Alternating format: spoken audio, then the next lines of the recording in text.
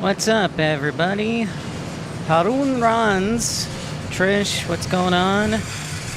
Hello, hello.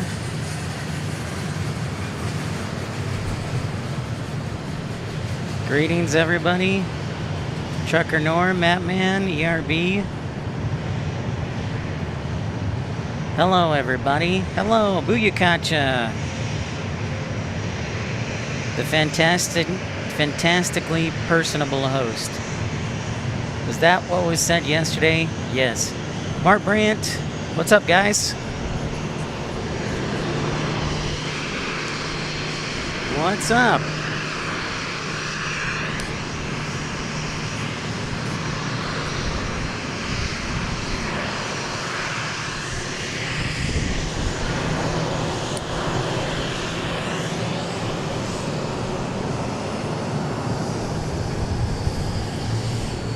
Hi guys, JMC, good afternoon. I was just,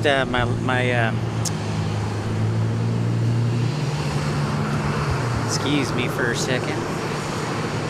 My camera was locked, so I was testing everything.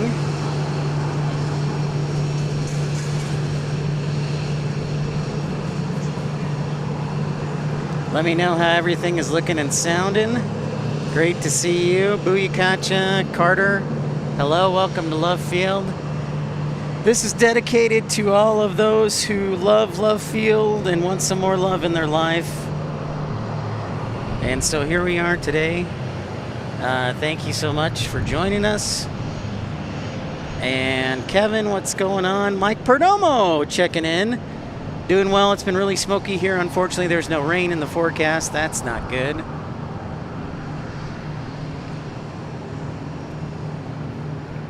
So let me know how everything looks and everything here. If you can hear me clearly, that's great. Oh yes, the viewfinder. Let's see if we can fix that. Sorry. I always forget to set that. See if... Wait, nope. Sorry, folks. Little settings here. Wait.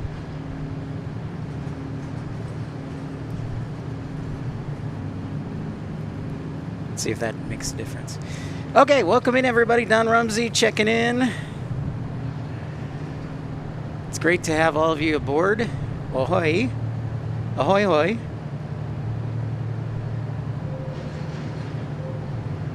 I hope you're doing great today. Happy Monday. It's honestly, it's hot. It's not super humid, and the visibility is a little bit better, and I'm in the shade, so it's a pretty good day today, so hopefully we'll have a great show for you.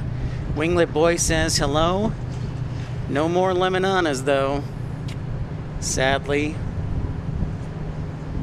We are at Love Field today, and this was voted on by you, the viewers.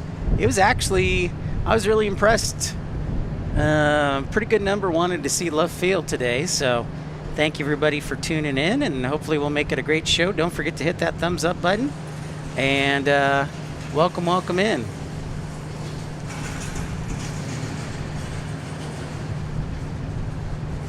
Got the DSLR camera today, so hopefully that'll give you a little bit better zoom. See if that makes things better or worse. We'll find out.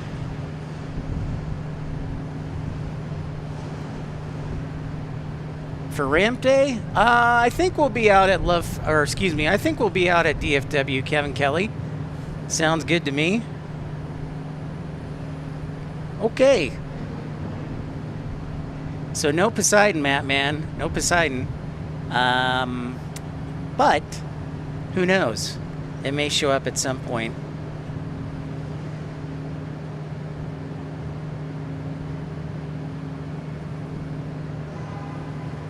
So we are here on the north side of Love Field. This is runway 13 left, 31 right.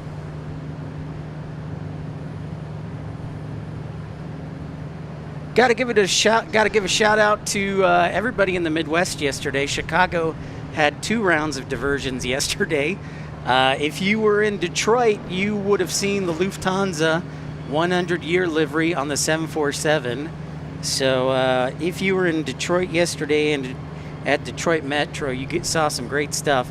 Also, if you were in Rockford, you saw Iberia and also American Airlines from Athens.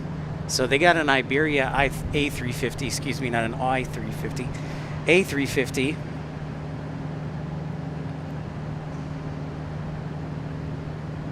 Our next arrivals are from Phoenix, Chicago, Long Beach, Houston, Las Vegas, Nashville, Omaha in the next hour. Excuse me, Houston landed early.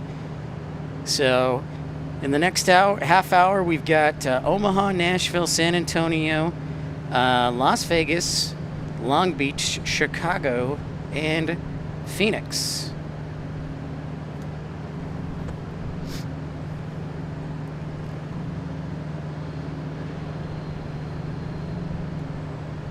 Yeah, everything is bigger in Texas, Buyukacha. We have giant overpasses too. I think Houston's are a little taller, but we definitely have giant overpasses. That is, if I can zoom in all the way, that is the 635-35E interchange over there. The 635-35E interchange, and it's not 35 East, it's 35E. So if you're looking at the maps, when I first moved here, I always called it 35 East. It is not. It is 35E and 35W. That's it. JMC Love Field is primarily Southwest with also Jet Suite X, and the majority of corporate jets will fly into Love Field. So we get a lot of corporate jet traffic. If you all were here on our World Cup semifinal night, you would know that. And we also made a video of it. We tend to do highlight videos, unlike most channels. So check that out. But yeah, they get a ton of corporate jets. Hey, Bradfield. Yep, I think I'm mostly caught up on my sleep. I slept pretty good last night. I didn't have to take any melatonin, so that worked out pretty well. That was my first night without melatonin in a couple days, so thank you. Hey, what's up, Roblox? How are you? The I-30 is actually further... Well, yeah, that's true. That's true, Mark. So thank you for asking, Bradfield. Yeah, I got a little more sleep, especially last night. I'm almost back to normal, I think. Friday was definitely a rough day. I did not make I did not make a very strong effort to stay up. I probably went to bed around 10 a.m. and woke up around 4, and then I was all over the place the rest of the weekend. But starting to feel better. Trucker Norm, what's up? If you're just joining us, don't forget to hit that thumbs up button, and like and subscribe. Looks like our first arrival, yes, is on our side. So this will be Southwest 932 from Phoenix. Phoenix had some diversions last night with some monsoons. It's amazing how much rain they're getting in Phoenix, which is actually, I looked up the statistics, and it's just a normal monsoon year. Last year was just a really horrible year for the monsoon, which is interesting. Ah, there it is.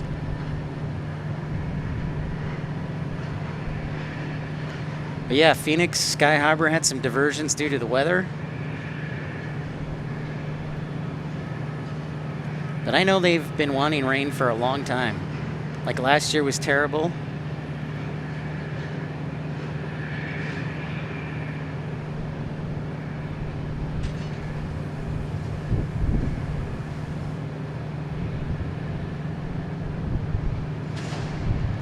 So this is a 737-800 from Phoenix.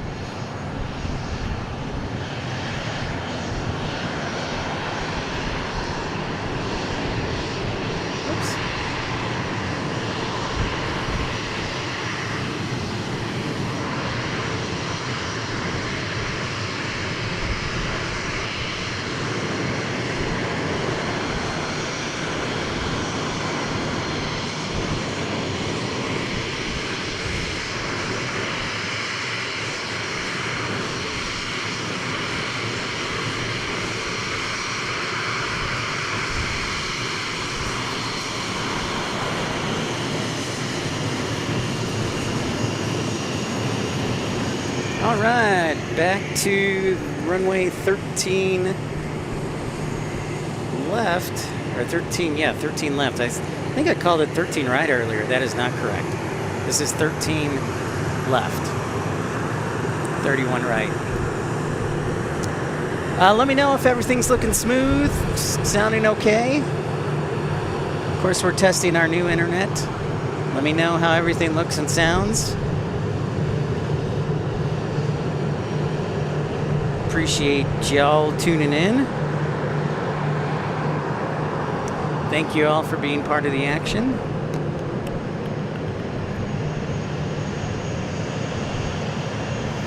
Getting ready to take off here shortly. Will be Southwest 1521, a 737-800 from Love Field. All good, Trucker Norm says. I need a discerning eye. Oh, already changing the battery. All right, stand by. I'm gonna have to shut down here, and well, not shut down, but turn off the battery here for a second. So I still haven't gotten a new standby.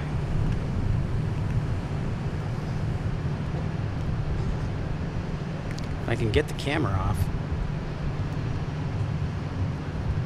Boy, this this is not good.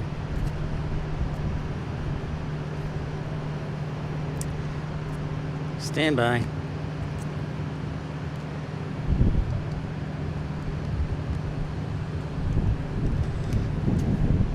You know what? I'm just gonna, instead of taking you, I'm gonna disconnect the cable for a second. Sorry. I should always change the battery.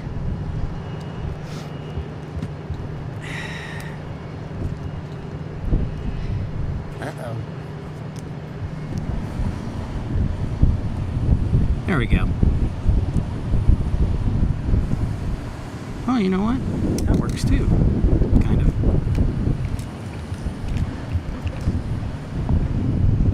Stand by, everybody. No signal.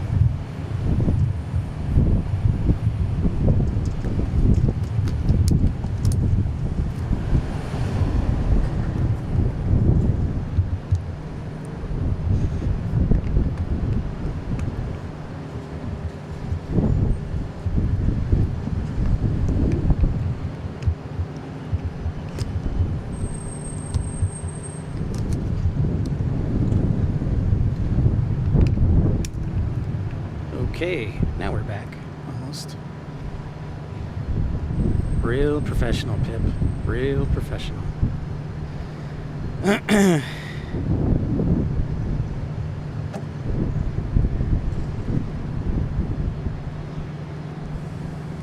don't know if, yeah.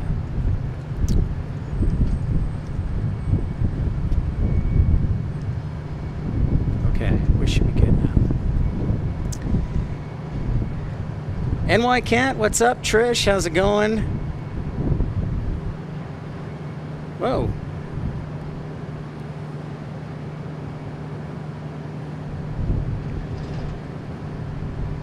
There we go. Okay, this one's taking off to New Orleans. That was way too hard. Sorry.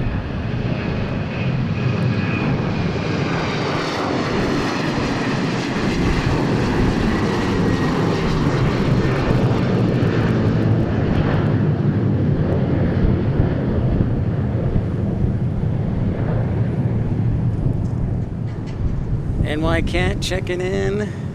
Off to New Orleans. That plane goes. Looks like we got a corporate jet here. Thank you everybody for tuning in, liking, and subscribing. Don't forget that we have a PayPal account and GoFundMe as well. It's pretty crazy in Chicago. Feather Jensen says hello. So we've got a corporate jet. I've got to figure out a better way to, I don't have a charging cable for the camera either. I got to figure out a better way to add new batteries though.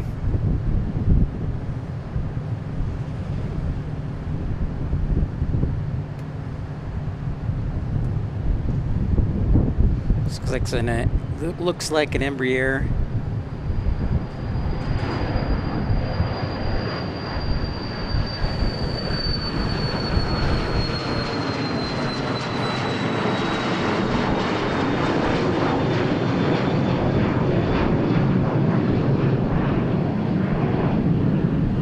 NetJets Phenom taking off.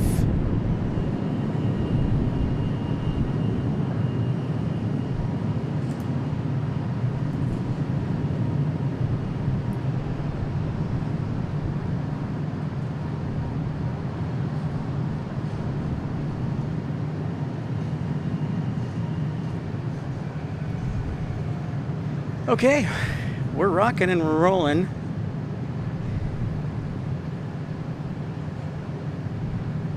If we're not humorous, you know, we're not funny, so.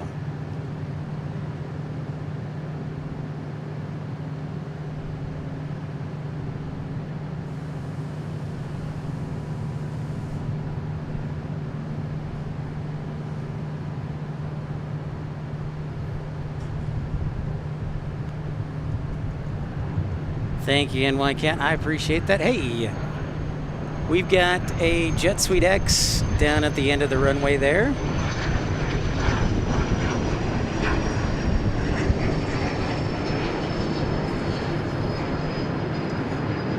Jet Suite X, the carrier that we can't ever figure out. This is going to suburban Denver Centennial Airport. Trish says it's Snoopy's birthday. You mean the beloved Peanuts character, Snoopy? That is amazing.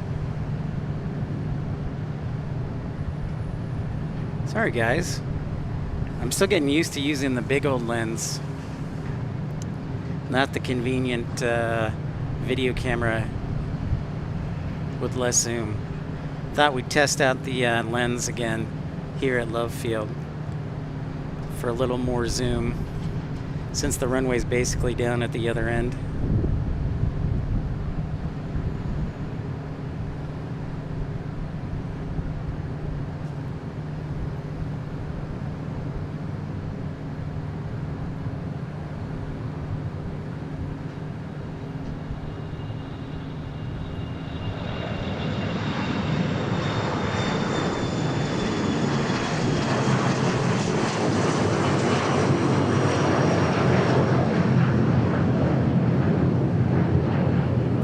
Hans, what's going on? Good evening to you there in Norway. So that's going off to suburban Denver, Jet Suite X, the fancy carrier.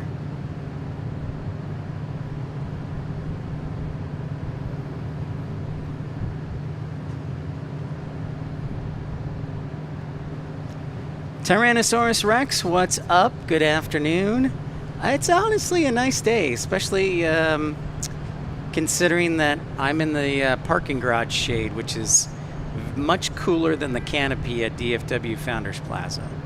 So I'm happy as a lark right now. It's a nice light wind, sunny skies.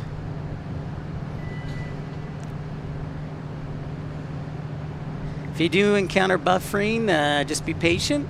We'll do our best to get back on the air, and we'll refresh as soon as possible. Signal's usually pretty good here. They can have a little blip. So yesterday I saw something interesting at Love Field that was scheduled to arrive. It was a Delta A220 on a 8000 series flight. I wonder who was being chartered. Maybe a WNBA team, perhaps. But I thought that was kind of interesting. Don't see that every day. A220 on the schedule for a 8000 series flight with Delta, which usually means it's a charter. 99.9% of the time, it means it's a charter. Prepare for takeoff, checking in. What's up? Prepare for takeoff. You getting ready for college? Oh, to be young again. I miss those days.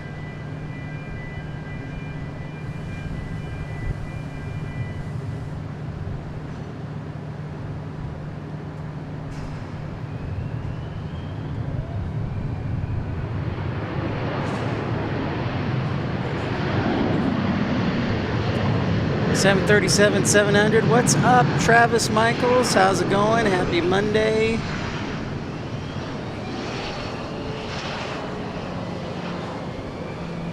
Happy Monday. Hey, look who it is. Tom Overhead Spotter checking in from Garden City, Kansas. What's up, Tom? How art thou?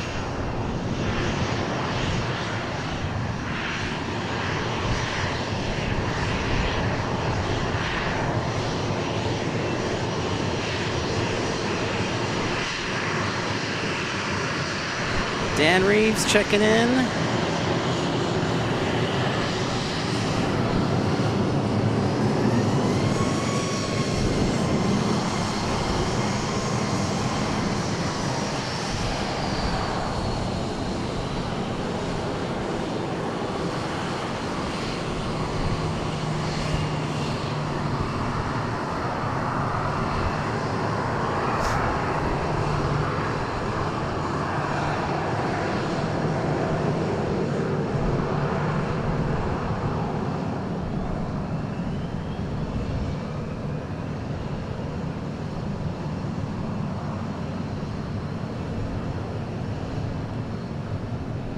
It is locally 12:41.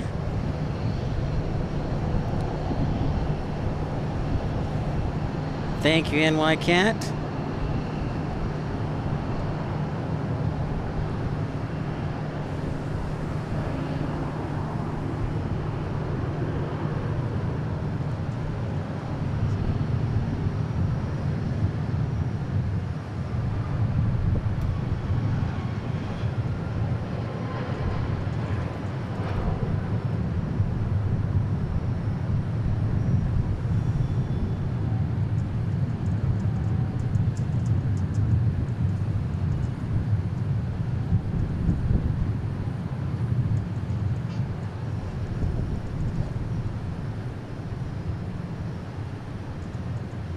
Jim Rockford checking in. What's up, Jim Rockford?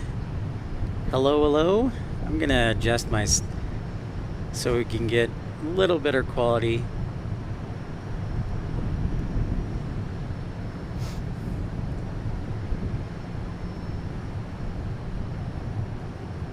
And we get a private jet on arrival. Looks like a Dassault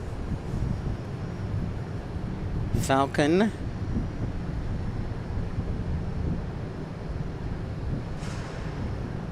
Yes, it is. Thank you, everybody who's joining us. Don't forget to like and subscribe. Medic James saying good afternoon. Temple, Texas here.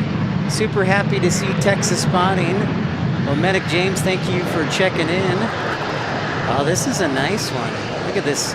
Look at this sweet baby. Is this a 7X? I'm just taking a guess. This looks like a 7X or a 9X. Southpaw checking in.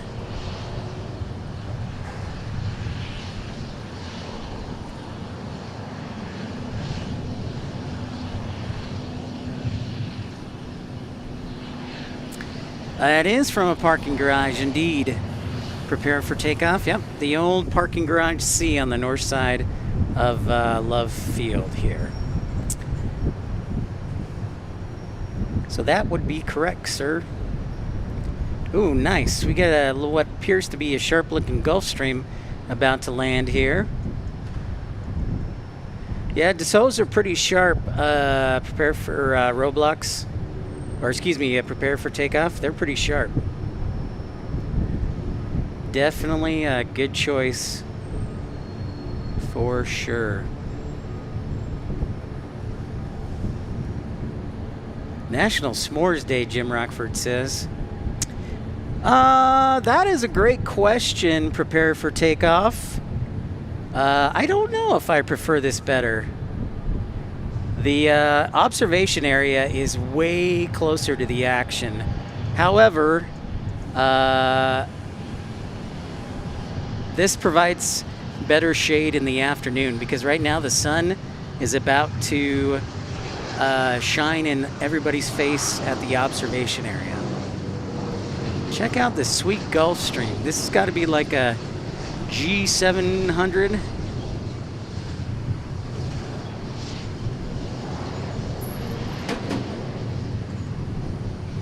D Beast, what's up? No. Well, that's the thing about rumors. They're never true, D Beast. And you know what? I did 20 push-ups and you weren't there, 25 push-ups and you weren't there to support me on our Friday show, our 12-hour shift. So I did 25 push-ups. And I did the worst rendition of YMCA ever conceived.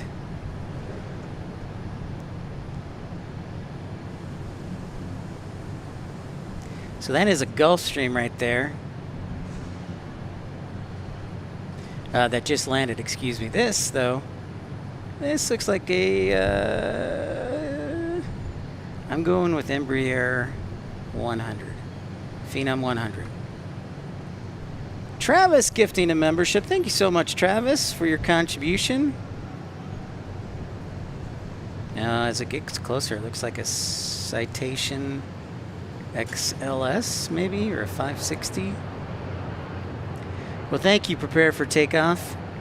You're very kind. Oh, look at that. We got an old Air Wisconsin charter plane over there. So, yes.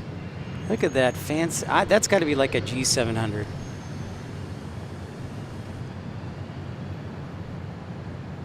And I was going to show you the charter. Where's that charter? Ah, there it is. Air Wisconsin charter over there. Hey, thank you again to Travis Michaels for gifting a membership. Might want to think about dropping him a thank you note. What's up, Dave from North Little Rock? Sorry if I'm a little rusty on the focusing. We're using the big lens today as opposed to our electronic news gathering camera. So I use two cameras primarily, if you're wondering. I use a Canon R7 today. This is the one that has the 100-400 lens. And then I also have a Canon XA70 that I usually use during the night. It has a little better sensor for night vision. Next arrival will be a Citation V from Lakeland, Florida. Then it appears that Southwest 284 from Las Vegas will be next.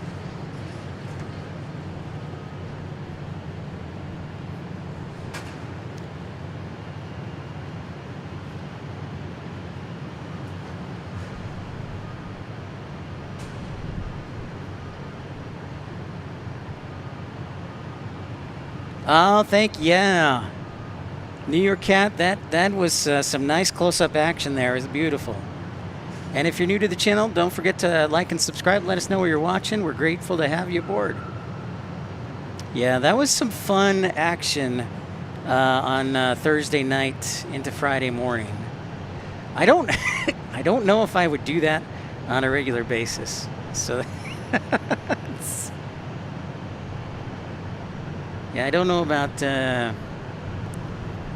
doing that on a regular basis.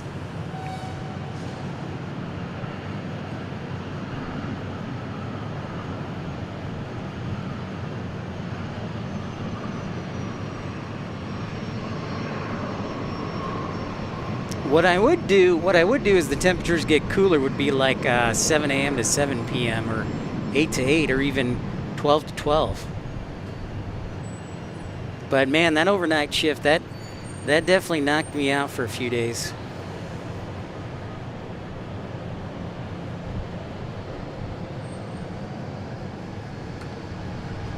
That definitely knocked me out for a few days.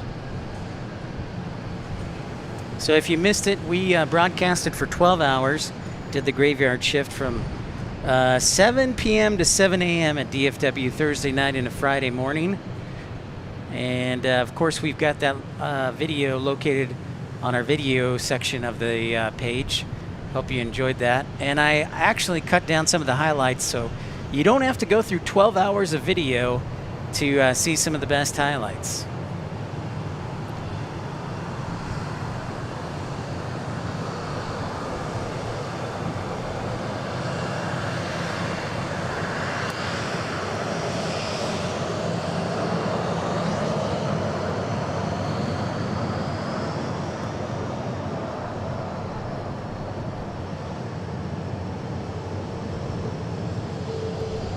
Hold on, we got some buffering here.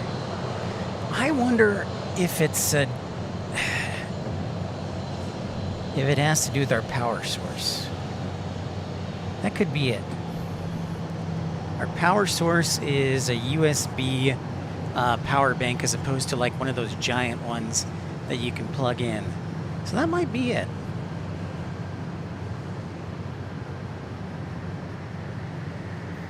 Thanks everybody for your patience. Because it worked flawlessly.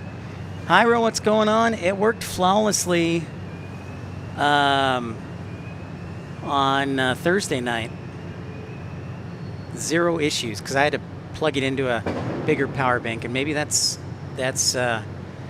what the difference is. So we'll have to do some more experimenting.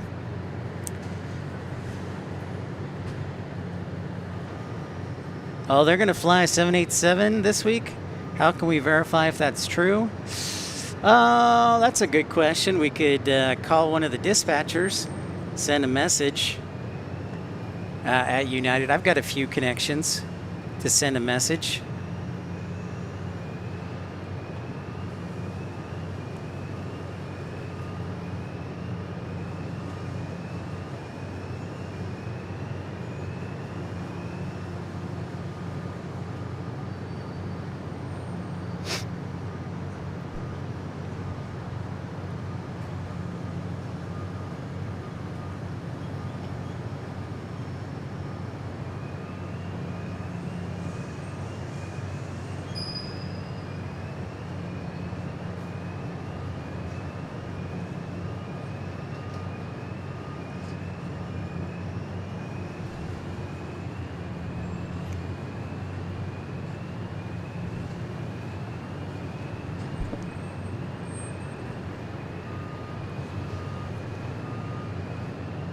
Welcome in, everybody. If you're just joining us, don't forget to like and subscribe.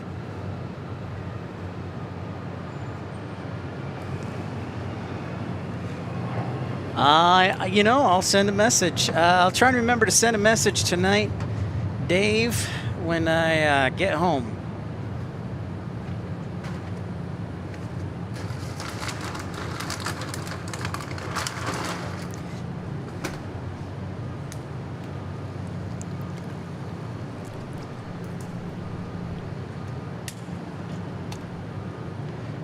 All right, we got a takeoff, getting ready to head out here at Love Field. There's two airports in DFW, Love Field here, and then DFW International Airport. So our departure from Southwest is flight 2547 from Dallas to Burbank, so West Coast. And if you're just joining us, don't forget to like and subscribe. And let us know where you're watching from.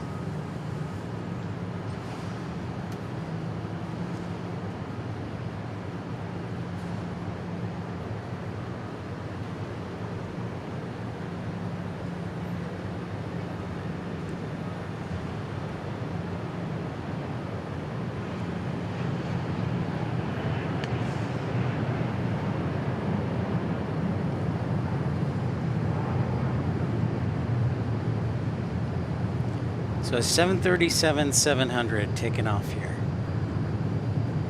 Two runways here. There's one on the north side. This is where we're monitoring, then one on the south side. So if you spot from the parking garage, if you're on top, you can see both sides.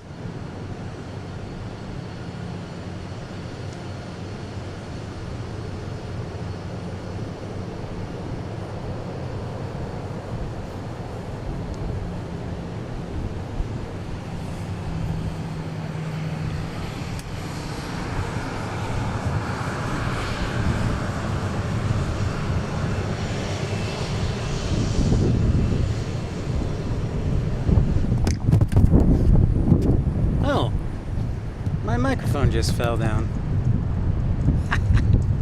I caught it.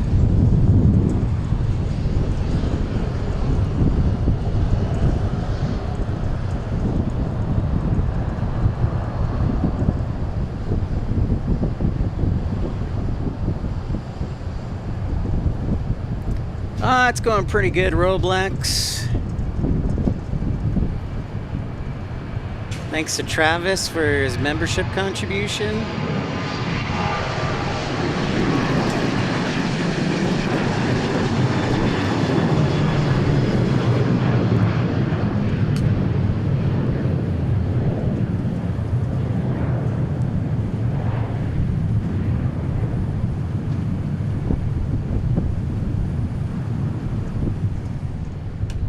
Off to Burbank.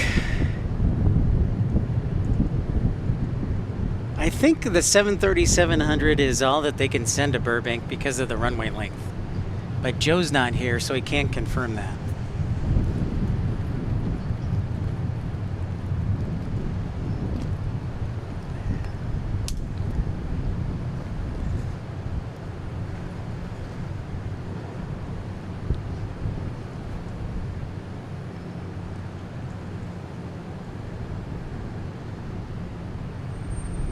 Next arrival will be Long Beach to Dallas here on that Challenger 600 we were looking for earlier.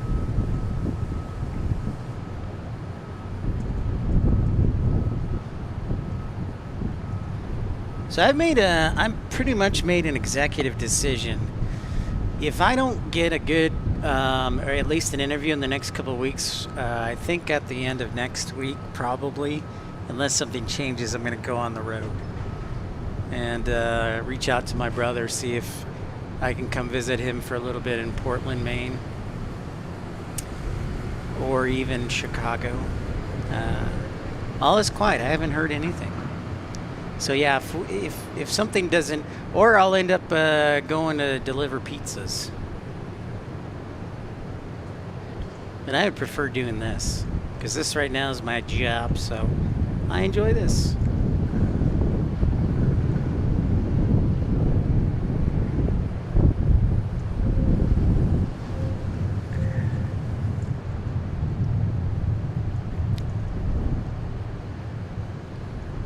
Here comes the Challenger.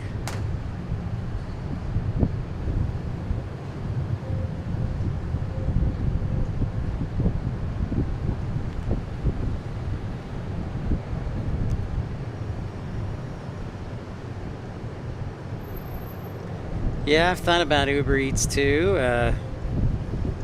Flight Nurse 280, glad to see you made it to Dallas. Fingers crossed for some more Gulfstreams. Roger that. Great to see you, Flight Nurse 280.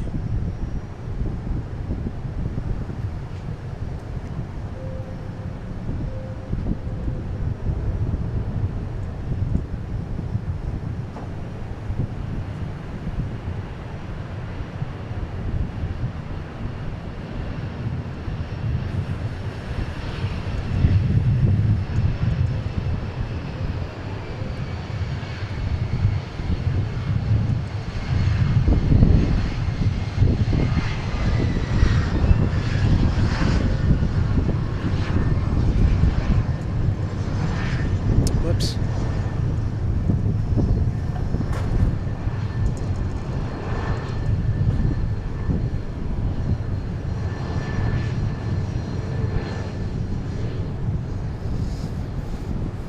All right, we got another departure here for Southwest Airlines. It is, wait for it,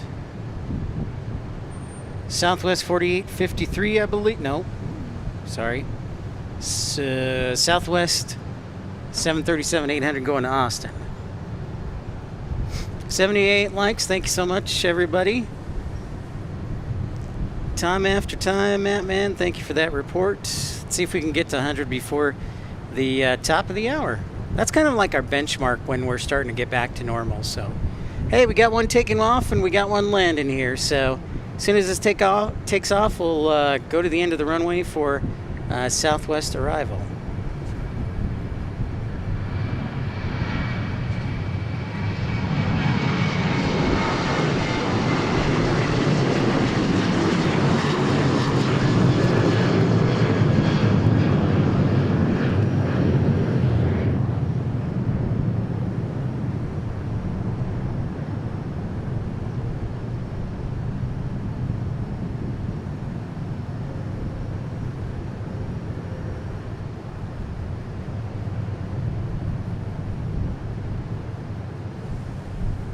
Yeah, there's a good goal. 300 lengths before 3 p.m.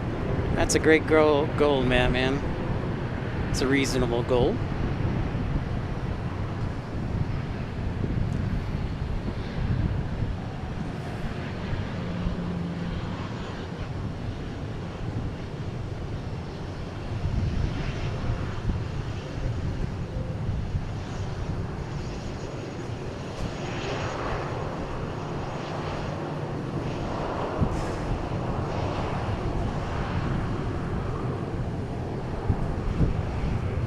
Marcos, what's up? Saying hello. Greetings, Marcos. Marcos.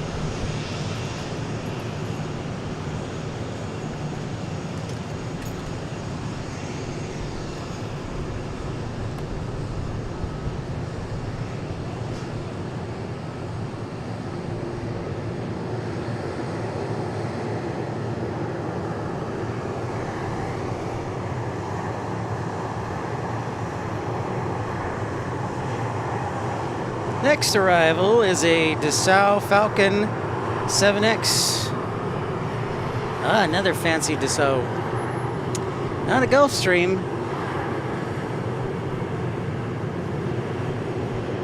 We saw one of these earlier. I wonder if it's like a company's executive fleet, like a big company like AT&T. Well, grateful that you're tuning in, Marcos. Thank you for being part of the action.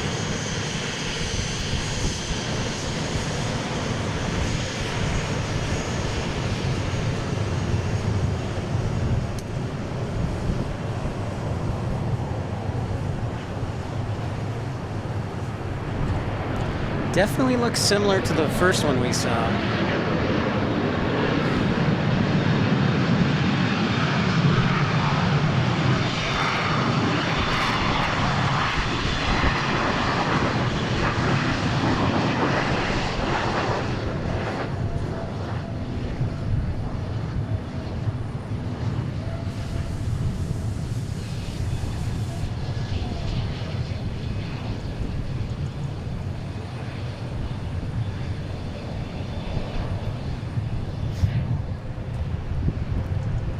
Sharp jet.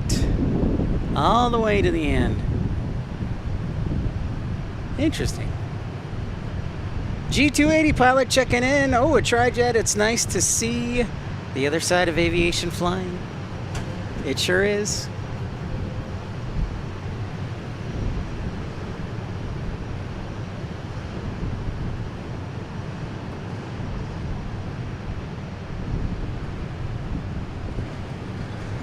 Next arrival, another private jet. It is a Phenom 300 from Greensboro.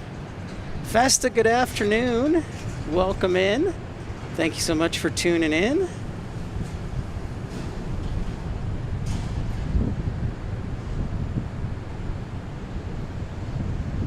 Lenny checking in. Hey, Lenny, what's up? How are ya? Long time no see. I know I see you on Carolina Aviation once in a while, but great to have you aboard on our channel. Oops. So yeah, I think we'll do a show Wednesday at DFW. Pretty sure of that. So we've gotten into a pretty good pattern of like a Monday, Wednesday, and either a Thursday or a Friday pattern.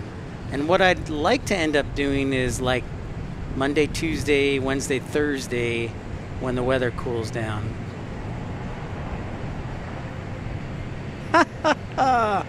Man, you funny guy.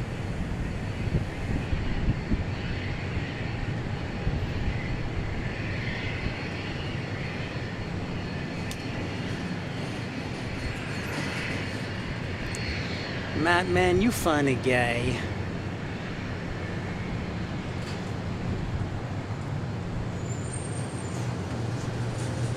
So I'm pretty sure, I'm just going with my intuition here, that this Dassault is part of a corporate fleet like the one we saw earlier. Our good buddy Carolina Aviation was down in Charlotte Saturday and Sunday.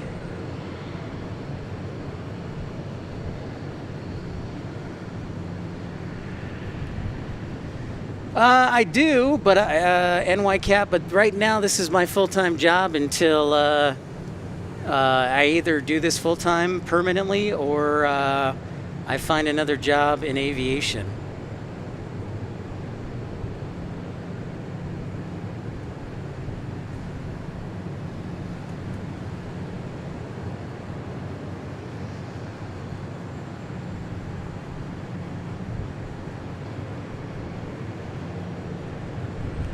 So yes, I'm about 20 miles.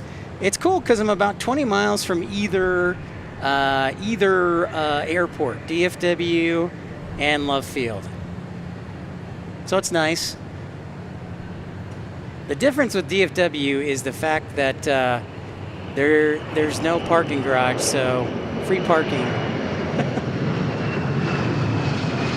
Looks like a Gulfstream G550 or 500. Looking sharp as it's taken off into the sky. Ah, WM Corporate Services. And if I had to take a guess, Dave, WM Corporate Services, that would be waste management. I'm taking a guess on that one. I'm thinking it's waste management. But I could definitely be wrong. We've got another arrival. Busy Monday. Corporate jet, NetJet's Cessna Citation Latitude was taken off to Aspen and headed here.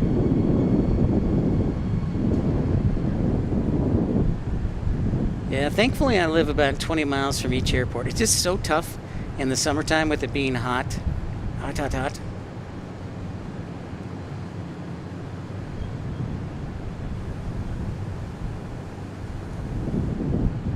If you're just joining us, welcome in to Pip's Planespotting Live. I'm Pip. This is episode 527 from Dallas Love Field. Don't forget to hit that thumbs up button, like and subscribe. And consider joining the Premium Economy Club, just 99 cents a month, and it supports the channel.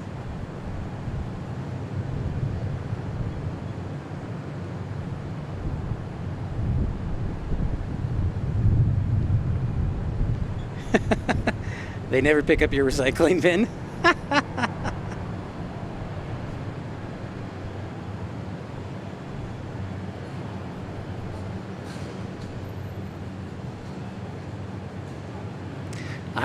Honestly, I don't think they would, the performance on like a 787-9 or 787-10 would be sufficient.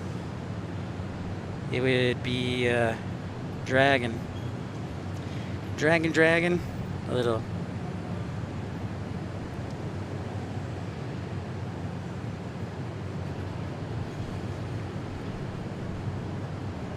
At least that's my first thought. Let's see what we got over here. So yeah, there's the two corporates next to each other. Those Dassault Falcon.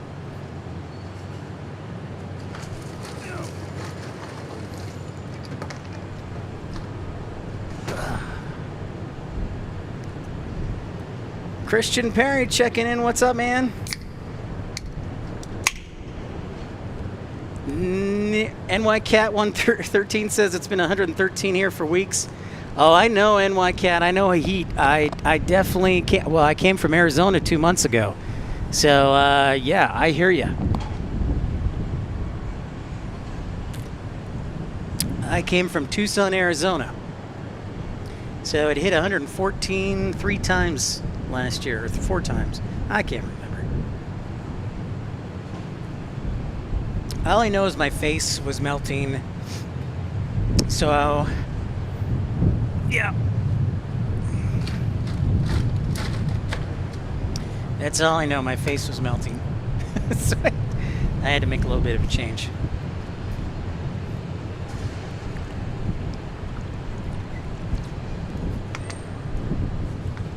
Yeah, Carter, those FBO guys, they get on it, man.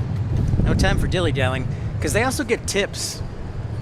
Like the FBO, you're really supposed to tip them for good service, so for sure. Scott Shaver checking in. What's up, Scott?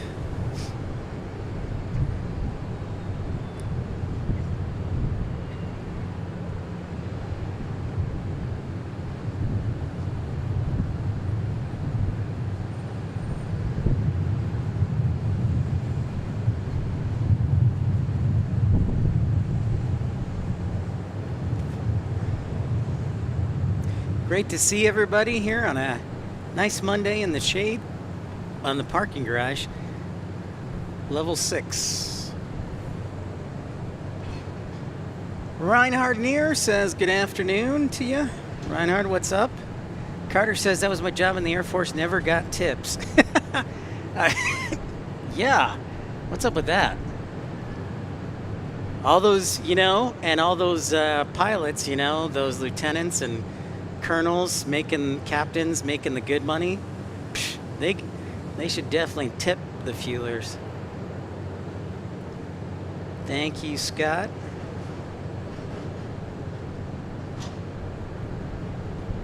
Yeah, NY Cat. I actually applied for a job in Las Vegas, waiting to hear back on that, but I was like, well, I don't really want to, but it is a good paying job, so I said, okay.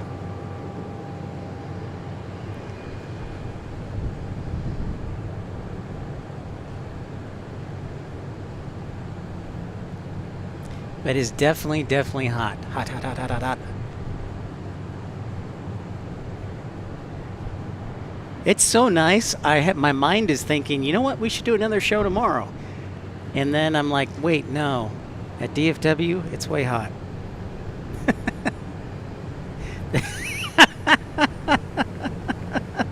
That's right, Carter. Oh man. I'll remain unbiased, but that was funny. That was a good laughter right there. Thank you, Carter. Flight Nurse, 100 likes. We did it with 5 minutes to spare. Thank you so much, everybody. That's wonderful. Keep those likes coming. Thank you, Flight Nurse. So we're going to hang out here hopefully until at least 5 o'clock today. We might even go longer depending if there's a good audience or how I feel. Silver Wings Aviation says, I thought you left Arizona because your face was melting. It's not going to melt. It's not going to melt in Nevada. Well, that's very true. That's very true, but it's a good paying job. So, plus I would be in Las Vegas, which would I could do shows there, which is always fun. And I'd be kind of close to the West Coast. So no, you're right, Silver Wings. I definitely, part of the reason was my face melting. But yeah. And Tom, Overhead Spotter, yes it was. We'll go back to that in just a second here. Tom with an eagle eye. Tom's really good. Tom needs to be like a fighter pilot. He's got eagle eyes. This plane looks like it is taking off to Phoenix. So we'll say goodbye to this plane for Southwest Airlines.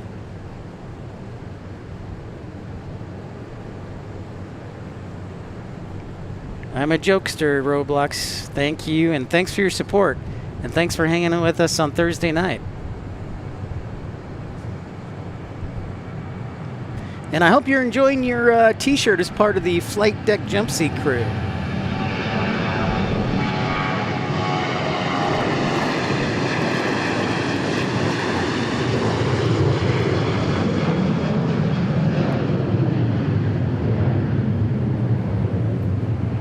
Yeah, Tom, the ETRs are a fairly new development for Jet Suite X. And I wonder if they are for like high altitude airports, perhaps, with short runways, or maybe coastal runways that are short. But yeah, let's go back to that. Tom spotted one of the ATRs, and yes, Jet Suite X is starting to pick up some ATRs. There it is. I believe it's an ATR 42, but I don't know that for sure. Ritzy Mink, happy Monday to you. Great to see you. Travis says, apply for an Anchorage job. Nice and cool, and would 747s would make a great stream. Just be wary of Matt the Moose. Travis, I look almost daily, and I had a friend send me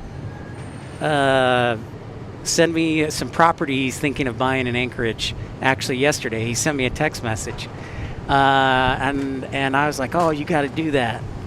So I'm definitely keeping an eye out, Travis. 1,000%.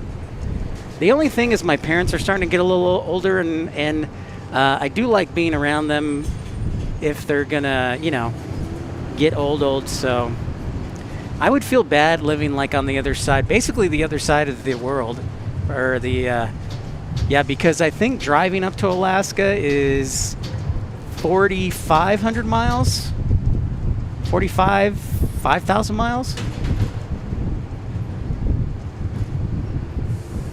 Oh, nice, Ritsu Mink. Don't have to work today or tomorrow. That's awesome. There was a lot of diversion activity yesterday in O'Hare.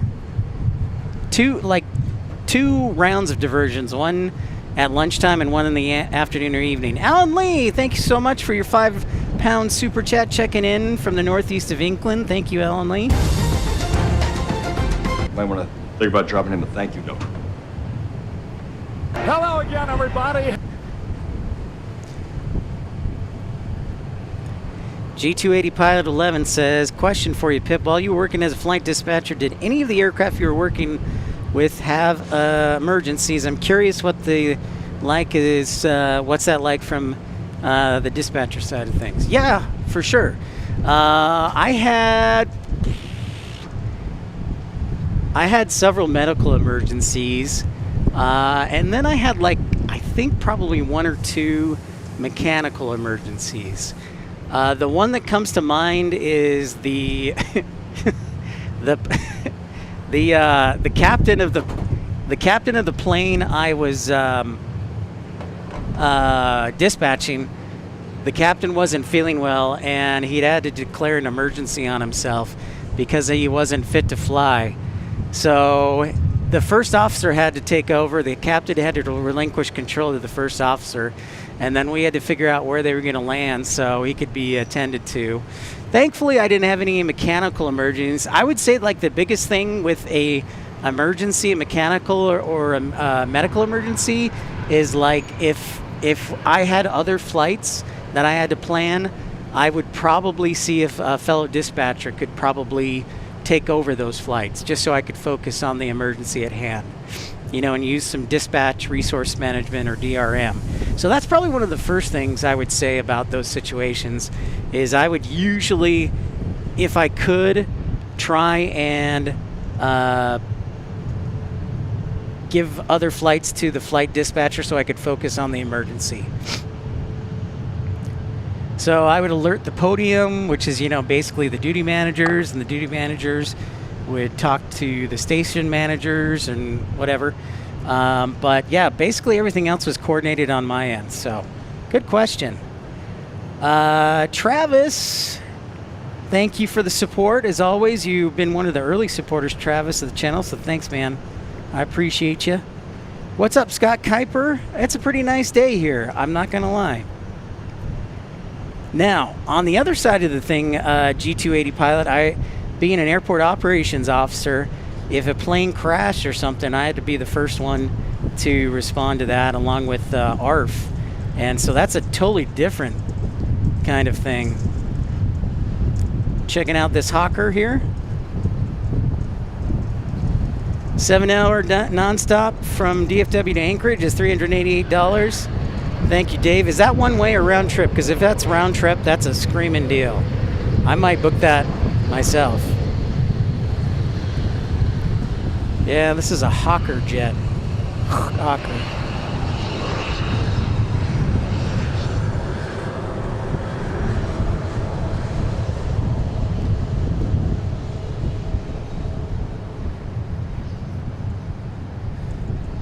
A lot of diversions last night in Chicago O'Hare. Scott Kuiper. One way. Okay. If you guys remember flying from Tucson to Anchorage, I stopped in Seattle both directions. I paid $350 round trip. So that was a screaming good deal. Storm Chaser Mark, what's up, good sir? How are ya?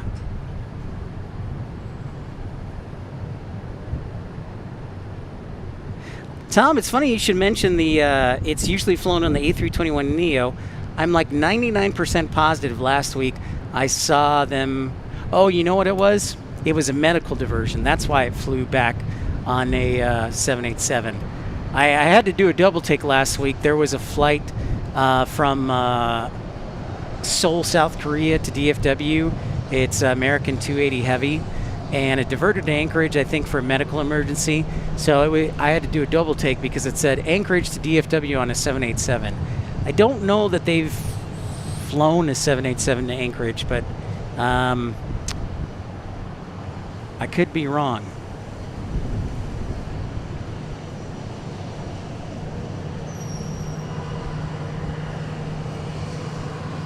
Good questions. Love them. Keep them coming. But yeah, as a flight dispatcher, the first things would be like, see if I could offload some flights that I had to plan so I could focus on the emergency. It usually stays pretty calm. I think after a while, you just get used to it and just handle. That is correct. We do have joint responsibility with the PIC in the 121 world. That is correct. G280 pilot. Southwest 4427, a 737-800 from San Diego. Where are you? There you are.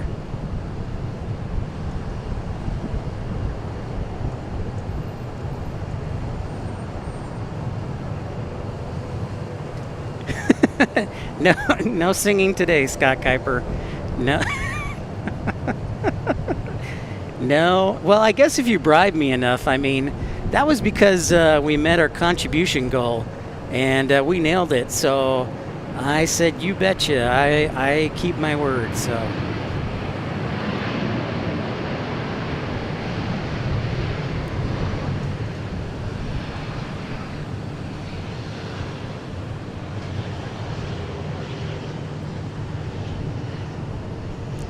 Thankfully, none of the mechanical emergencies I had G280 pilot were that serious.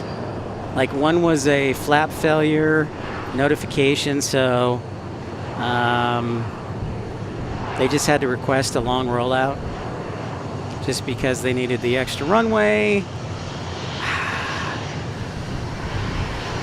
But yeah, nothing too serious.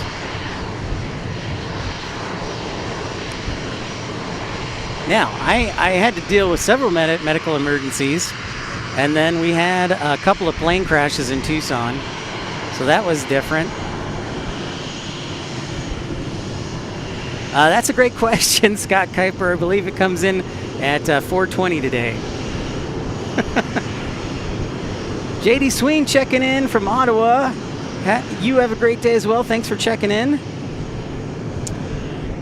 G280 pilot asks, as a flight dispatcher, how many flights would you be assigned at a time? Is there a limit to how many you oversee? Short answer, no. There is, the second question, no. There's not a limit, technically, but ideally for safety and for situational awareness, at Envoy, probably the sweet spot was probably about 40 flights for a 10-hour shift, 40 to 50. Like after 50, it was like a lot. The most I ever had in one day was 70.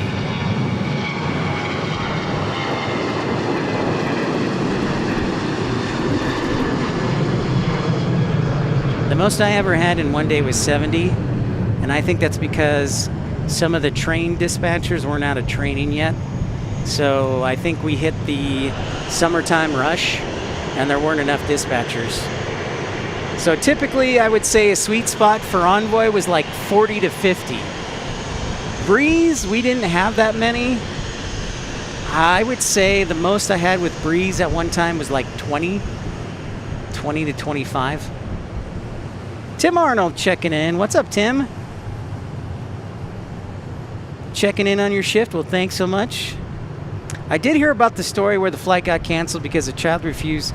Yeah, I saw that, and I just, flight attendants deal with so much. I could not be a flight attendant.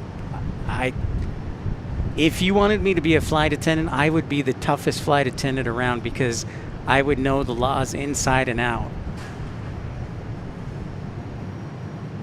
Yeah, G280, no problem. And G280, to be fair, like, technology has definitely helped lighten the load. Some days when the weather's bad or there's air traffic control issues, it's a nightmare. But other days are super light, like, you just have to keep track of everything. And so it's kind of like it's an all or nothing type of job. I remember one day it was so bad because of the weather in Dallas and everywhere else. It was so bad that I could not go to the bathroom for probably 4 hours. I had to sit at my desk for 4 hours because the phone wouldn't stop ringing, and I had to, all these reroutes were coming in from ATC, and that was probably the roughest day I had.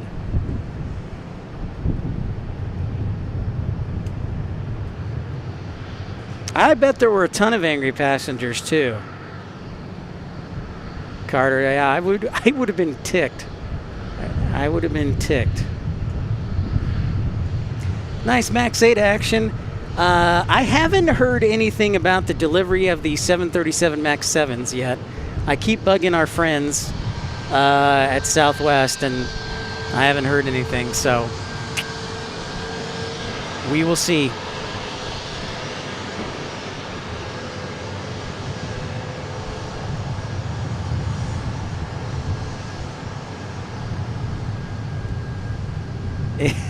That's right. Scott Kuiper, was good training. It was very good training. Just like living in Tucson, it was good training for how hot it gets here in Texas while streaming. Hey, we got a little Cirrus landing, and then a Cessna Citation Latitude after that. Rod Moyes. Rod Moyes just chilling in the background, being a member of First Class Premier. Rod, you rock. Thank you so much for your support, sir. Here's a Cirrus SR22 for you. Thank you, Rod. I want to think about dropping him a thank you note. And Rod, I wanted to check in with you. If you did go through with the back surgery, how are you doing? How are you feeling? Damon checking in. What's up, Damon? Good evening to you. Welcome to Love Field. Yeah, I wanted to check in with you, Rod, so it's great to see you. Did you have the surgery last week? And if so, how are you doing?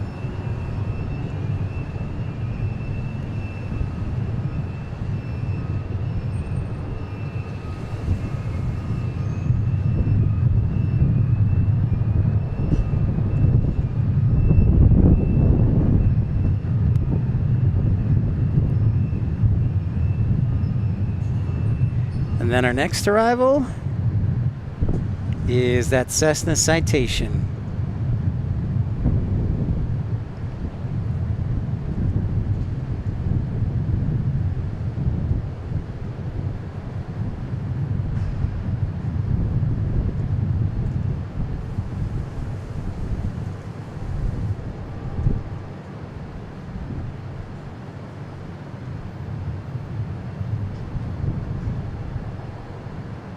That would be pretty great, Tom, though, if we could see that ATR take off. That would be a nice little add to the variety here.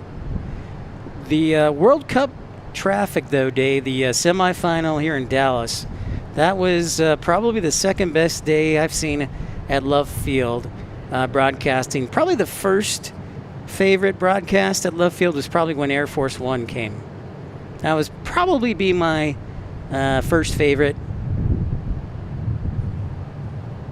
And then the World Cup semifinal post-departure was probably my second favorite. Hey, Tom, thanks for checking in, good sir. Appreciate you. Thank you, Tom. We'll see you on the next one. And if you're just joining in, everybody, welcome in. Don't forget to like and subscribe. Welcome to episode 527.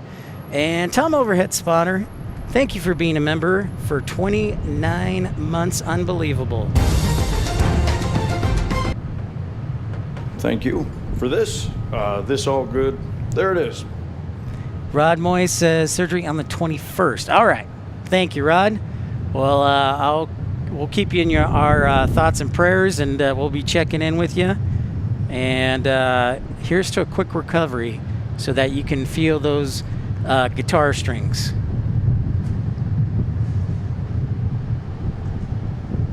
$380 was best for me, right on NY Cat. I really wish, like, Emirates one day would send an A380 to DFW. Greetings, Treasure Maze. Glad to hear you're enjoying the private jets.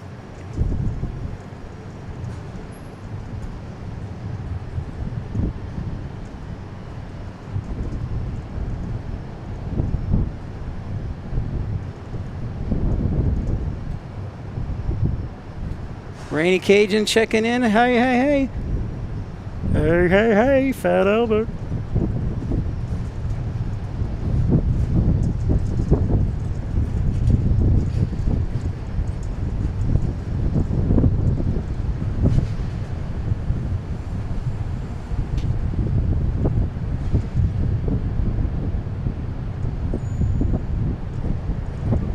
Storm Chaser Mark sending a stay hydrated for 550 joules. Thank you, Storm Chaser Mark. Appreciate you. Thank you, good sir. I've got the cooler right next to me.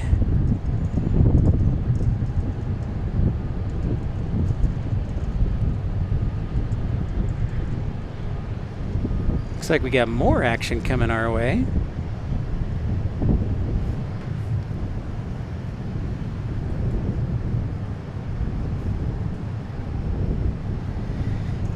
The Cessna Citation XL is next.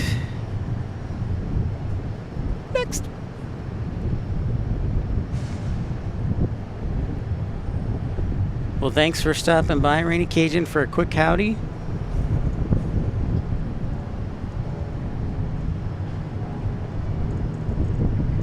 So again, our next show scheduled Wednesday. We'll probably get started around the same time. 12 o'clock.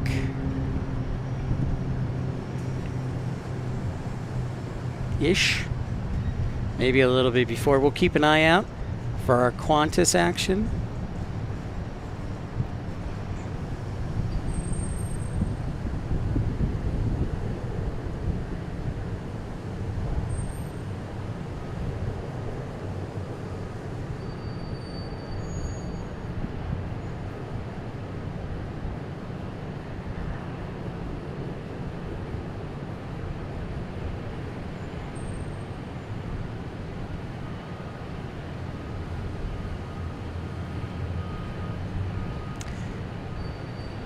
Oh yeah, I sure did, Dave. I was talking about that with a friend last week. That was pretty wild. Jay Bryce checking in. Good morning to you, man. How are the mines, Jay? Welcome in, good sir.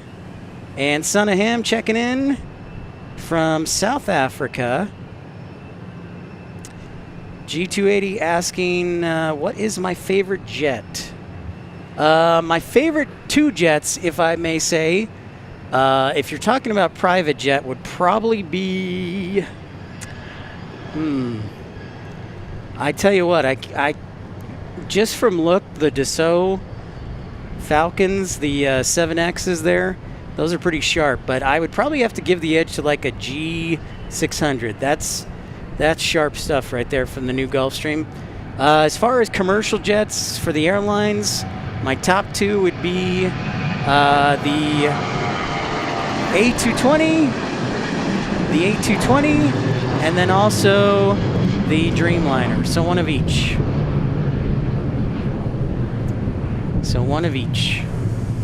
G280, what's your favorite jet? And you got to pick something other than the G280. Extra salty today, Jay says in the mines. The thunderstorms. Yeah, Scott mentioning there was a diversion over in his area into Harrisburg, was diverted to Allentown due to thunderstorms. Chicago had a bunch of thunderstorms and 2 rounds of diversions yesterday, including the Lufthansa 100-year livery on a 747-8 that diverted from O'Hare to Detroit. So the good folks in Detroit got a little extra surprise.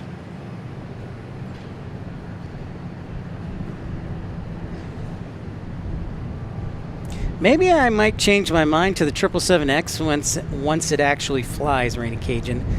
But until it actually goes into an airline's hands, I'm still skeptical. Whoa.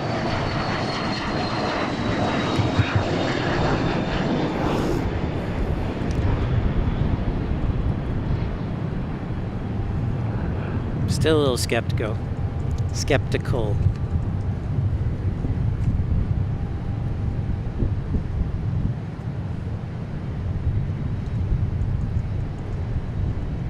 Speaking of Dassaults, looks like we've got 2 of them maybe getting ready to take off. PC-12 prop, Jay Bryce says, and the MAX 9. Dave says, I'm an A220 person too, but my second choice would be the 747. But once they stop flying, it's a toss-up between the 777X and the 787. Damon says the DC-8 or the Boeing 707. Good choice. It's not so much the tripod that's fighting with me, Dave. It's that Pip is fighting with himself. I don't have a good mount to connect to the DSLR. It works great for the camera, but not for the DSLR. So yeah, it's a little sketchy. NY Cat says, gotta love the 757s.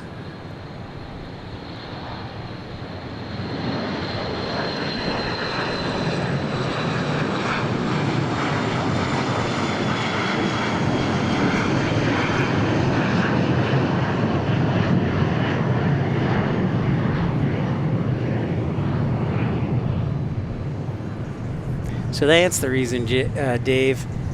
I have like a shoddily put together mount piece that attaches to the camera, but it's from a previous tripod, so that's why. Southpaw says I'm going old school with the L1011 or the DC-10 since he's old. If you're joining us, we're discussing which planes are our favorite. And if you have a favorite plane, let us know. If you're just tuning in, don't forget to like and subscribe. So thank you, everybody, for tuning in. I'm going to turn up our Nat sound mic a little bit. Shiner Buggy checking in from Sherman, Texas. Rainy Cajun says, that's right. Rainy Cajun's favorite aircraft is the E-175 or the CRJ 700. Really? G280 saying the CRJ 700, 900, terrible to ride in, but they are unique looking in the sky. I hear the pilots who fly the CRJ 700 or 900 really love it. The 200, not so much. The 200, everybody wants to blow up. PSA Steve checking in saying, hands down, the Boeing 727, a good choice. Trucker Norm says his 2 favorites are 747 and an A10. And Dave from North Little Rock says CRJ 1000 would be my first choice if it flew here. Good choices.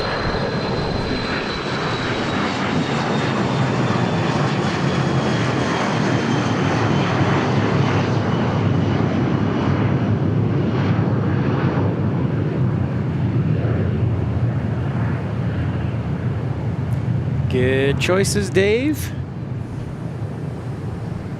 I like it. Dan Reeves, what is your favorite airplane? Let's go with commercial airplane. Commercial airplane.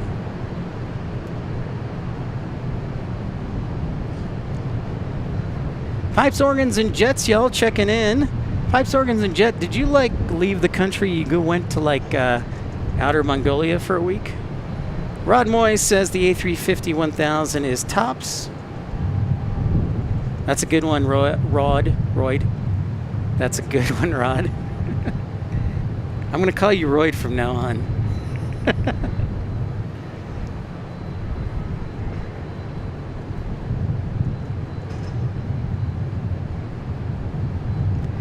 Right on, Shiner Buggy. Cool.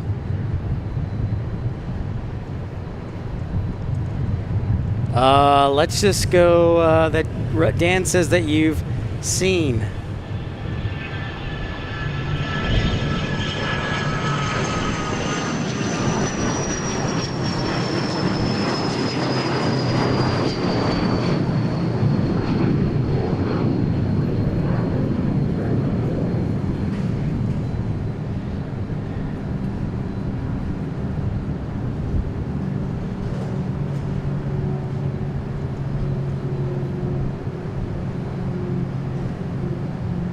Rod says nobody doesn't love a mad dog. Yeah, I'm kind of glad that I got into plane spotting, Rod, before they disappeared. That was like back in 2017. So I think I had like a year and a half to enjoy them before American retired them.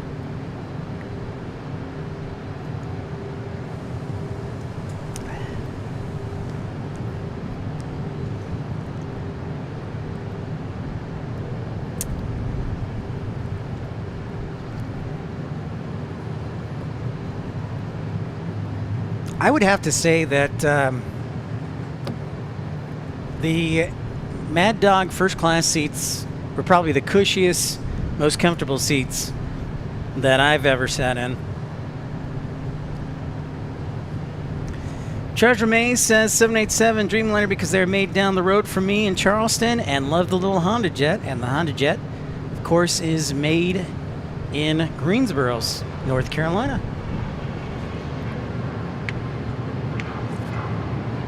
My former residence.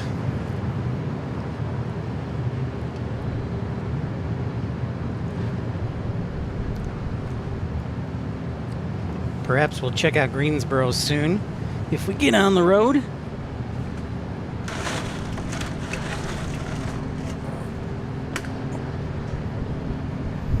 Thanks to Alan Lee, Rod Moyes, and Travis Michaels for your contribution so far in the show. It's unanimous. Nobody picked a 737, Dave says. Well,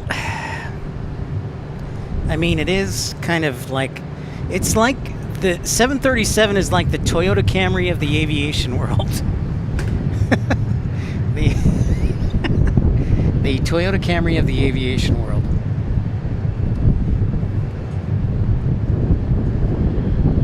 It does its job, and it does a good job, and it's just not sexy or, yeah.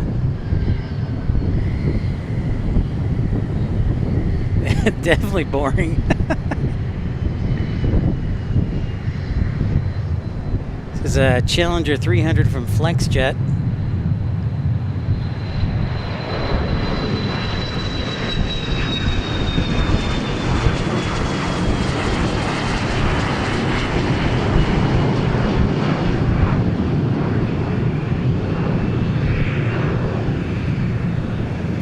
KOBHR, greetings from Wichita, aka the air capital, because Boeing, Learjet, Cessna, and Beech are all here. That is true, and when you go into the airport, KOBHR, they actually make reference of that specifically. They said, I can't remember, there was a statistic they put in the airport. They said somewhere 75% of airplanes built worldwide at some point had parts from Wichita. Correct me if I'm wrong, but I love Wichita and look forward to getting back up there. And just for Dan Reeves, here you go. Boring.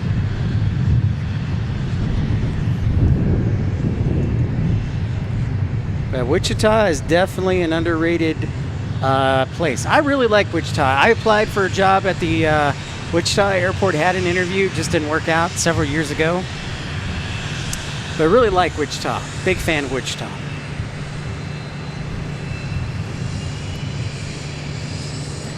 Dan Reeves says the 737-200 though is an exception. Those old JT-8D engines are nice.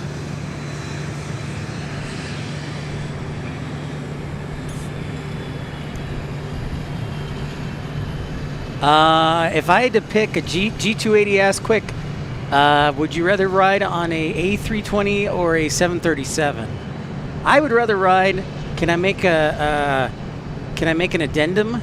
I would rather ride on an A319 than a 737-700. I would rather fly on a A319 than a 737-700. I don't know. I just like it better. Just the, I think the performance is a little bit better, but maybe I'm wrong. The new logo looks great.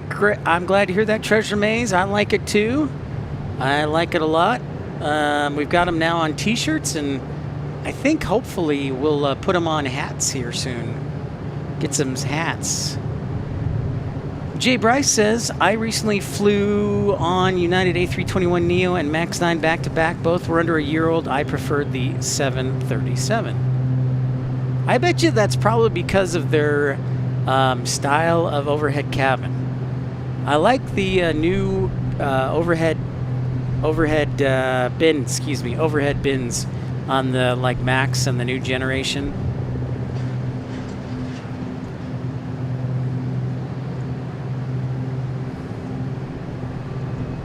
All right. Well, welcome in, everybody. We're just talking planes here like we'd like to do. And next departure will be Southwest 1319, Dallas to Orlando, 737-700. So what is your favorite airplane is the question we're talking about. And speaking of helicopters, Shiner Buggy, there's a helicopter right there that is landing.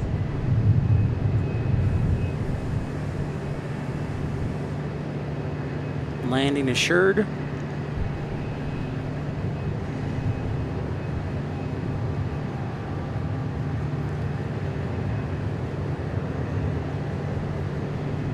The Allegiant A319 seats suck bad. All right. Well, I won't be flying on the that, Jay Bryce.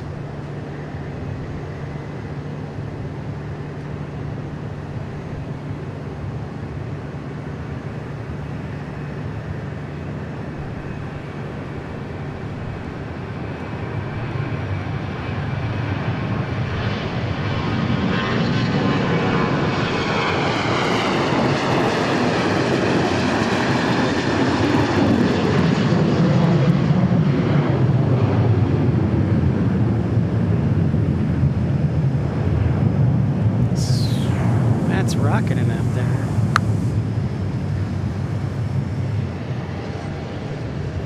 Good old rockets.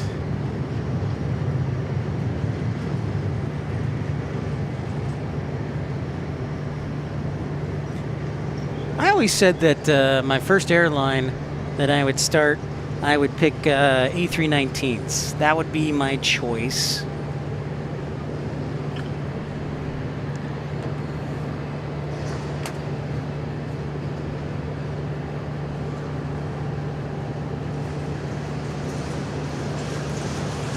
Another departure for Southwest Airlines here on runway 13 left is Southwest 29, Dallas to Houston Hobby. I'm very old school. Put me in the back of a 727-200 in Braniff Green. Wow. KOBO Char. That sounds pretty doggone great.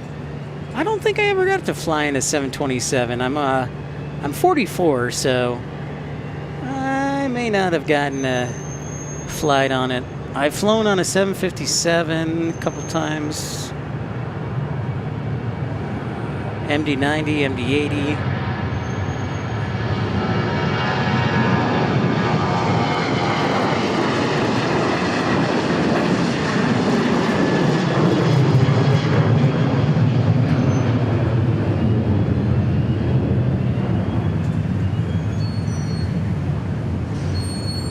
I've flown on a Fokker 100.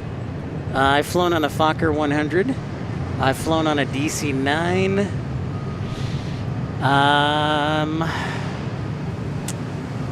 I've flown on an ATR before.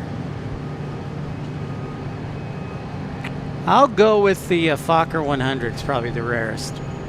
I didn't really start flying a whole lot until I was like in college. When we would go somewhere as a family, we'd usually take road trips because flights were, it was more expensive to fly for us. So we didn't do a whole lot of flying until like, I didn't do a whole lot of flying until I got into college and out of college. So.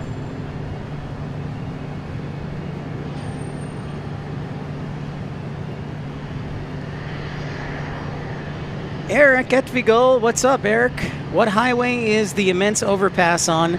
That would be the interchange of Highway 635 and 35E, I believe. Eric, good question.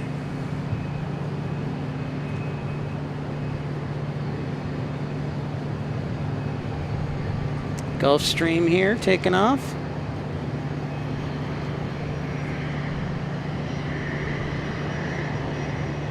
Another Gulfstream for our flight nurse.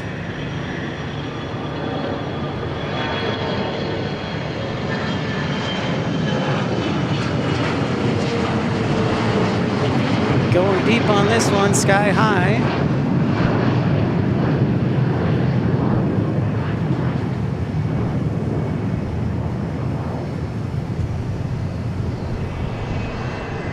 Don Rumsey from the Tri-Cities says, give me the 787, or give me the 78 and or the A350 900 or 1000.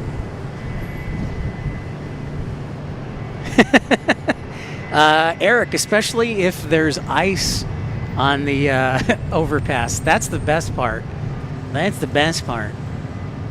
That's a lot of fun.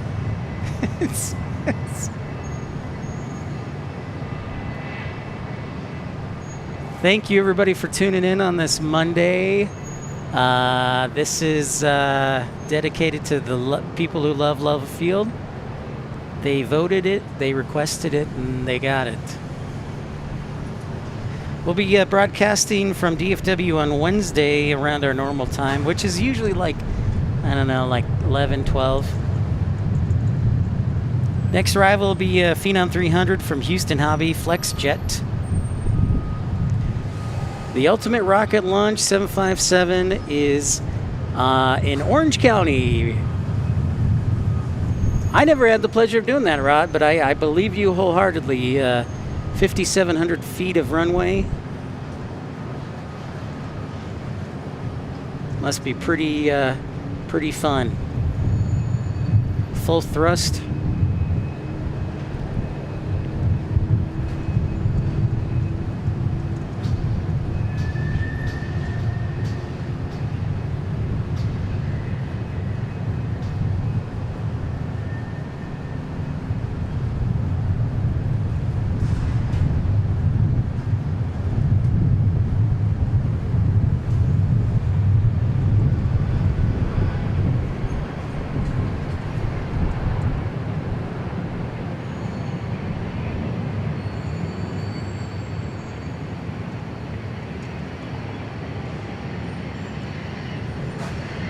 More action headed our way.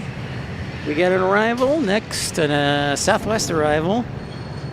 If you're following along, it is Southwest 2280, 737-800 from El Paso.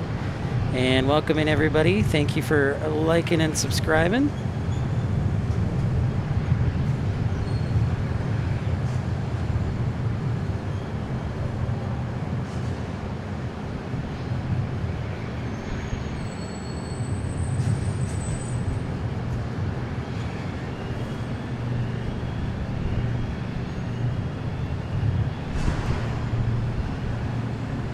El Paso.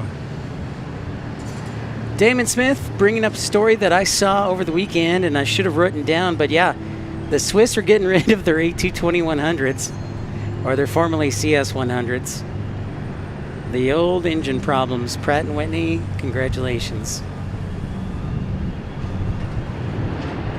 NY Cat says football season is almost here. Absolutely.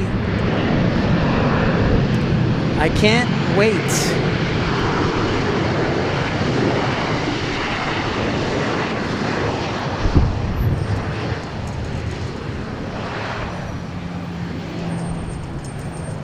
I can't wait either. I'm excited because you know what that means. Cooler weather is on the way too. But also, one of my favorite things about it being NFL season is the fact that Rainy Cajun is a fan of the New Orleans Saints. So I get to get comedy for 17, 18 weeks a year.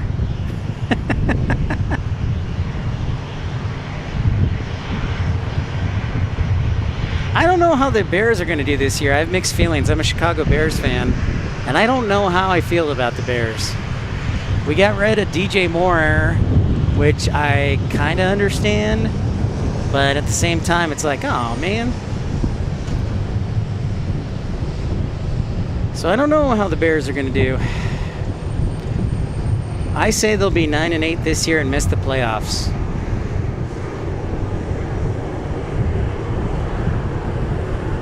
Chase Holden checking in. What's up, Chase? It's great to be back after a couple days off.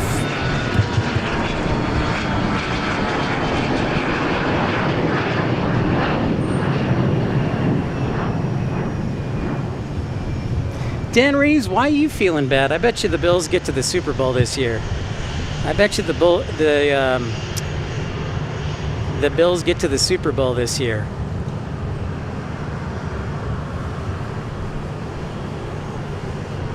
Hey, Moose Turder checking in. Thank you so much, Moose Turder. Gifting a membership. Appreciate your generosity. Thank you, thank you. I want to think about dropping him a thank you note.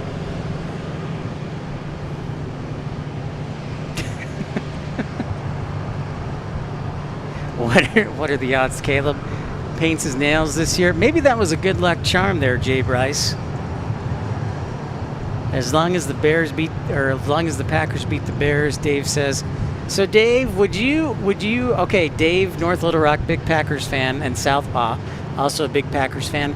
Would you trade, here's the question, would you trade a playoff game for beating the Bears?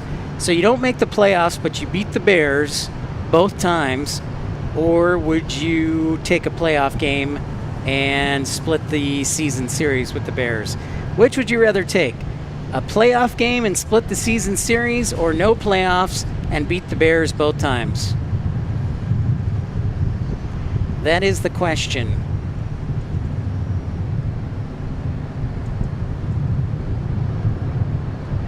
That's right, we got NHL training camp a little more than a month away. Jet Suite X here, coming in.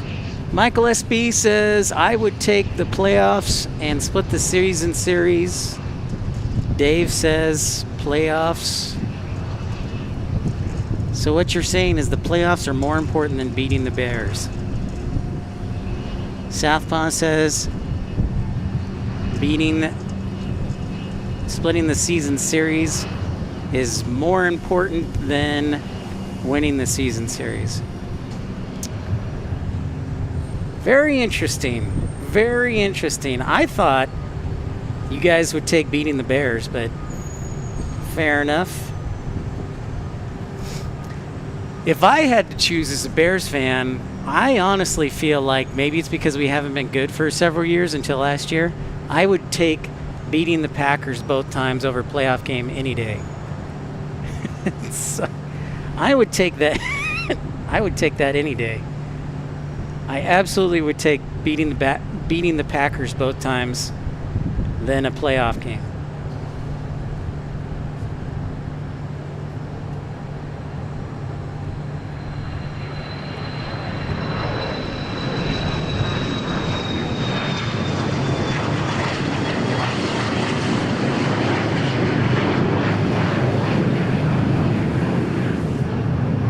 Oh, Festa, you're a Bears fan?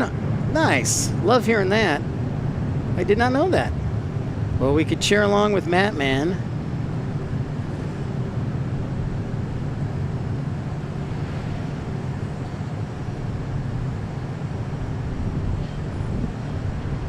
Han says, my favorite planes are the Dash 8, the E190-E2, and the Boeing 777 Freighter.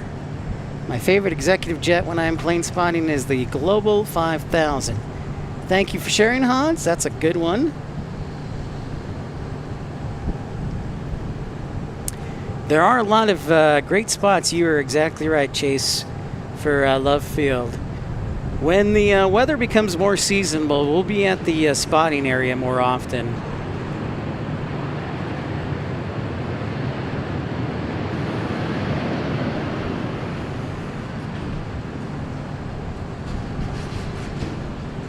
Yeah, Matt got to hang out with Rome at the sporting goods store. Flight Nurse 280 says, let me throw some helicopters into the chat. You can't beat a Bell 407 GX. I've worked so many hours in that thing. Nice. Very cool, Flight Nurse 280.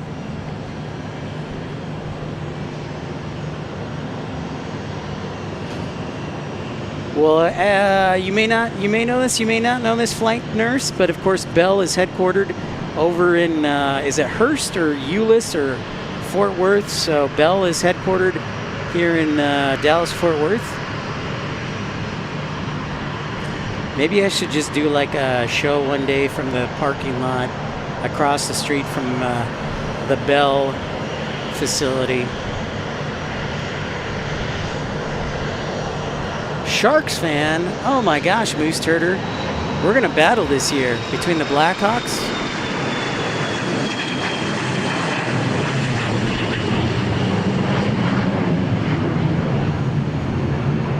We are gonna battle this year. I'm looking forward to getting ice hockey back. Do they have an Australian hockey league? That would be cool.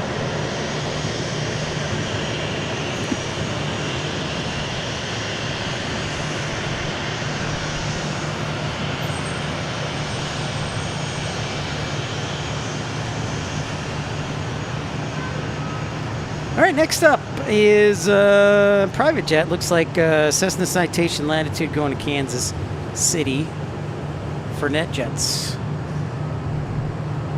New York Islanders, wow. And welcome in, everybody. It is just past 2 o'clock here on Pip's Plane Spotting Live, episode 527. Don't forget to like and subscribe. And thank you, everybody who's contributed. Alan, Travis, Moose Turder,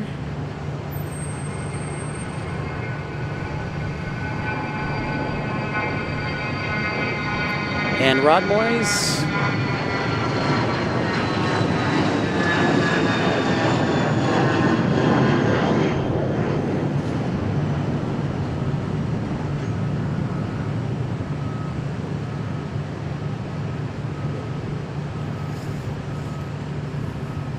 Air Greenland, that's a good one there, Hans. That's a good one for sure.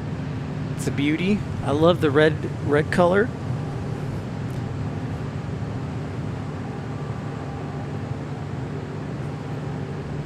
Actually, that wasn't the Cessna, I thought. Let me correct. I think that was a Challenger. My bad. That one is on me.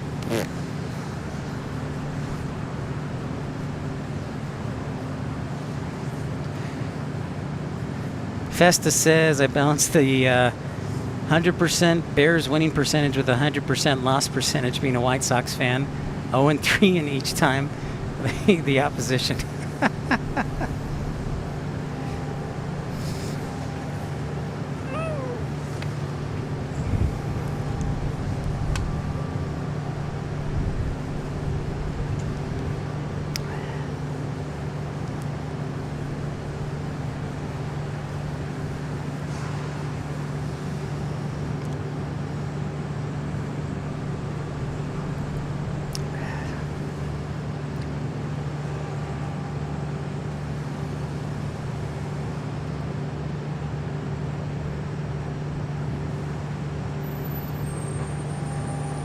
next arrivals here in the 2 o'clock hour. Looks like we're coming from Orlando, Houston, Savannah, Georgia, Las Vegas, Chicago, Nashville, Austin, Texas, Destin, Florida, Atlanta, Georgia, and New York, LaGuardia.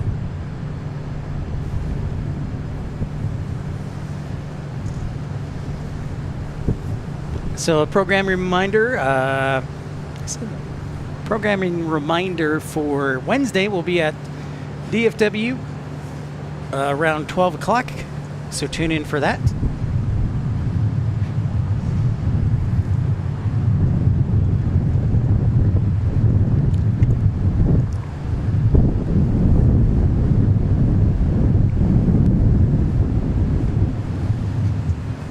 Yo, Mass Fokker, what's up? I remember the Caps versus the Flyers game I attended as a teen, 300 plus penalty minutes. Oh man, that's a good one.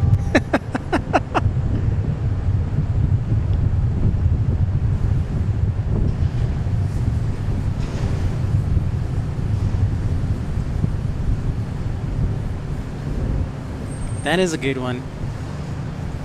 I always think of Colorado and Detroit in the 90s.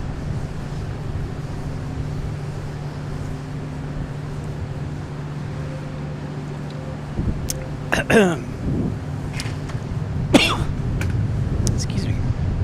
I'll be right back, folks.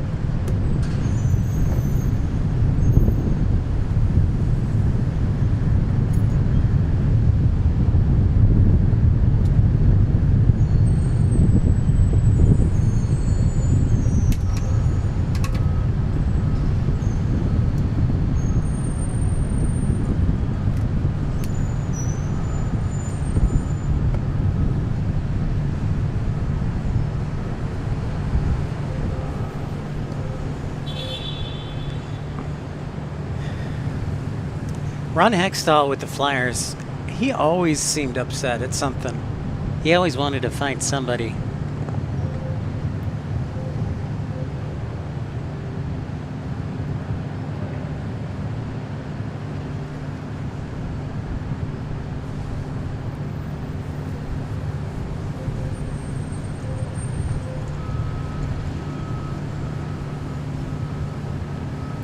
Oh, that's what I got. Okay, I got to do something here. I should have uploaded this photo, but let's see how good your knowledge is. All right. Need to upload this photo here.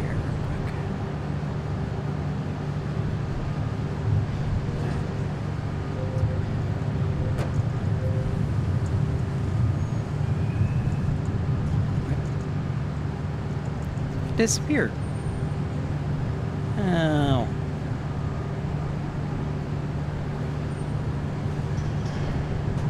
I uploaded it and then it disappeared on my computer. That's weird. Let's try it again.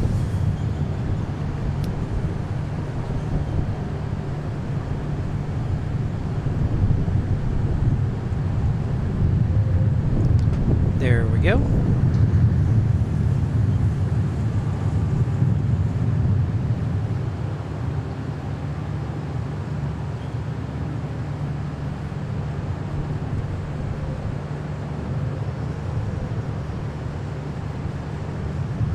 Let's see if you can figure this out.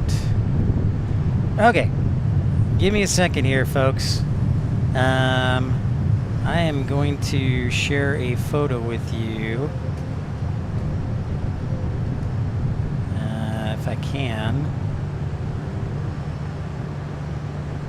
Or not. Okay, scratch that. I'll share it on Wednesday. That did not go well.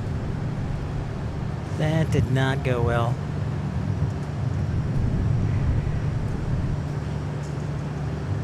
All right, we're back.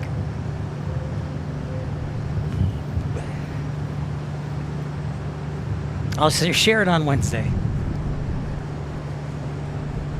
I messed up everything, so I don't want to mess up everything.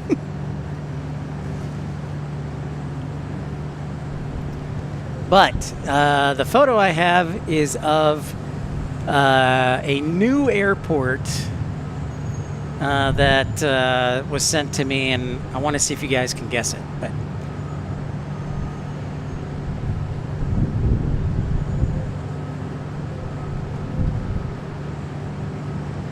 okay, back to arrivals. We've got them.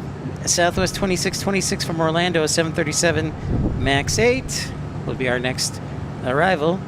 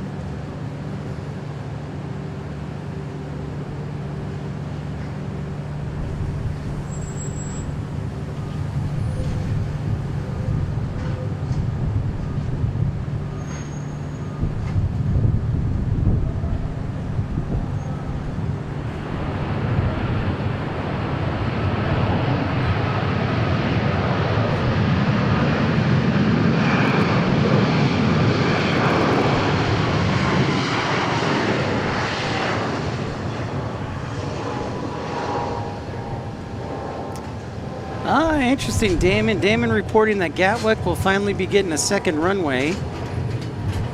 That's cool. Technically, they have a second runway, but it's not up to snuff and is never used.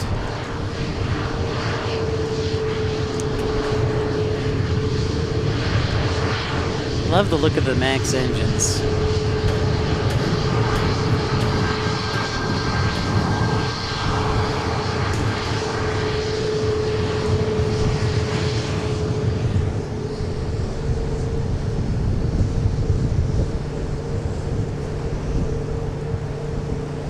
Some good hockey talk going on here, and it's not even September.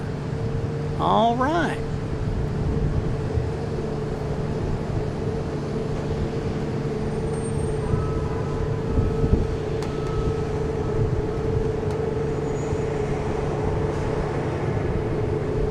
If you're just joining us, welcome into Pip's Planespotting Live. Don't forget to like and subscribe. Let us know where you're watching from. Appreciate you. And I hope you feel welcome.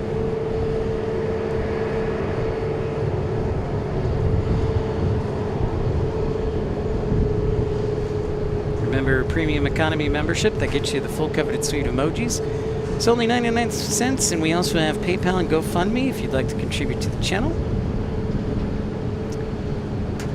George says, good evening from Germany. Willkommen. Willkommen, George. I drove yesterday to Salina. I didn't drive to Sherman, but I drove to Salina. Well, we got a minute. FYI, we have a charter. Remember old Air Wisconsin that used to contract with American, now just does charters with their CRJ 200s. That's right. NFL kickoff means NHL is a month away. Thank you for that reminder, Mass Fokker. I'm supposed to be in a fantasy football league with my friend Morgan, who works at Southwest. And I've tossed around the idea of doing a fantasy football league with the channel. And the only problem I see is I kind of have I don't want to say unrighteous dominion, but I have more power to talk trash publicly since I run the channel. So I don't know if that's such a good idea. That might be unrighteous dominion.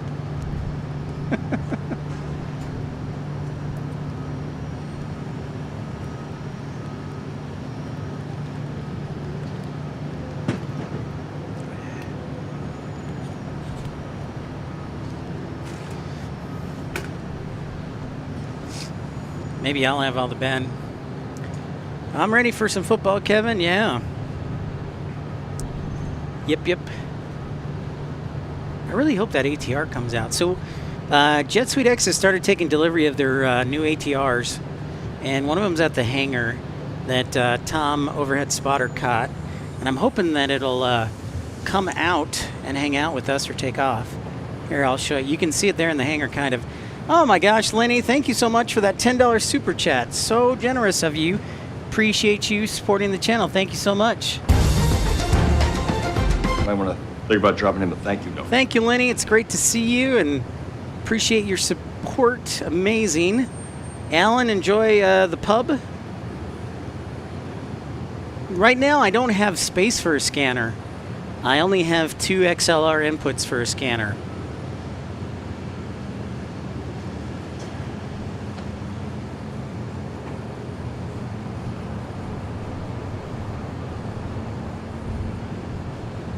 Appreciate you, Lenny.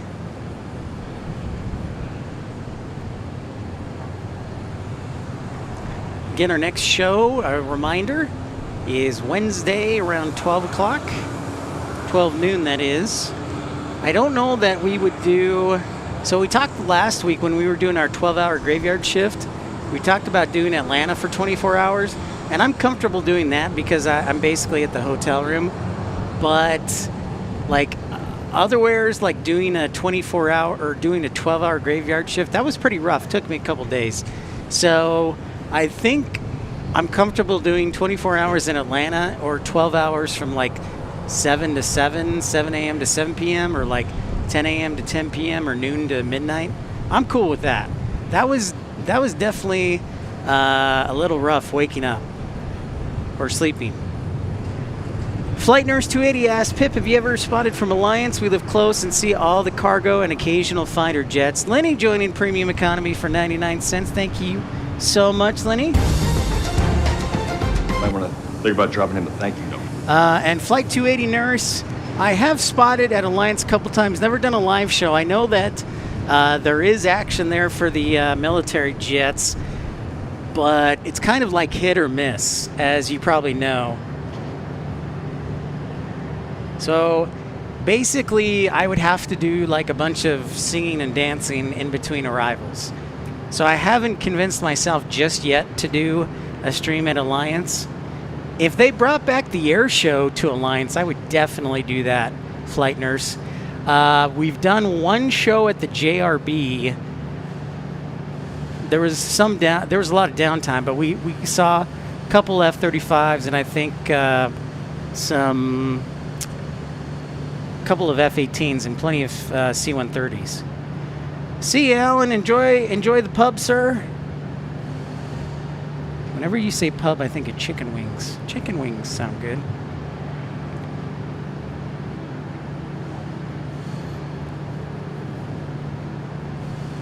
It does. It definitely does look like it's in for maintenance, New York Cat. I was hoping that it might sneak out.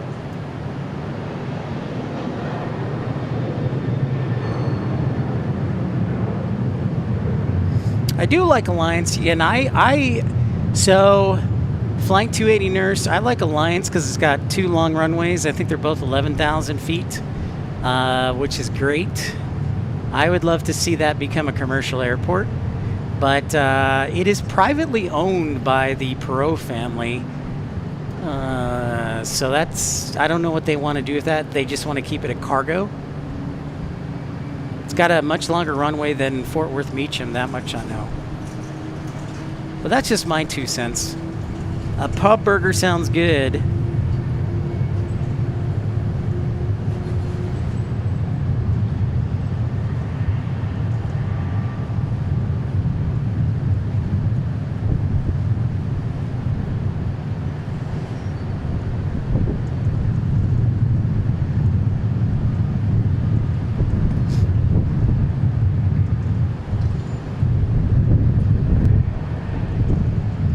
It does sound good.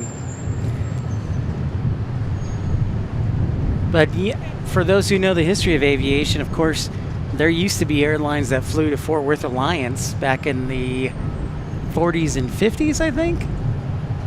before the DFW International Airport was built.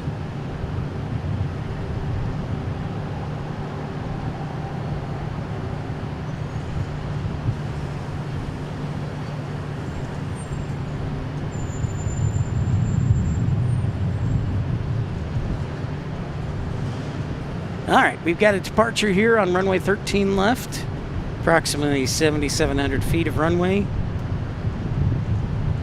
And it is taken off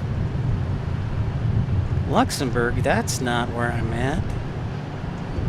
That's not where I'm at. We're taking off to Raleigh-Durham, our friend Carolina Aviation. I was thinking burger today, Man, but the Chick-fil-A right across the street from Love Field, I usually stop at, so I did not get a burger.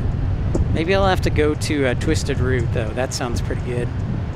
Or give me a turkey burger from Hat Creek. That sounds also good, too. So we're going to Raleigh-Durham. Raleigh-Durham in North Carolina.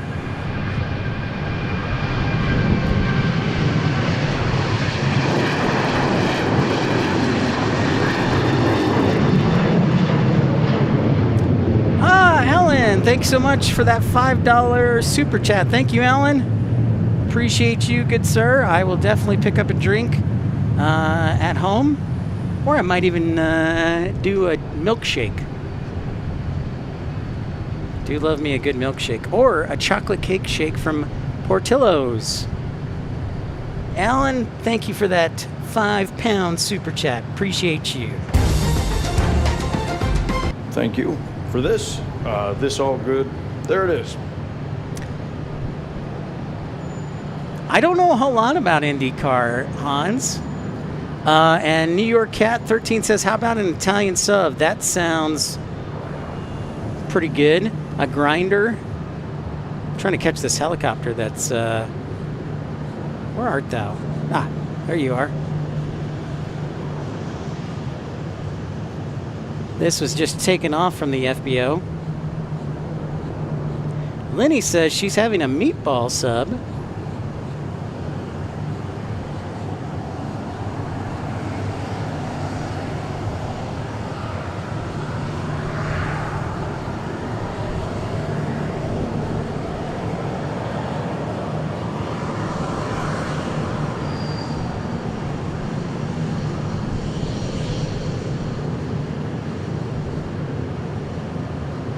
And now we've got a departure on a Challenger.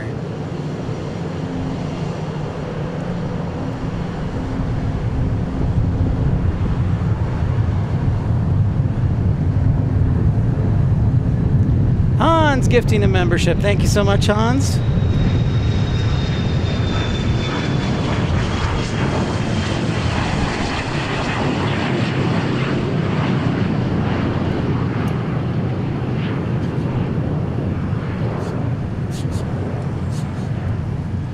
Flight Nurse 280 being gifted a membership by Hans. Thank you, Hans, for your generosity.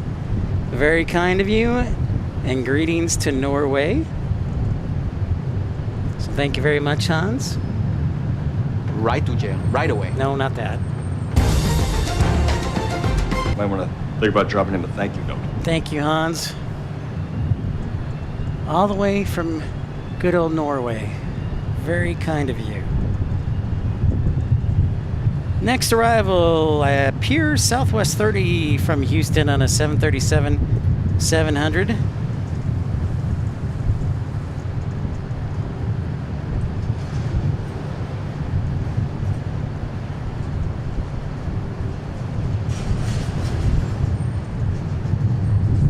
Grumpy from Las Vegas checking in. What's up, Grump? It's nice to be back in a normal hour. I've been told that my YMCA dance is all the rave, sing and dance is all the rave. My friends say it's awesome or horrible. I say it's disgustingly, it's bad.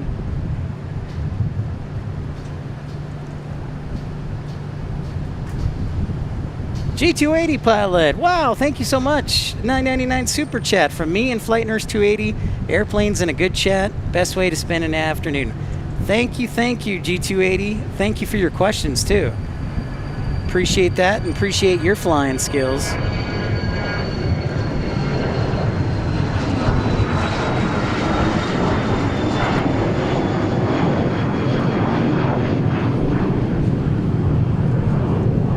Very kind of you and generous. Thank you. I do. Oh, you know what, G280? I do have a question for you. The Gulfstreams, if I remember correctly, do the Gulfstreams have the side stick or do they have a yoke? I can't remember. And specific to your plane, the G280, do you have a side stick or a yoke for your controls? I did not get a chance to look to see which plane this is. From LaGuardia, perhaps?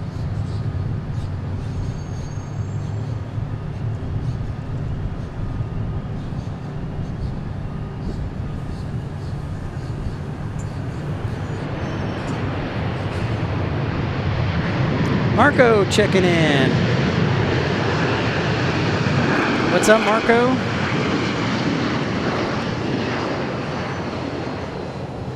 Oh, this is a 730. Oh, this is our Houston arrival. 737-700. I'm sorry.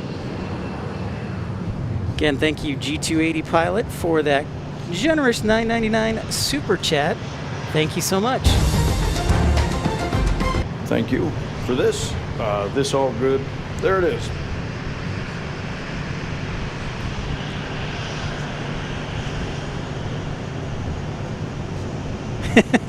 Yeah, it's interesting to say the least. I'm sure, Grumpy, that dance, song and dance.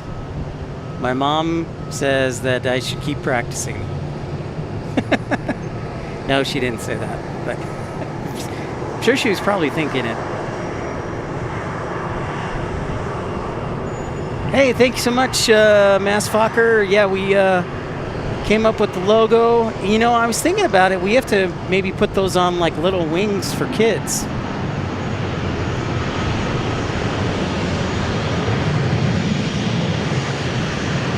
We do have it on a new t-shirt.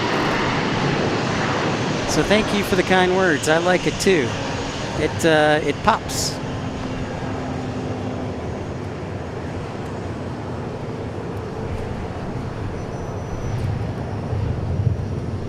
Max 8. Oh, Hans, I know we're getting ready for hockey. We are getting ready for hockey. You betcha.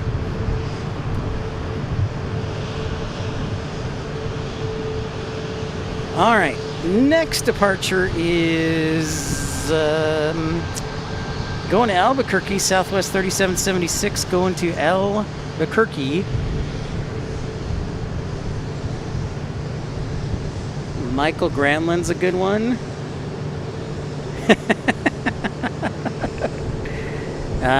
Grumpy, I don't know. I'll have to go to some psychologist for that. Oops.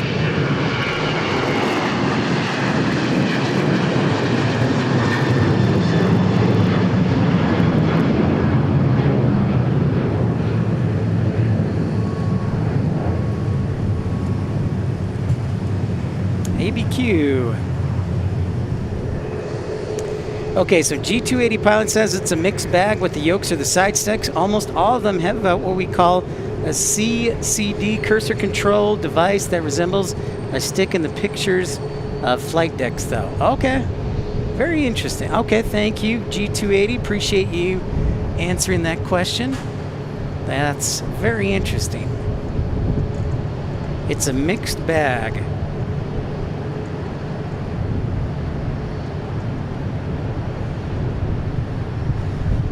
I wonder which one you might like flying more. Do you like using a yoke or do you like using a side stick? I'm just going to say that I have no professional flying experience or amateur flying experience. Mine is only flight radar, or excuse me, not flight radar, flight simulator related. And I bought the yoke, the Airbus yoke, or excuse me, the Airbus side stick. I bought the Airbus side stick for flight simulator. And I really like that. So I don't know if you have a preference, if you like the side stick or if you like the yoke.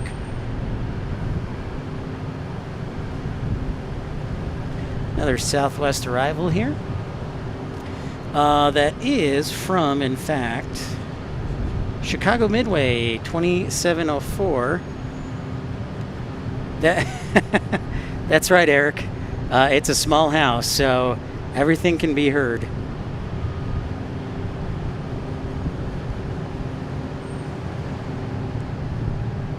I'm surprised, New York Cat, you're not getting a lot of monsoon action. Because Tucson's getting a pretty good monsoon year from what I've been tracking and seeing, and also Phoenix.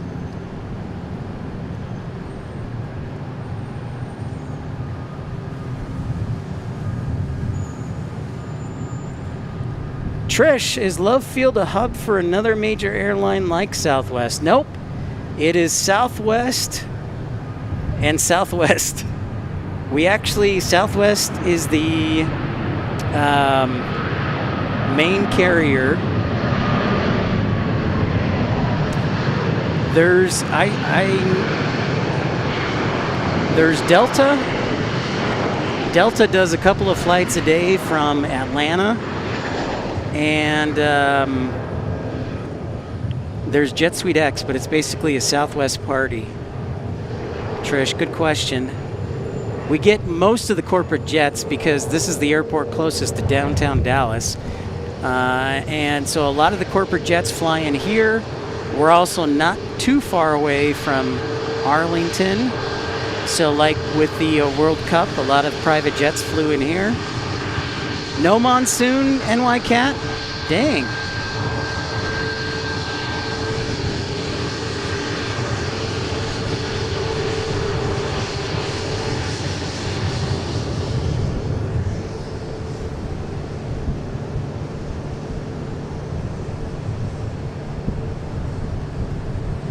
Yeah, but Trish, right now it is Love Field is, you can't see it, but Southwest Airlines headquarters are right across the street.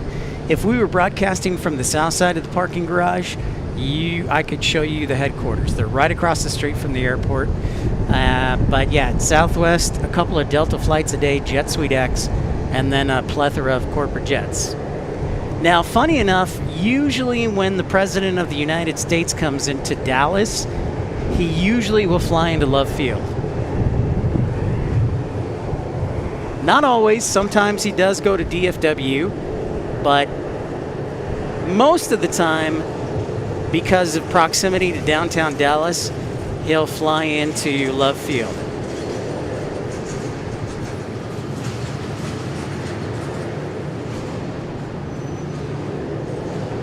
And most of the sports charters will fly into Love Field here.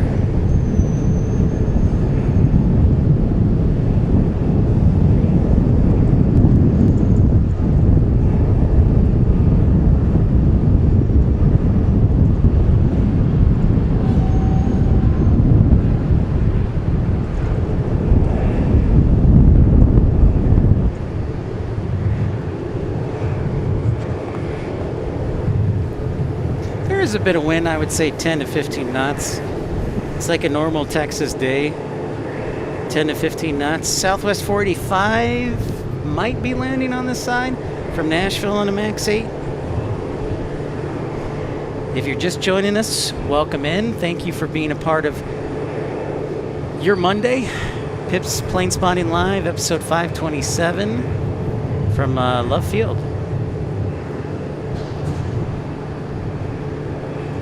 Now, there is a plan to reconfigure the Love Field terminal to perhaps accommodate larger jets. Basically, NYCAT, Southwest, or Love Field is basically all Southwest. It is predominantly Southwest. I would venture to say if we broke the numbers down, it would probably be 90% Southwest.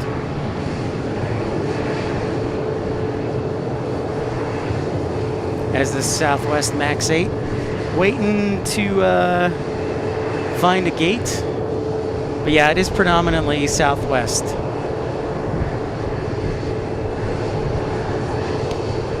Okay, Nashville looks like it landed on the south side, actually. So how about this? How about we take a look behind us and show you downtown Dallas. So yeah, we're basically, I don't know, seven miles from maybe 5 miles from downtown Dallas. So yeah, it's right there. Yep, and a lot of corporate jets. That's right, NYCat. But you can see why there's so many corporate jets. This is, you know, if you're doing business in downtown Dallas, this is the easy place to land.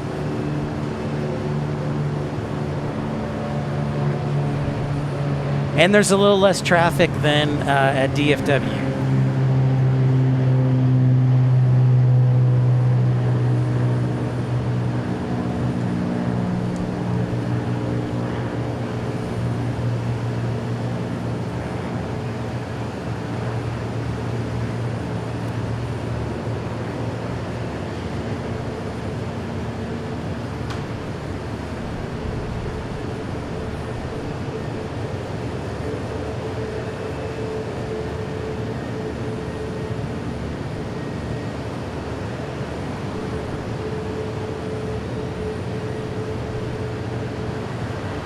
When is the weather bearable in North Texas? Just Bean asks.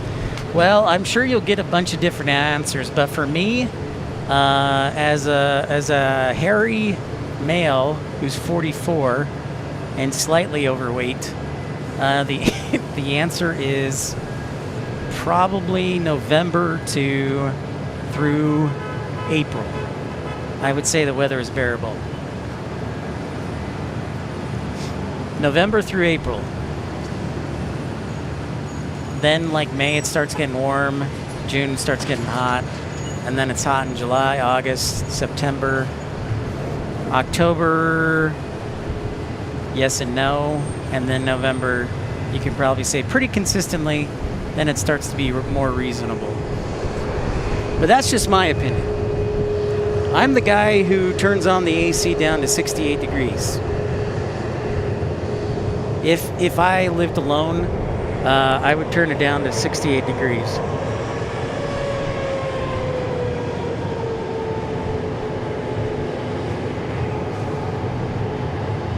Next arrival, Jet Suite X from Destin, Florida on an E145. Landing 13 left.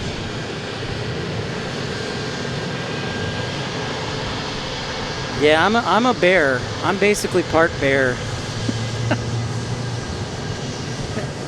I'm part bear.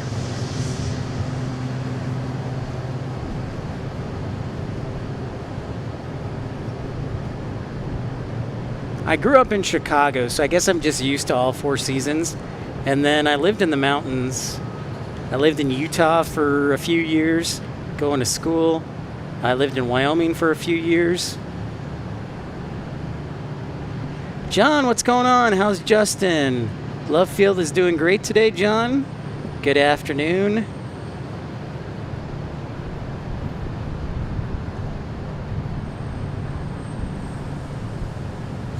Oops.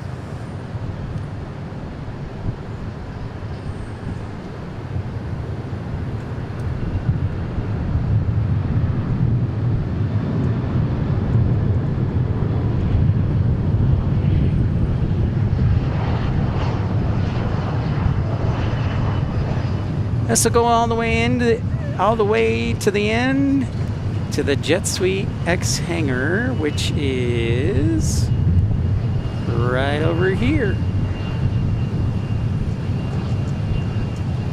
So there's the Jet Suite X hangar. It'll park right over there.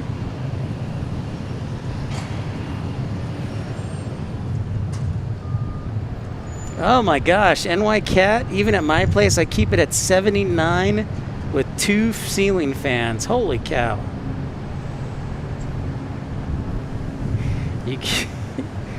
Some of us are warm-blooded and some of us are cold-blooded. It sounds like most people who live in the desert are cold-blooded because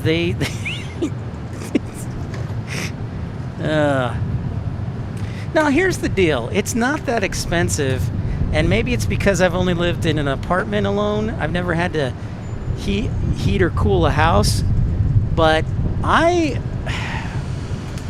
will leave the AC on during the day, or I will turn it off during the day when I go to work, and then when I'm on my way home, I use my phone and I start turning it on.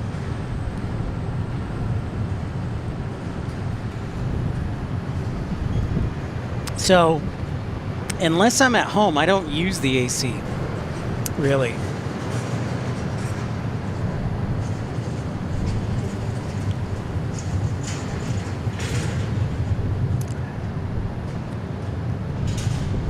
I was telling my mom when I lived in yesterday when I lived in Wyoming, most homes in Green River, Wyoming, where I started out my journalism career, don't have central AC.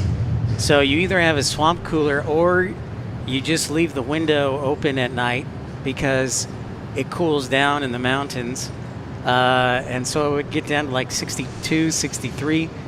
And we'd leave the windows open at night. And then when we left for work in the morning, we would make sure that the windows were closed and the drapes were down. And it worked pretty well.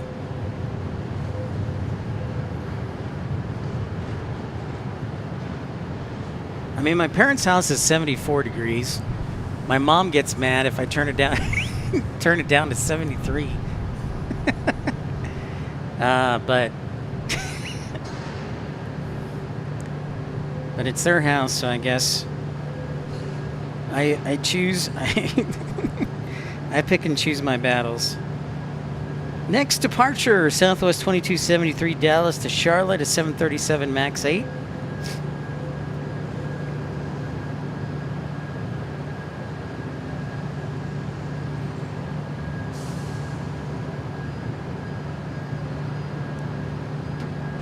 Just Bean says, I lived in Wyoming for a bit. My apartment didn't have AC either, but the air was cool anyways. Yep. It is cool in Wyoming most times during the summer at night. So you're like, oh, it's really not that bad.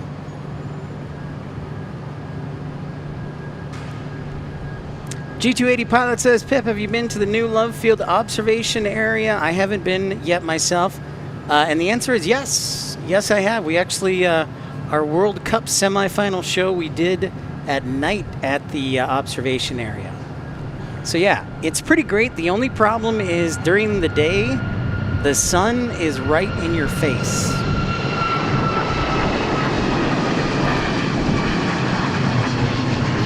So it is awesome.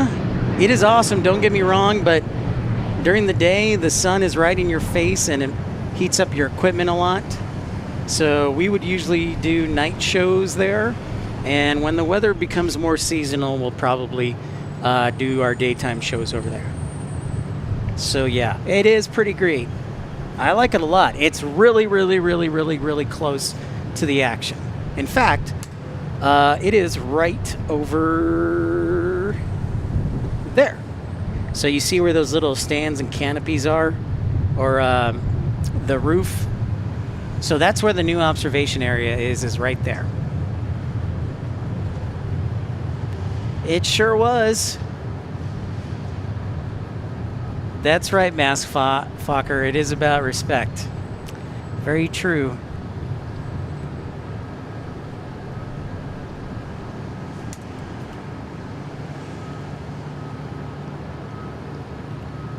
I know most of you have homes bigger than my one-bedroom apartment that I had. That was like 630 square feet. The highest energy bill I got one month, and everything was electric in the house, was $113 one month. I think that was in July or August. That was my energy bill in Tucson. One month it was like 113.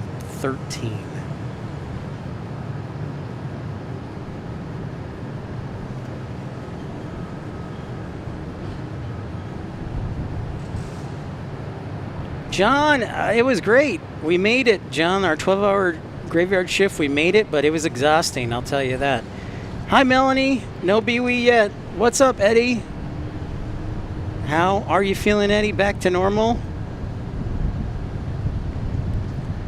That ticker's still ticking.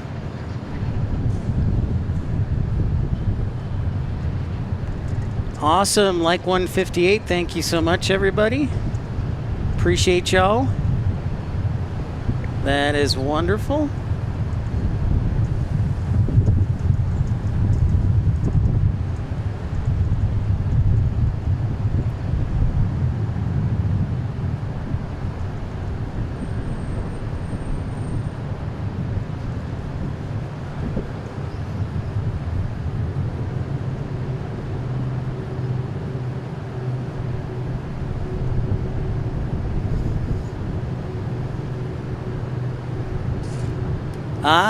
Good to hear you like the shirt, Eddie.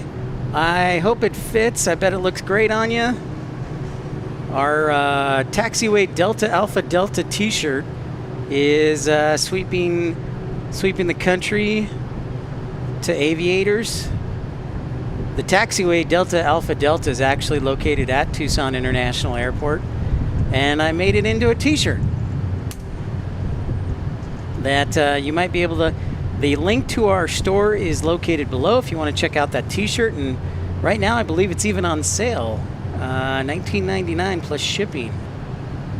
The shirts are custom made, so non-returnable, but great fitting shirts.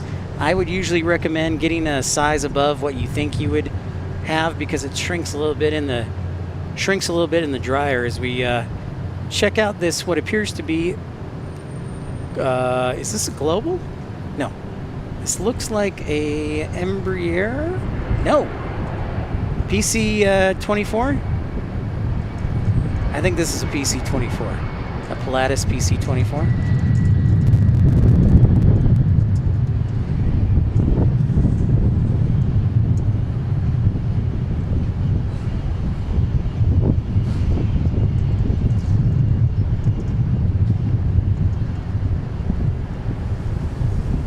It's either a Legacy, a Praetor, or a PC-24. I'm going to change my final answer to Praetor, an Embraer Praetor. You're like, this guy is all over. Embraer Legacy 450. All right, there we go. Fits perfect. Excellent. So yeah, you probably want to get a size above what you think it is. Thank you, Eddie. So it's a Legacy 450. How about that?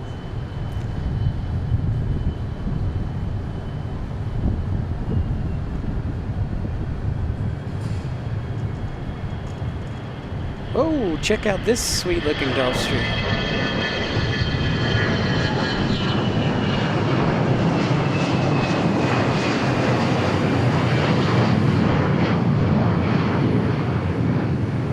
James Willard, what's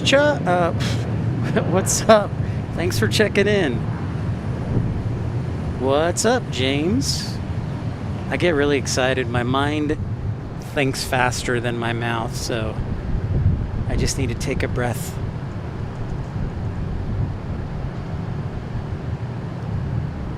Our next show will be Wednesday back at DFW for episode 528. Hope you can tune in for that.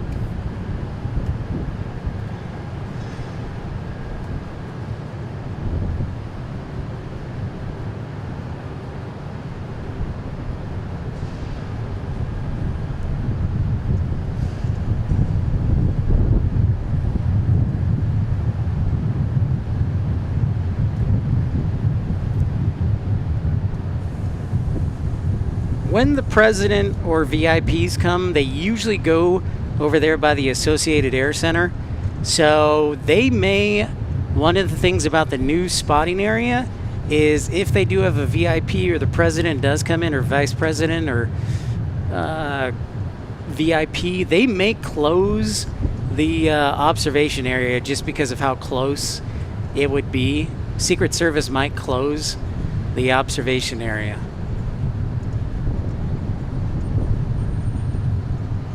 Just a little side tidbit, side note.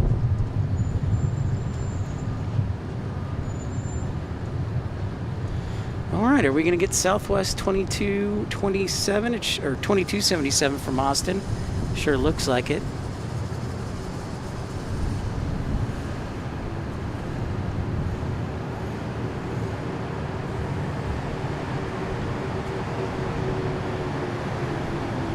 There it is.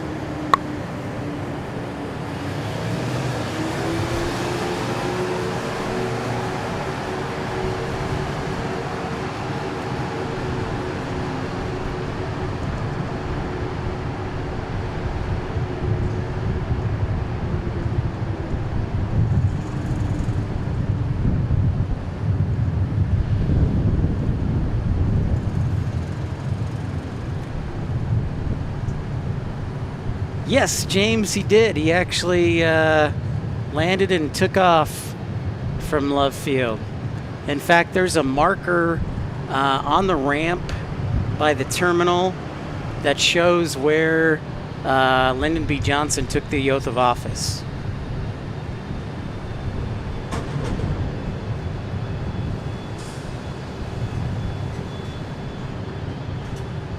NY Cat, how far is Love Field from DFW International? I would say on a good day you could get there in about 20 minutes. So 15 nautical miles or so. It's not that far at all. In fact, another thing is they have a light rail line, the Orange Line, that stops both at Love Field and DFW International Airport. So the Orange Line is the one you want to take from downtown Dallas if you're trying to get to DFW International Airport. Or Love Field for that matter.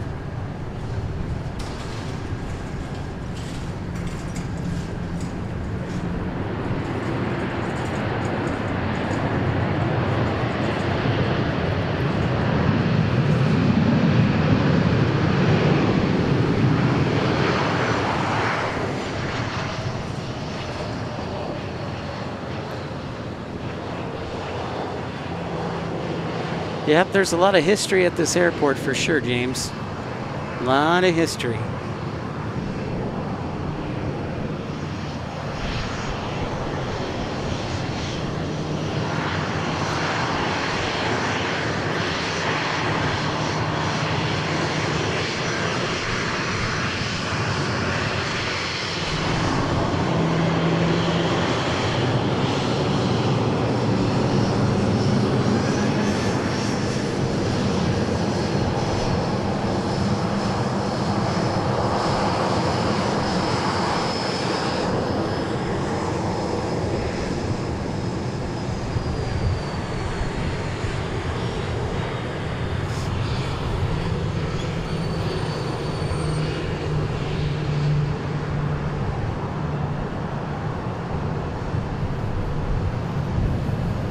Keep trucking. We're keeping trucking.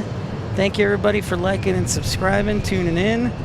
Next arriving November 5, 55 Sierra Charlie on a CJ4 Cessna Citation from Amarillo by morning.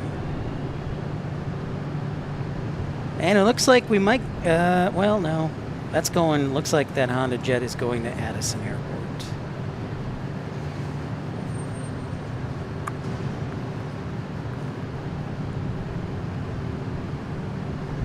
We're still waiting for Royal Jordanian to land on runway 18 right at DFW.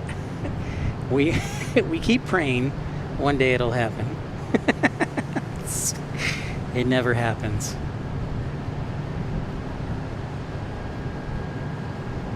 I like a CJ4 or a CJ3, a nice private jet. Small, easy to get into. Made up there in Wichita.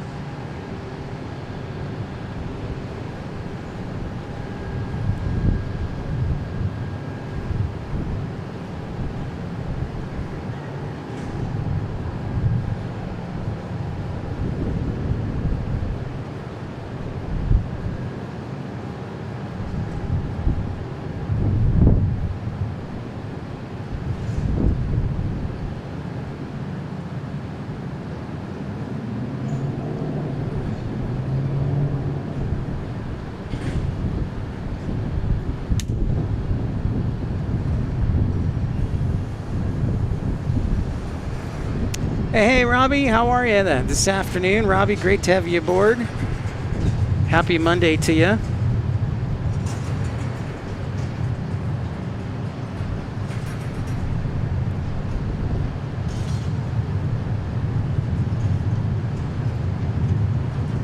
It's crazy to think DFW, so for some perspective, so DFW International Airport has 3.5 times the amount of traffic that Love Field does.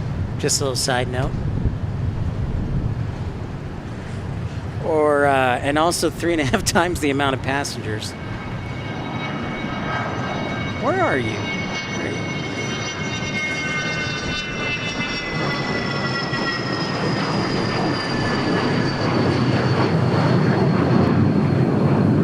Is that a Beechcraft, the Swiss Army knife on the tail there?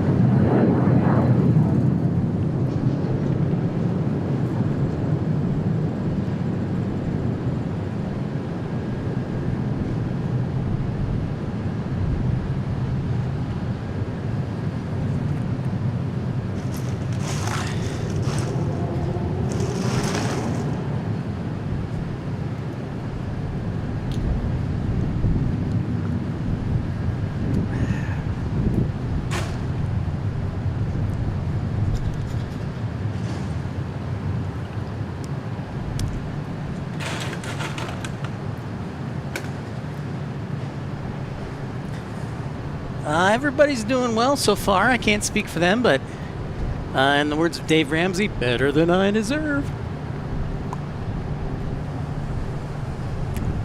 I know Matt Man's very happy.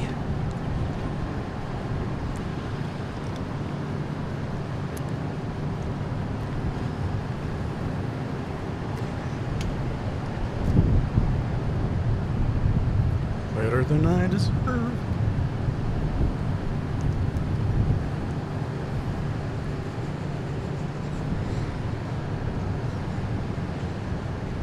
Looks like we've got an arrival headed our way, Southwest 4595 from Lubbock is on descent. And also as we head towards the 3 o'clock hour, you're welcome, man. We have arrivals due in from, where's Melanie? See, Melanie always leaves before there's a Baltimore.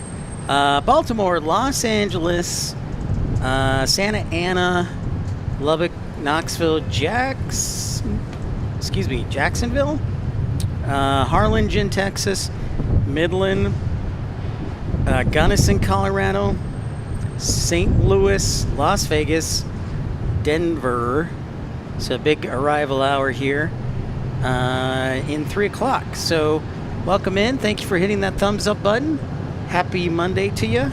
And thank you for tuning in to Pip's Planespotting Live. Episode 527. Big thank you to, in no particular order, thank you to G280 pilot Hans. Also thank you to Alan Lee, Rod Moyes, Travis, and Lenny Moose Turter, Tom Overhead Spotter. Thank you for your contributions and generosity.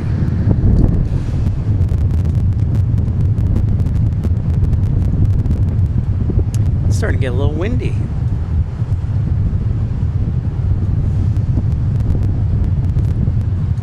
I'm right in the corner of a parking garage, so the wind kind of sneaks through.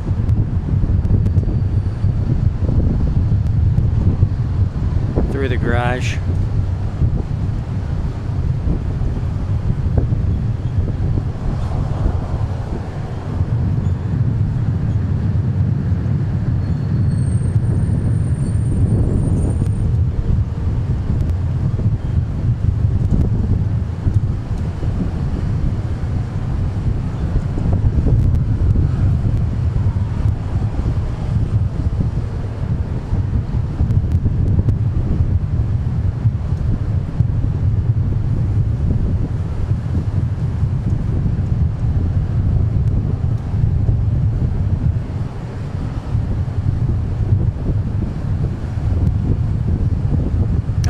we've got Lubbock arriving. Lubbock, Texas, the home of Texas Tech University.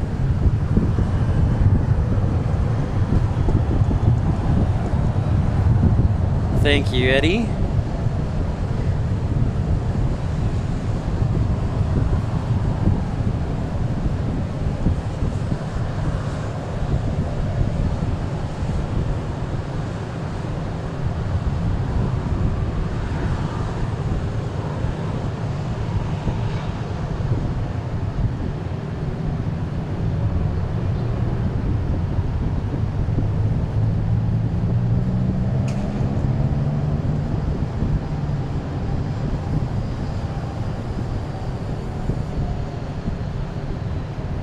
It's a Max 8 from Lubbock.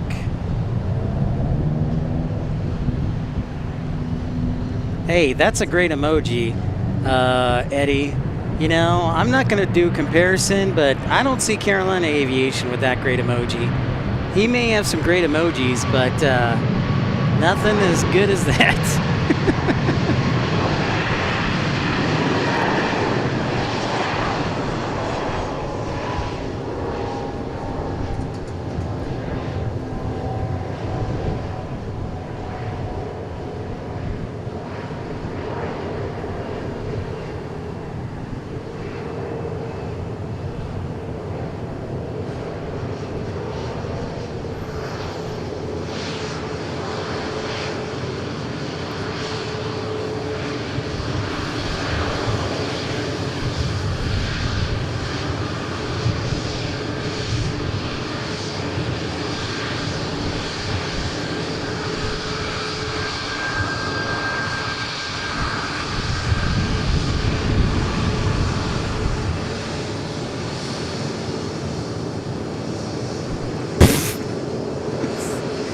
What? You mean it was for Employee of the Month, right, Man? It wasn't for FBI's Most Wanted, right? Come on, man. I am not a felon.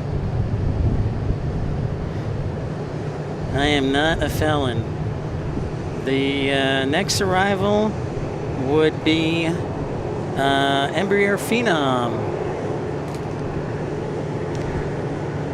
Well, thank you, NY Cat. I have to say it's probably due to the proximity of us to the taxiway, but also the length of the lens. When we get over to the observation area at Love Field, that's super close up. Like, you can basically see what the people are eating inside the plane if you look close enough. So that observation area is pretty great.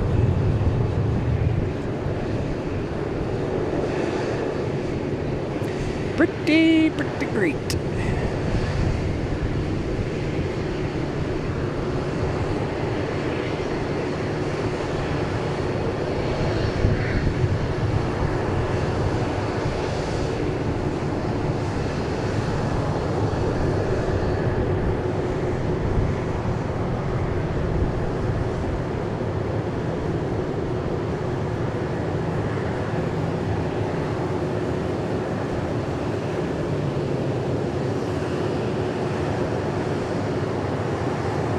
You know, we have yet to have a special livery today. This always happens. Whenever I come to Love Field, they never send any special liveries. Next up, we've got FlexJet Bombardier Challenger 350. Ooh, from Carlsbad, California. I don't know if Rod Moyes is still in the chat, but I did remember I applied for a job at Palomar Airport in Carlsbad. I don't think I'll get it, but I was like, oh, I gotta apply. That's like one of my favorite airports.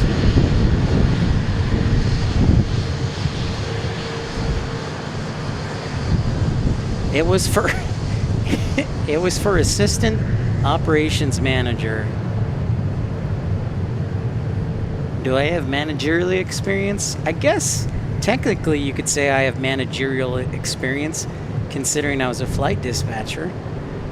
And I was a news director, but not an airport operations manager or a duty manager. So I don't know if I'll get the job, but I wanted to apply for it anyway, so I did.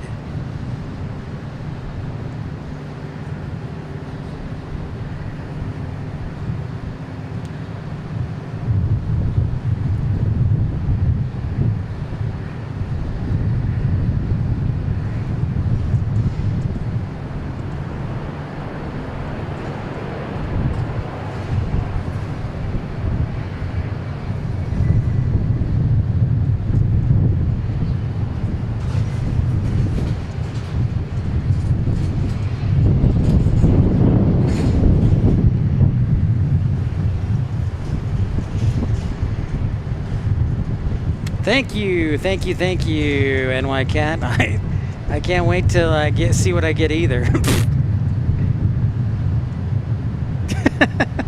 I wasn't that. My dance moves weren't that bad. Come on, man. Oh man, we're gonna miss out. Are we gonna get that Saab 2000? Oh, I think it's gonna land on the south side. Doggone it. 31 likes from 200. Thank you, Eddie. Man, we're only 131 likes away from your goal.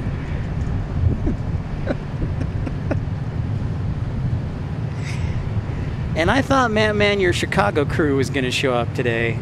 I'm making a mental note of this.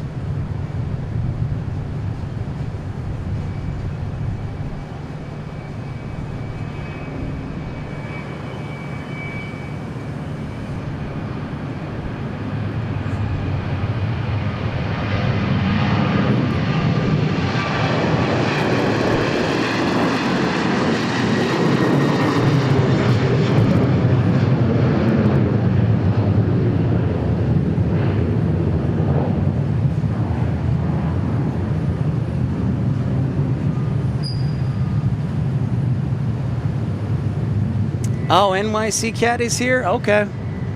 All right, fair enough, man. Way to go.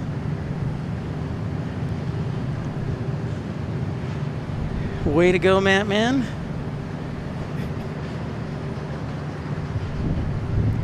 Next arrivals. From Aspen, we get a Cessna Citation Latitude.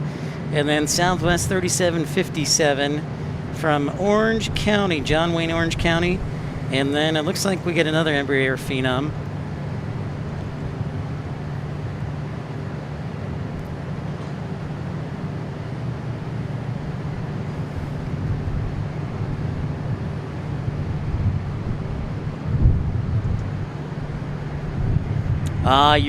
Roger that, NY Cat. Thanks for lurking.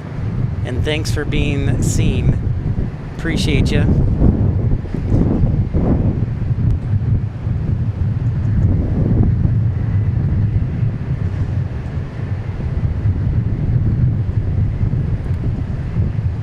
Well, thank you everybody who did tune in and is tuning in on a busy Monday. Ugh. Wow, thank you so much, NY Cat. Love hearing that. You rock and roll.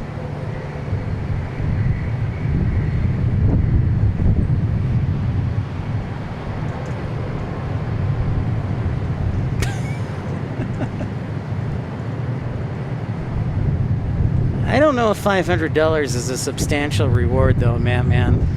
That's kind of an insult to me for a reward.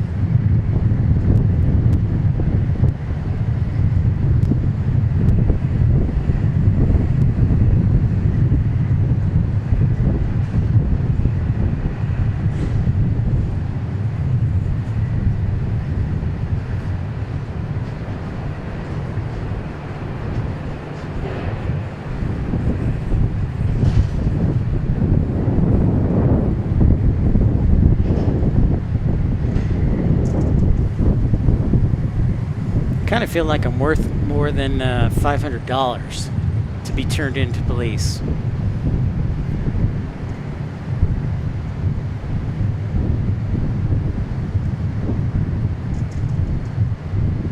So here comes our Phenom.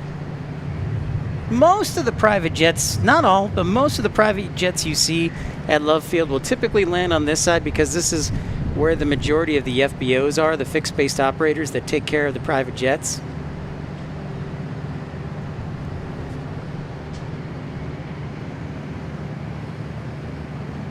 By the way, man, did you count how many diversions? I haven't counted how many diversions there were yesterday at Chicago O'Hare.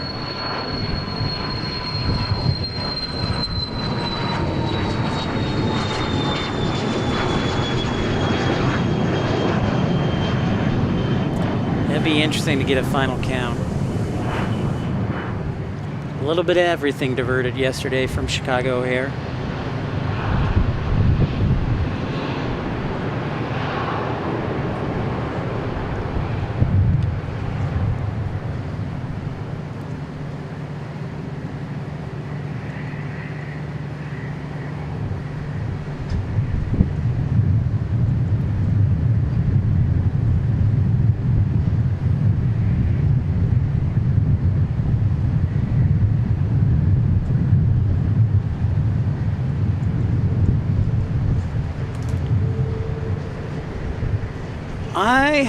Yep, Mattman, you know what? It's like, so NY Cat, Mattman's kind of like the older brother you never wanted, because he throws shade on me for everything.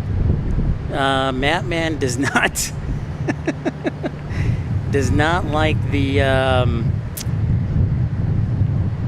does not like my American Airlines. He's hardcore United.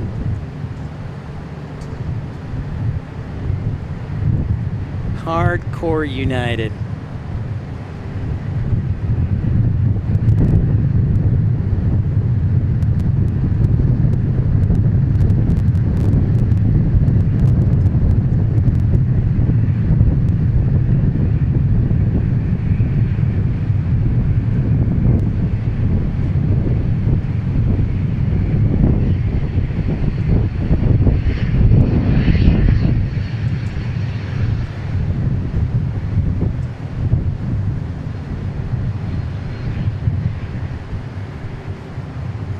Okay, we got a takeoff and landing, quick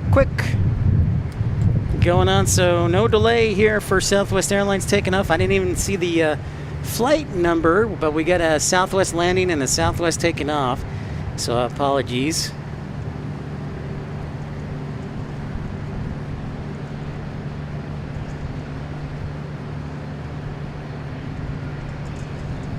NY Cat, hardcore 757 Delta.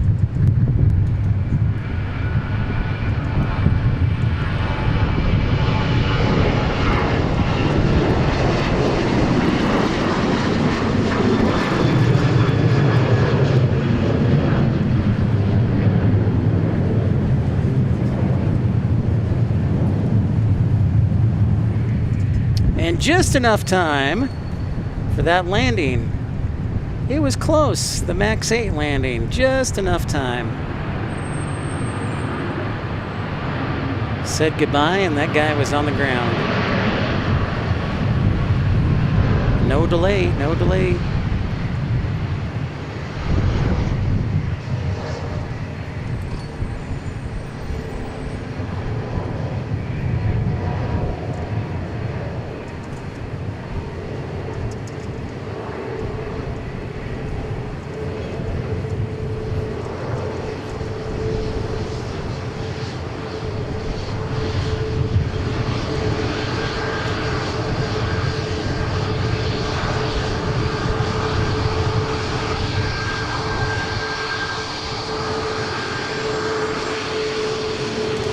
Right on, NY Cat.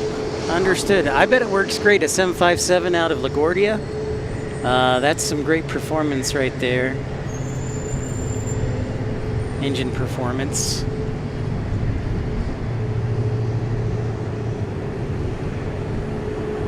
So again, that's the new observation area. Check it out if you're local, get a chance, or if you're flying in. It's pretty nice.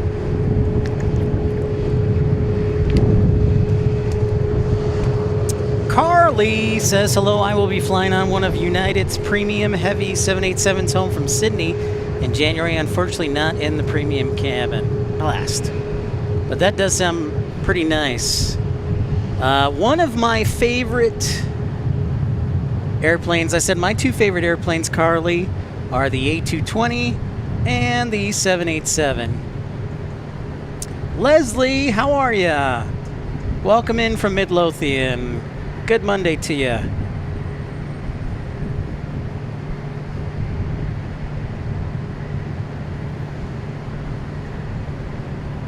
It's like another Citation XLS.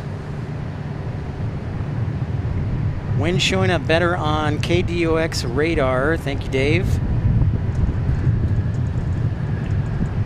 Oh. Well, I'm glad to hear the wind is showing up better, Dave. I'm like, all right. Thank you for reporting that.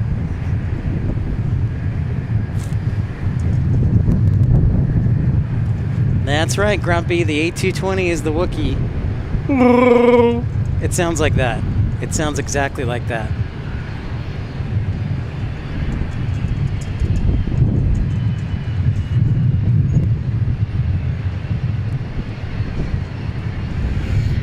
Speaking of Sydney, I've mentioned it several times and I will continue to mention it. If for some reason I'm still broadcasting let me put it, if I'm doing full-time broadcasting, there we go.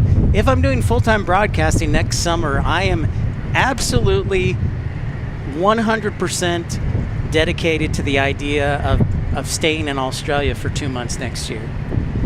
When it's so dang hot here, I can be hanging in the 60s. Hanging in the 60s. It can be like 12 or 13 Celsius, 14 Celsius. Oh wow, Dave, 80 miles per hour blast about to hit Baltimore, Maryland. Sounds like some diversions, probably, Dave. Sounds like I'm gonna need to do a lot of spreadsheets tonight and tomorrow. Straight line winds. Ugh.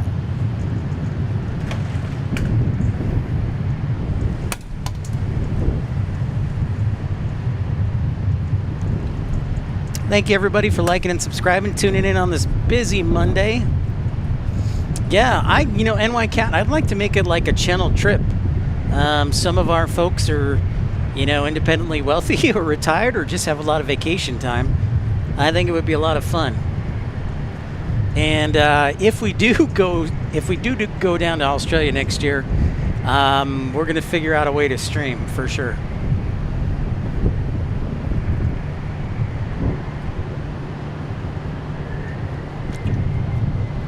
Definitely got to figure out a way first. But man, I'm just dreaming of the 14 Celsius. You can tell that, like, if I find a job in Anchorage, I'll be like, yes, please. Also, I think a good job would be Jackson, Wyoming, Bozeman, Chicago. Yeah.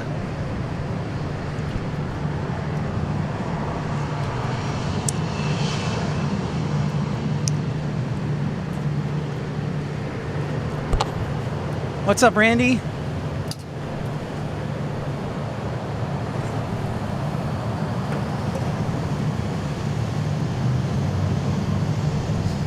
NYCat, I think if we were down there for 2 months, we would do probably Sydney, Melbourne, Brisbane. We'd go over to New Zealand and hang out with Rob and Telly, probably Wellington, Christchurch. We might even do Perth.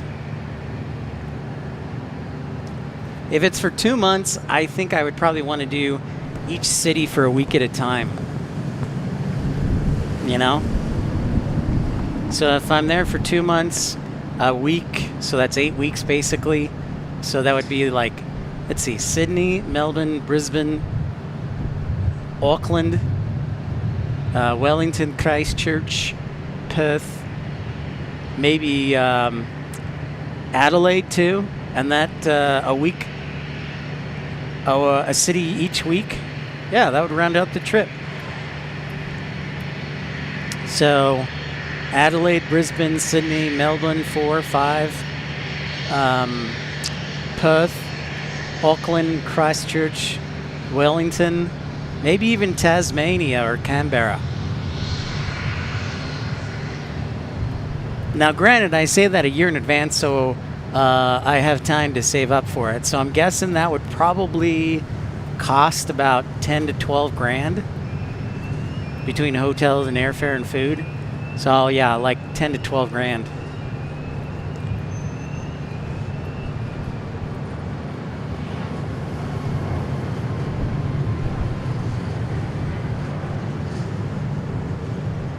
Maybe Scott, Darwin.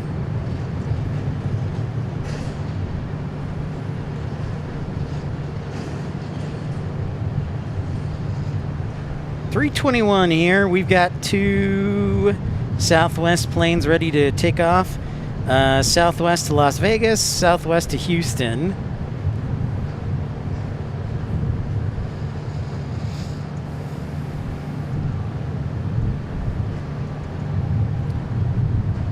Thank you, Tyrannosaurus Rex. Yeah, I'm trying to sound like an Australian. Trying to sound like fancy. I would probably say that an Australian accent is probably, if a girl had an Australian accent, I definitely would kind of melt. But yeah, that's just one idea. I think it would be like July 15th to September 15th, or June 15th to August 15th.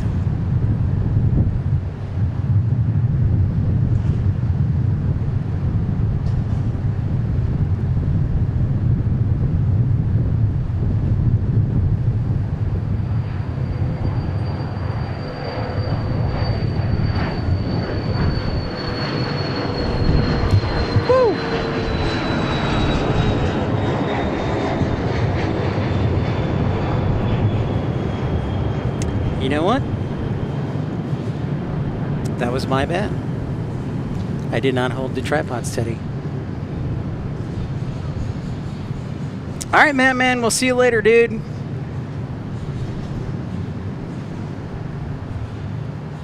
We will see you later. Thanks for moderating. Exactly. NY Cat, you go down to Australia when it's wintertime. Exactly. You go down to Australia when it's wintertime, and then things might even be a little cheaper. So, yep, you are spot on. Texas girl checking in. Texas girl, you still on vacation? How is South Dakota? Next departure, Southwest 30 from Dallas to Las Vegas.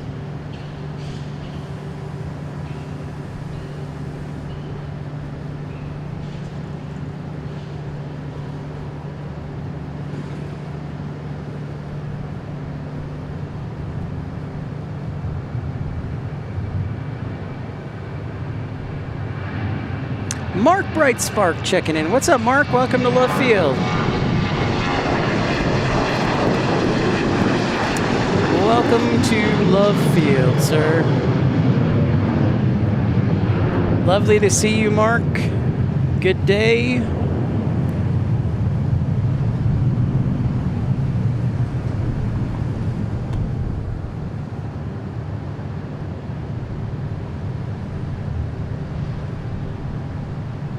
I think my camera's almost out of battery too. So after this departure, we're going to be switching out the battery. Mark Bright Spark's been a member of Premium Economy, my goodness, for 20 months. Thank you so much for your continued support, Mark. You might want to think about dropping him a thank you note.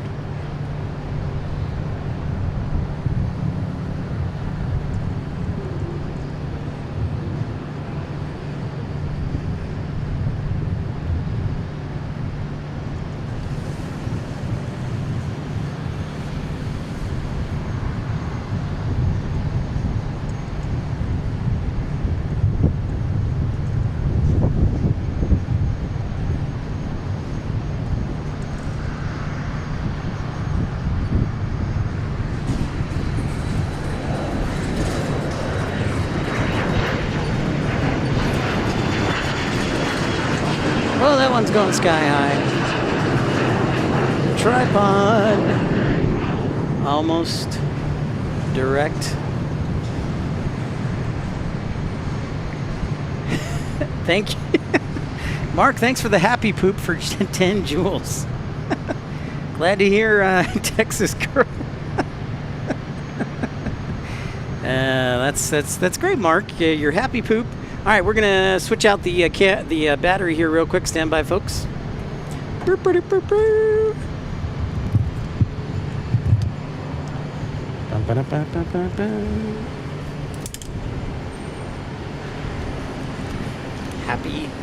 Happy poop. Thank you, Mark, for the happy poop. And isn't that all we want in life, is a happy poop? I mean, come on, folks. That's basically all we want in life, is a happy poop. True words have never been spoken, am I right? All right. What did I do with that?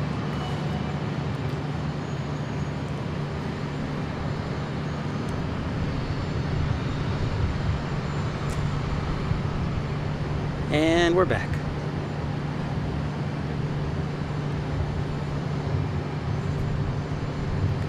Eddie, my man. Eddie being super generous, gifting 5 memberships.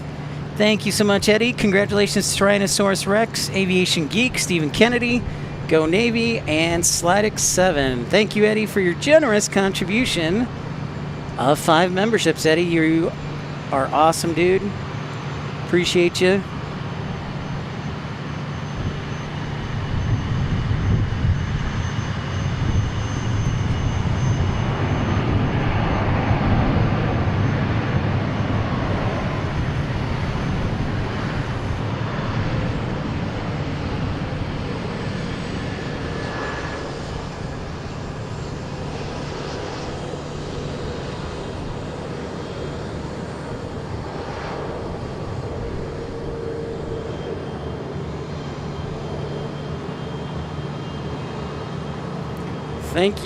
Thank you, good sir. Thank you for this. This all good. There it is. So Southwest 35, still waiting to get into Houston Hobby. I'm guessing they probably have a flow program into Houston Hobby. Airspace restrictions. So that could be why they're still on the ground. That's my guess.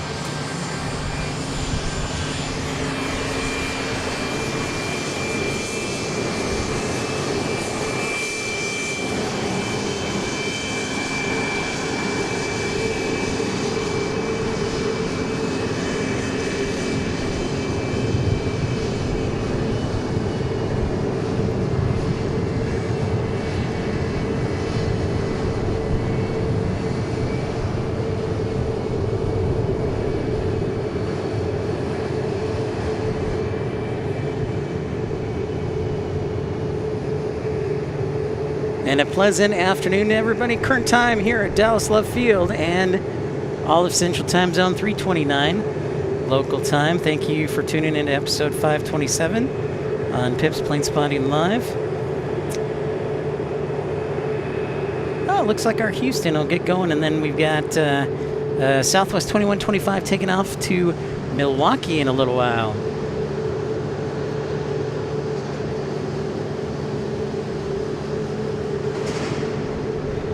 Mark Bright Spark, we are currently, what is our Celsius? Let's tell you, Mark.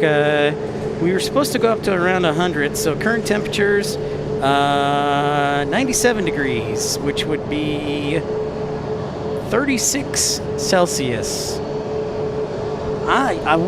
Eric, you pointed out Houston. We haven't gotten a whole lot of diversions down from Houston. I've kind of been disappointed this year so far with the summer season for thunderstorms.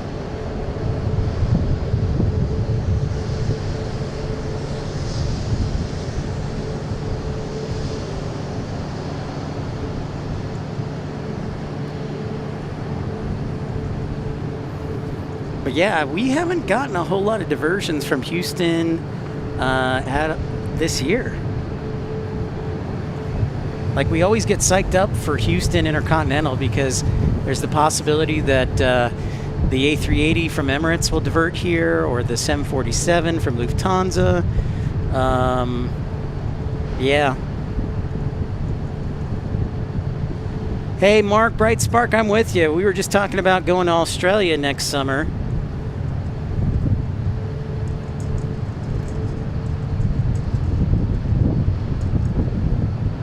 Dulles to Norfolk, huh?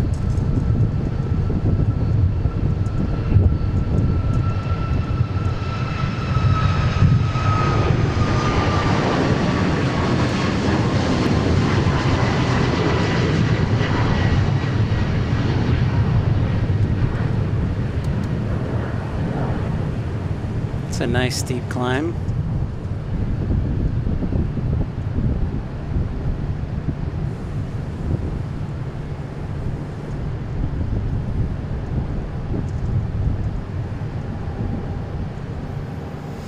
Sounds like some breeze diversions, or maybe just United, Scott Kuiper.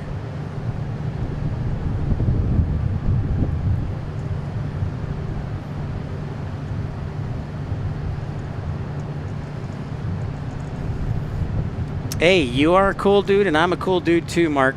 Everybody was giving me a hard time that I kept my air conditioning at my home to 68 or 69 degrees.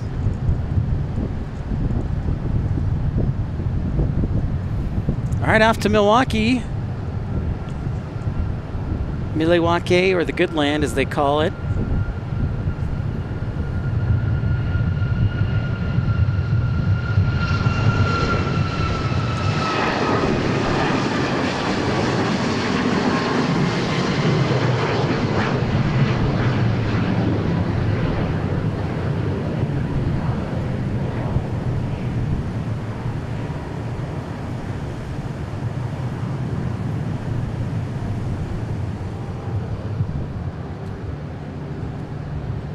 Thank you, Texas girl.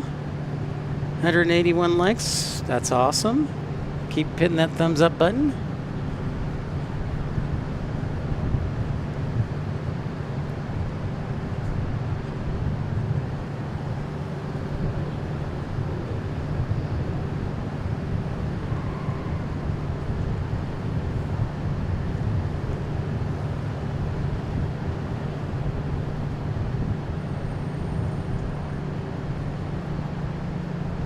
Scott reporting on the hazardous weather on the East Coast, saying that DCA is departing. Not sure about the arrivals for Baltimore, DC, or Dulles.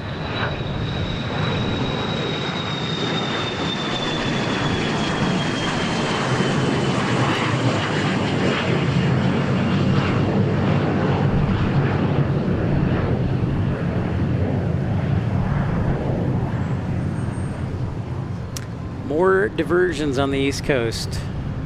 But if you saw the weather in Chicago yesterday, that doesn't surprise you.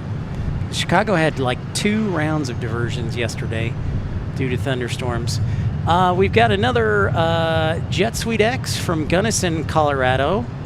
That will be our next arrivals on final. And then we got Southwest 1304 from Harlingen. That is a few minutes behind.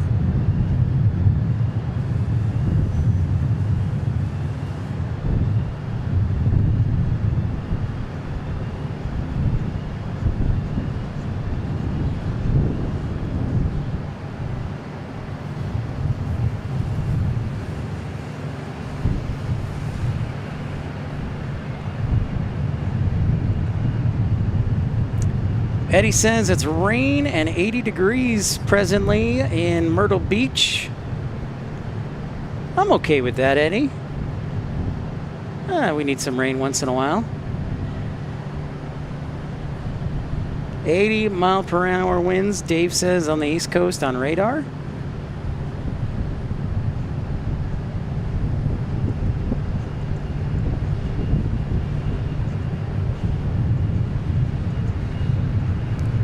BWI just announced ATC 0. Uh-oh.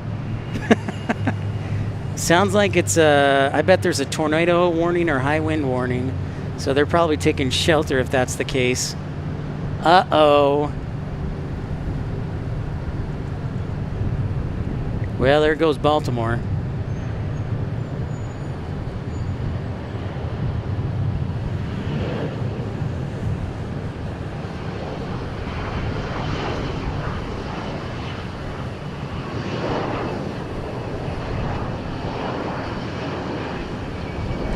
Basically meaning ATC cannot handle traffic services.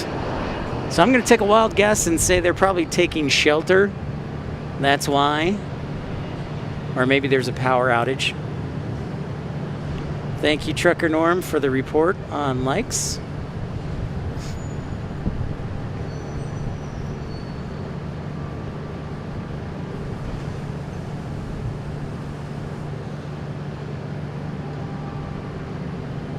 See, there you go. There you go, Scott Kuiper evacuating. So there goes basically any traffic inbound to Baltimore. Probably have to switch over to Tracon in DC Center and let the diversions begin, I bet. That's right, Mark Brightspark. Jet Suite X does have the red and white. I believe their call sign is Red Stripe. Or maybe I'm thinking of the beer. Red Stripe Beer, man.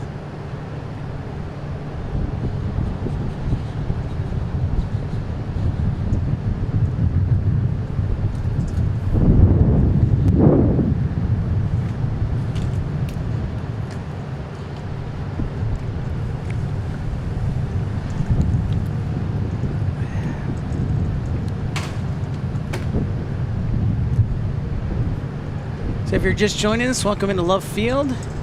It's Pip's Planespotting Live 527. Don't forget to hit that thumbs up button, subscribe. Thanks for everybody contributing today. Appreciate your support. Tornado warning for the Baltimore area.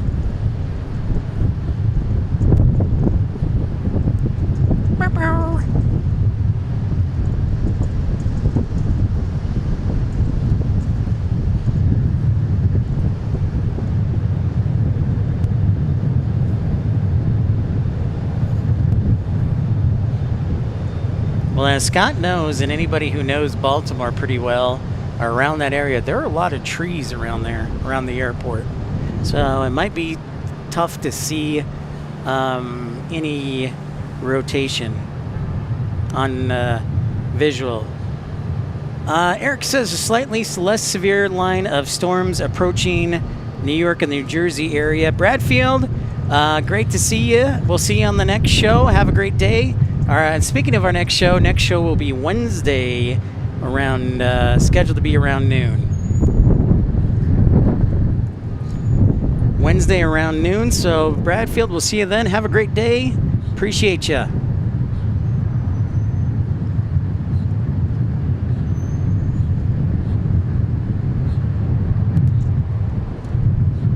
Wow, after 11, Mark, that was your longest day? That's crazy. That is crazy in England. I'm sure, Scott, you would like to see a few trees go down. So I wanted to point out that area. That area is the Galleria. That is basically the intersection of 635 and the Dallas North Tollway. And near there is where the Dallas Mavericks are supposed to build a new arena. FYI.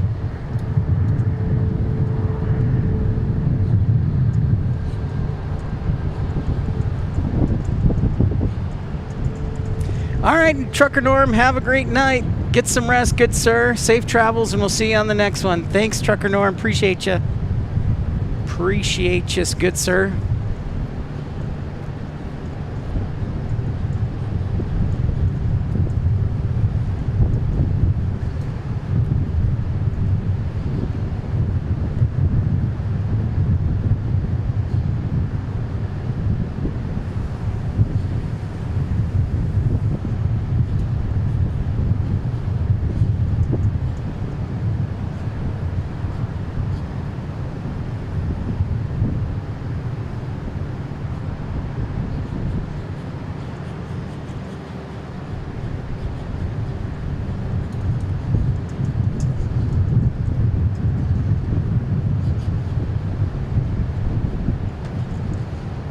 Northern Hemisphere, Pip, it's Norway or Sweden when it's often dark and light day during winter and summer.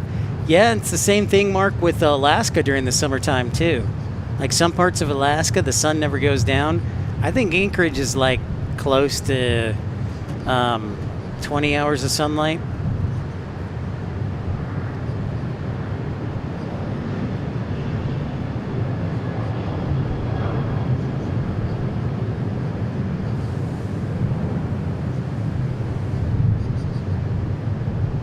Hours of sunlight-ish.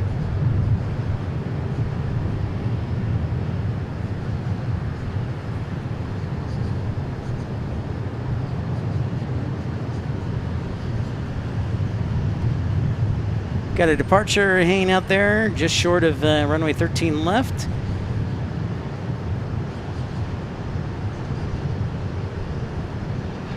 That is Southwest 4503 going to Louisville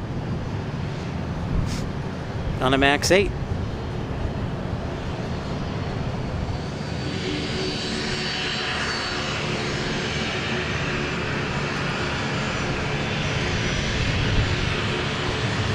$11 likes to 200. Thank you, Eddie. You're doing a great job.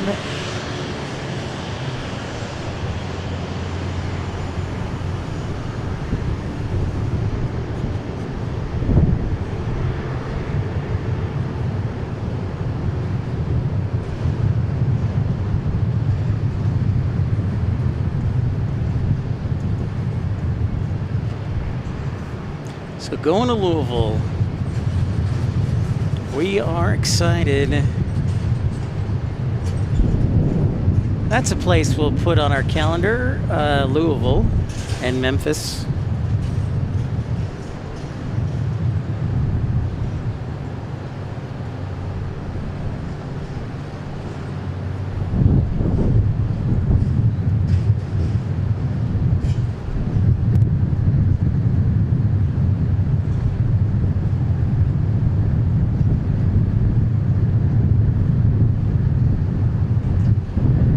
Next arrival, we've got an arrival in Embraer Phenom 300, NetJets 312 from Colorado Springs. There was a tornado warning in Baltimore, Scott Kuiper says. We're keeping an eye on the airspace over on the East Coast because there could be some jolly good diversions for you plane spotters on the East Coast. I think my favorite diversion of the year goes to La Compagnie. That diverted, it was landing in Newark, but it diverted to Albany. People are like, what?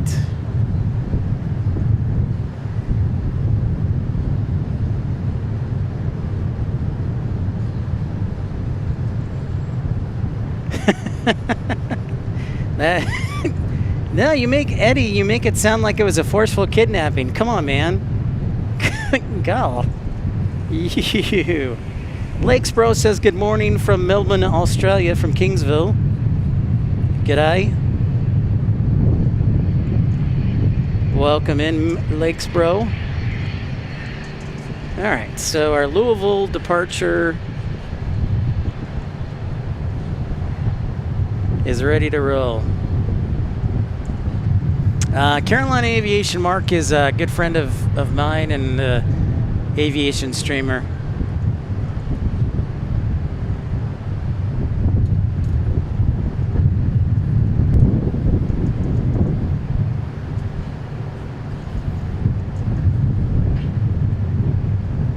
God, Eddie, you make it sound like I committed a crime, man.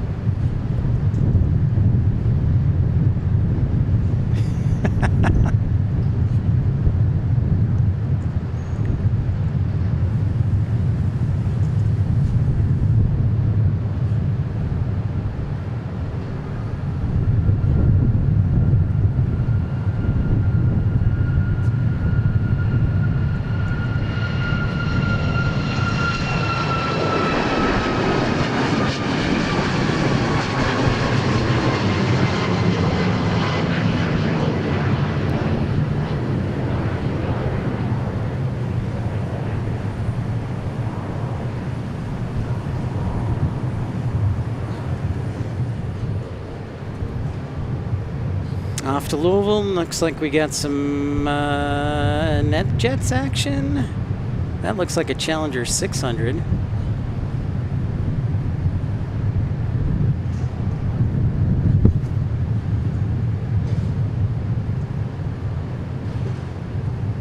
That is a 650 going to an undisclosed airport.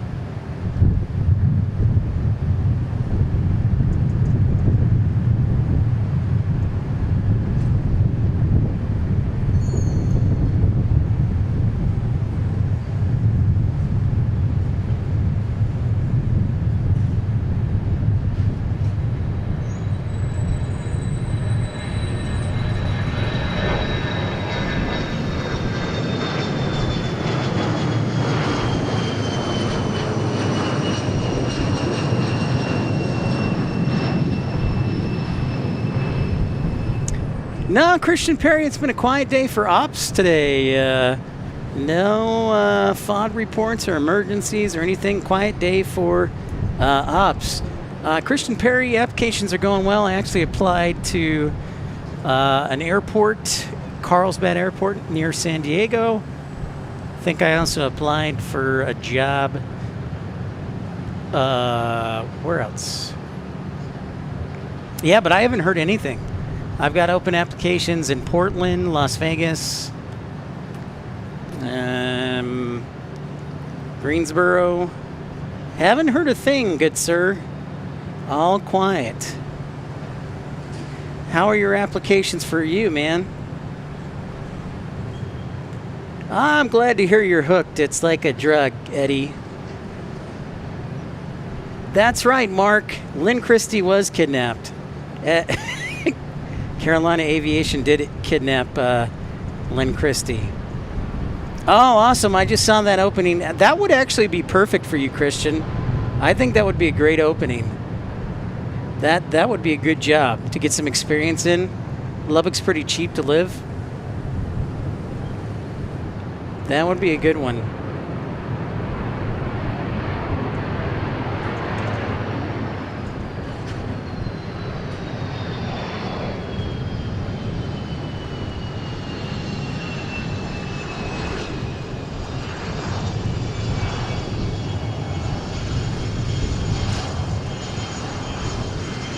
Another WM. Is that another waste management jet?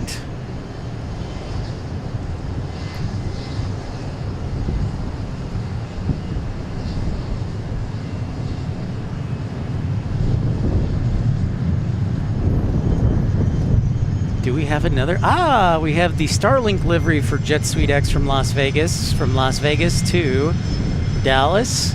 So we'll have another Embraer 145 landing here shortly. It is 3:49, almost 4 o'clock. Thank you for tuning in to Pip's Plane Spotting Live. And let's see what we got coming in for you in the 4 o'clock hour. It looks like Orlando, Phoenix, Louisville, Fort Lauderdale, Washington Reagan, Albuquerque, Miami, Santa Fe, New Orleans, Atlanta, Kansas City, Cabo San Lucas, South Bend, Burbank, Nashville, Oklahoma City. So a busy hour up ahead of us. What's up, Runway Collin County? How are ya?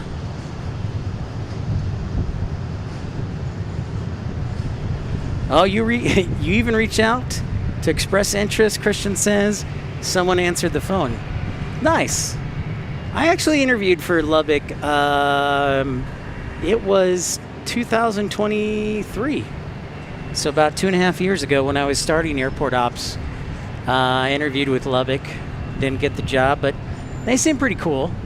And it's a good place to get a start. So yeah.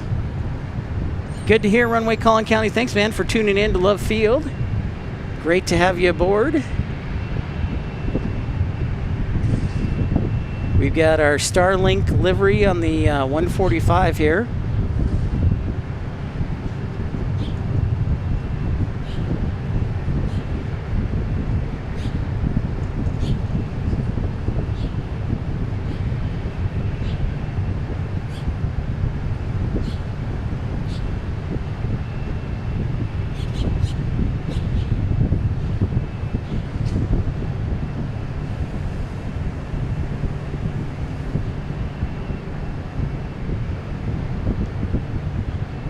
Good to hear. Everybody happy and healthy after the weekend.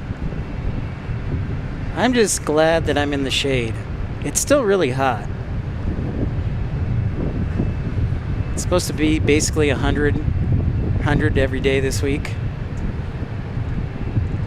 Oh, interesting. Runway Collin County reporting. I just found out the other day I'm flying on a British Airways A350-1000 DFW to London in a few months. So I'm going to take a guess. Runway Collin County.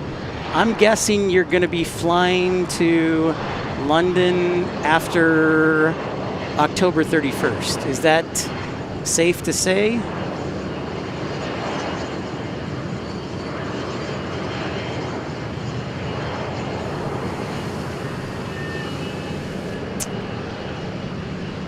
Excellent question, Mark Bright Spark. Mark Bright Spark is asking us, when will we be able to fit in Manchester, London, and other airports? Well, Mark, I don't know if you remember this, but we said as soon as we hit 20,000 subscribers, we would go overseas to England to broadcast. So once we do that, we'll book a trip to go overseas and broadcast and be there for like a week, 10 days. So that is the hope. So the more subscribers we get and more viewers, the better the channel will be, and then we'll be able to head over to London. But yeah, 20,000 subscribers is our target. And Runway Collin County saying he's flying to London in late February. Okay, that would make sense, because I'm guessing Runway Collin County that the A380 from British Airways is seasonal. I'm going to take a wild guess right now. I'm just going to take a wild guess and say that the A380 service is seasonal for British Airways, and therefore they will probably stop flying to DFW in, say, late October. I'm just making a wild guess, but that's my thought process. Just a standard A320 Neo, Dan Reef says, flying. I don't have any official information on that, but if it were like years past, British Airways might be seasonally dropping the A380 for DFW. But we'll see. Just a wild guess.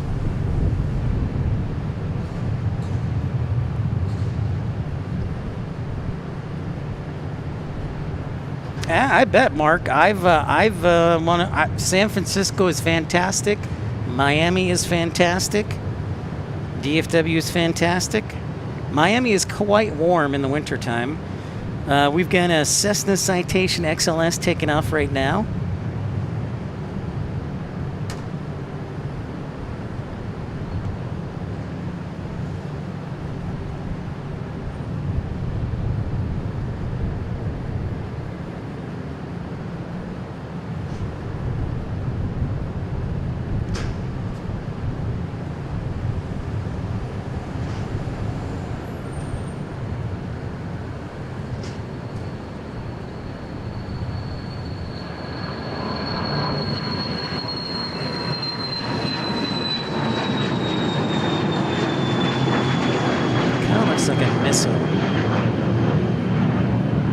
Rainy Cajun says Seattle ain't too bad.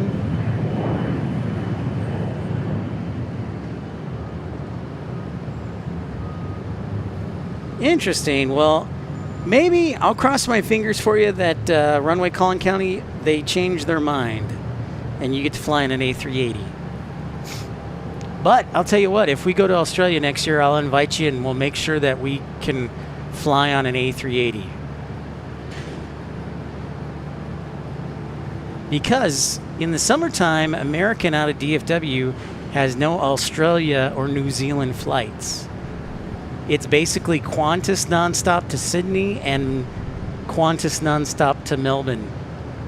Now, Qantas American in October, late October, early November, or around that time, will be, I think, bringing back the Brisbane seasonal flight, as well as Auckland.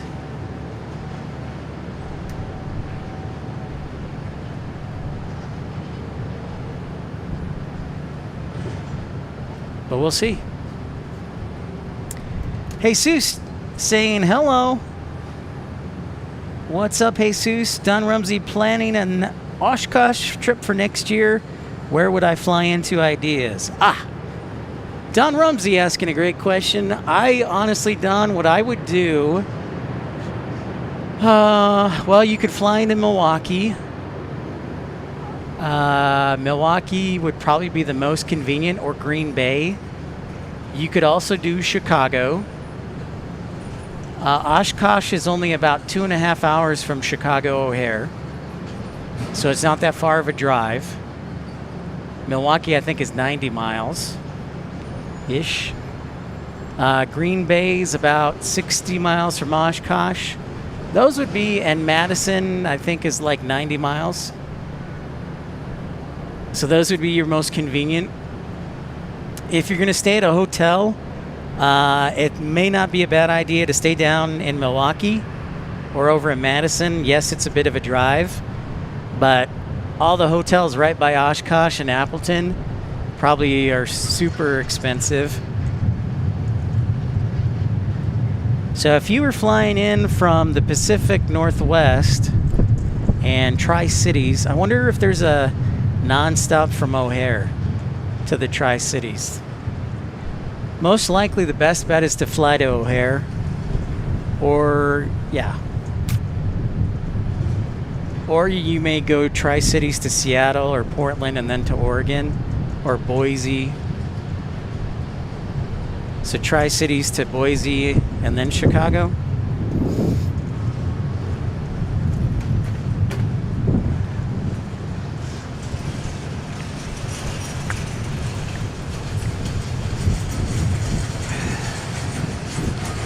Those are just my thoughts.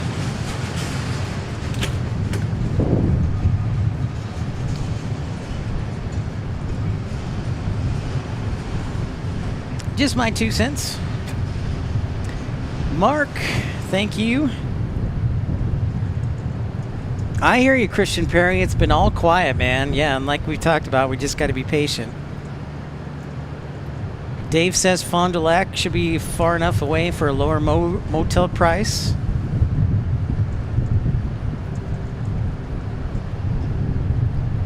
Rainy Cajun says Tri-Cities to Seattle and then connecting to Milwaukee or Chicago. Probably be the best choice. Connie checking in. Texas Girl reporting 200 likes. Thank you, everybody. Appreciate the continued support. We also want to say a very special thank you to Eddie Blackburn, Mark Bright Spark, G280 Pilot, Hans, Alan Lee, ATC, Lenny Texas, Moose Turter, Tom Overhead Spotter, Rod Moyes, Travis Michaels. Thank you for your gifts, contributions that help to keep the channel moving. We appreciate that, and you can join if you're tuning in now. You can join for as little as 99 cents to be part of the Pip Pals Club Premium Economy, or you can send a super chat via YouTube, PayPal, or GoFundMe. Dan Reeves reports that Sheboygan is where some of the guys I went with stayed, and I stayed at the college campus. Sheboygan, not a bad suggestion.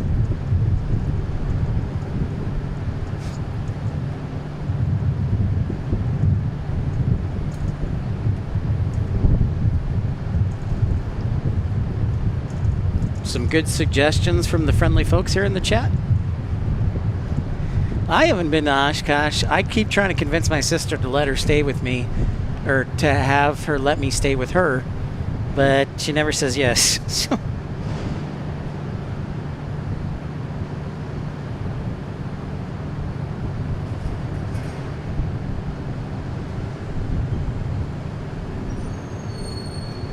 she never says yes. Connie says, I've been listening since you started the stream while cleaning and organizing. Well, that's nice. Give you an update on the action. I bet you Scott Kuiper is focused in on all the diversions on the East Coast. In fact, I'm going to go take a look right here, just for kicks, and see what kind of diversions there were, if any. What? Oh my gosh, Dave from North Little Rock. Very generous $5 super chat. Might want to think about dropping him a thank you note. Thank you, Dave. Appreciate it. And thanks for being a premium economy member. And we hope you're enjoying your t-shirt that you won in the raffle. Runway Collin County says the worst thing about the trip is that I'm going and connecting to Newcastle. Interesting. Scott Kuiper says a few diverted from Baltimore due to that tornado warning. Pittsburgh, Boston, St. Louis. Thank you for that report, Scott. Thunderstorms on the East Coast, and thank you, Dave, North Little Rock, for that contribution. Edmund G, 3267, hello. And also saying hello to Richard. Richard! What's happening?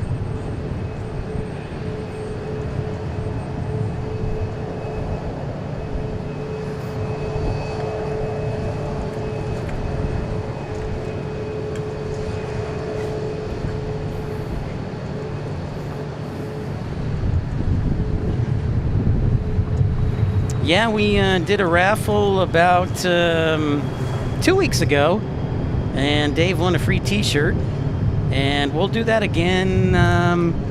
We did that in July, so I guess we'll do that at the end of August for another raffle. Houston, Texas says, getting some cooling thunderstorms here right now. Yay. Uh-oh, does that mean there's possibility of diversions? We definitely need some good thunderstorms, Runway Collin County. I agree with you. So I live up in Frisco, and I don't know if you got any, but Saturday night, Runway Collin County, I definitely heard some thunder. Or maybe it was Friday night. So we check on this Cessna Citation latitude landing. Joanna Smith checking in, just finished work and now chilling with you after a busy day. Well, thank you so much, Joanna Smith. Lovely to see you. Welcome into Love Field. Rainy Cajun, I see that comment. I'm going to send you some E175 photos and also some videos just to help you cope.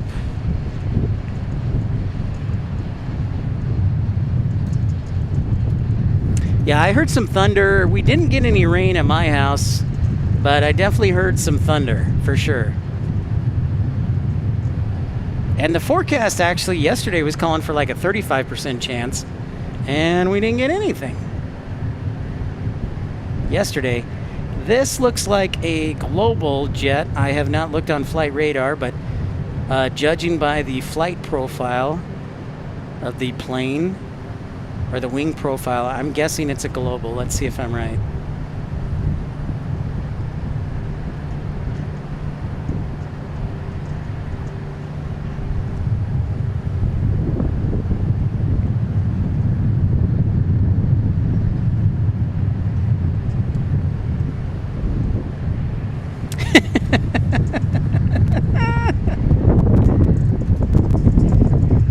Harry, how's it going? Great to see you. We'll see about 7 o'clock. We will check in and see what's happening. And Jim Ronnie's been a member of Exit Row for 11 months. Thank you, Jim. Oh my gosh. Excuse me for a second. I got to make sure that my router doesn't fall off. Wind's starting to pick up a little bit. So thank you, Pip Hastings Aviation. Well, thank you, Jim Ronnie, for your support and kindness. Thank you for this. This all good. There it is.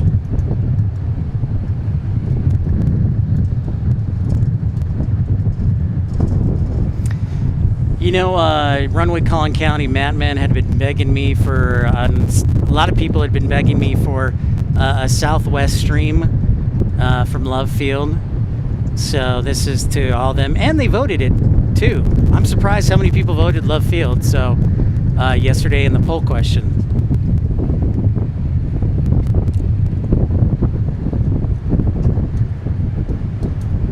Yeah, I'm getting a consistent breeze here now. It's not super bad. It's like 10 to 15 knots. but I'm also probably 50 feet up in the air, so the wind is a little bit higher than at the ground. I have never personally seen Doc ever fly. I have not seen it eye to eye. I've seen it on video, but I've never seen it up close, eye to eye. I know there's one up in B-29. Well, there's a B-29, I believe, at the Tucson Pima Air and Space Museum. I also think there's one up in Wichita. I did not, Harry. Hi, Regine. How's it going in Southern Illinois? How are you? Yeah, Harry, I did not see. He did not come by. I did not see him. Next thing I knew, he was gone.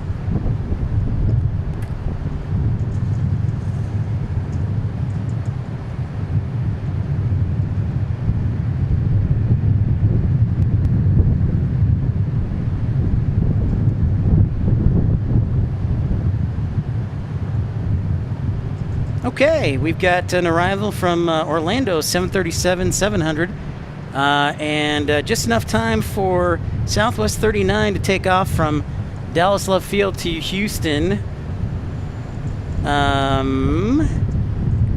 going on a Max 8. You know, we were just talking about that earlier, Houston, Texas. I said this year's been kind of a down year for diversions from Houston to Dallas. So it was kind of it's been a down year so far.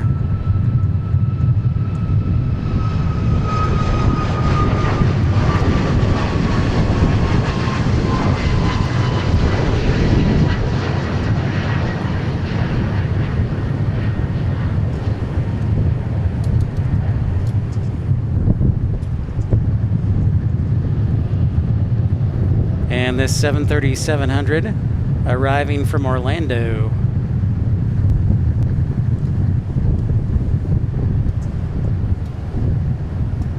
I need like I need a giant broadcasting mic muff. This one isn't big enough. I need a bigger one.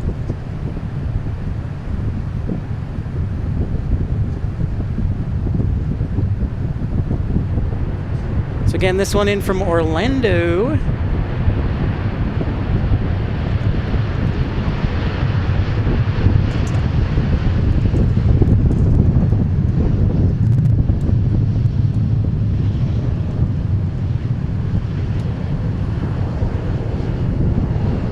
And do we have anything taken off? No, we don't. All right.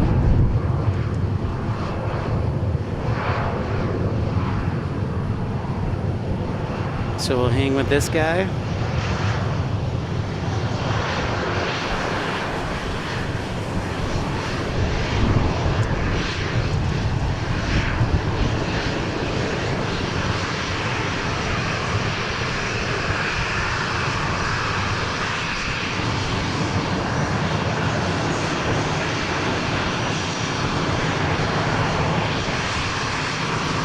Mark, I'm from Frisco, Texas.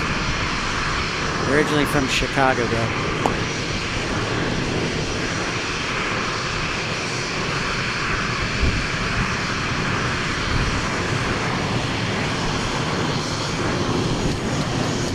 Humid, high temperature, around 90 degrees, Regine. Well, stay cool and hydrated.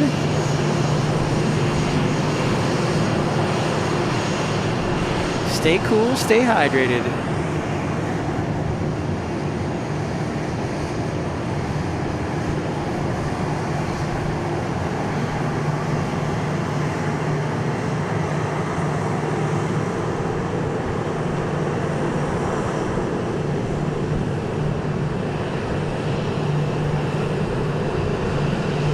What do we got here? Oh, a Gulfstream. Another Gulfstream in. I think this one is based here in Love Field, this one, particular one. That paint scheme looks familiar. And again, this is the airport lots of business people fly into because it's closest to downtown Dallas. So you'll see a lot of private jets here. You'll see a lot of private jets out at Addison Airport, which is about 15 minutes north of us.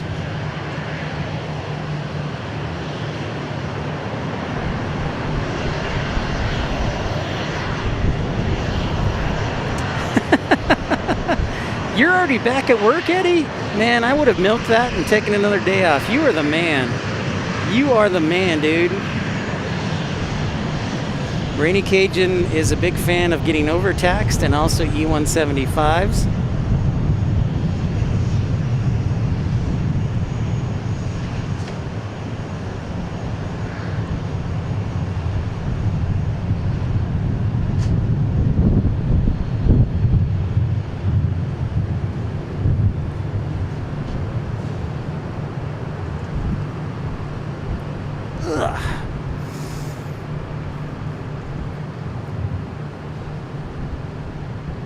You the man, Eddie. Well, safe travels. I'm impressed, dude. I am impressed.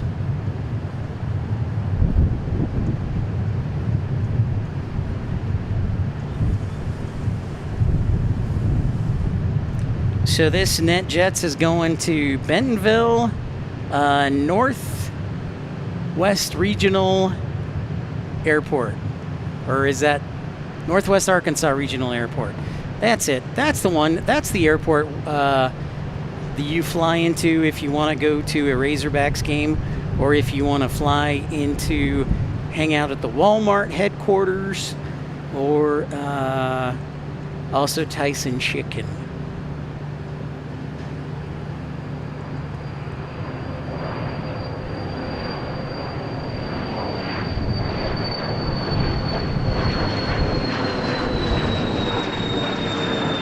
Pretty interesting that Walmart still has its headquarters in Bentonville, Arkansas. And I think that's pretty cool. Pretty cool.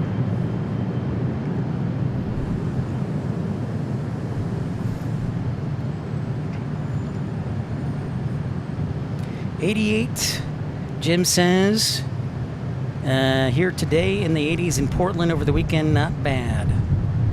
Not bad at all. And maybe I'll get an interview for Portland Airport Ops. That'd be interesting. I hear they have a real serious wildlife department. That's correct. Breeze does fly into Northwest Arkansas Airport. All right, we got a, is this Challenger? Yes, this is a Challenger landing from South Bend. Perhaps some Notre Dame traffic, related traffic.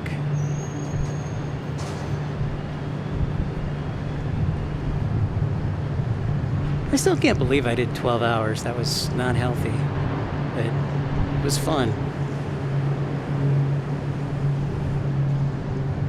I just gotta get a good chiropractor.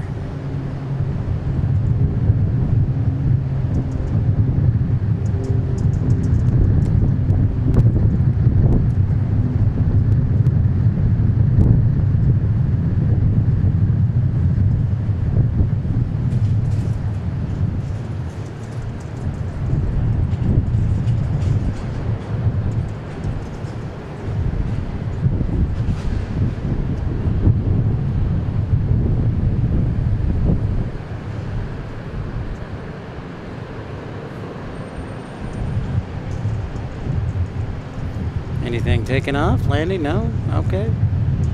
So here we are in the 4 o'clock hour. Got a lot of activity for arrivals. If you're just joining us, welcome to Pip's Planespotting Live. Don't forget to like and subscribe. We've been out on the air since just before 12:30. I'm trying to see if we get any specials inbound.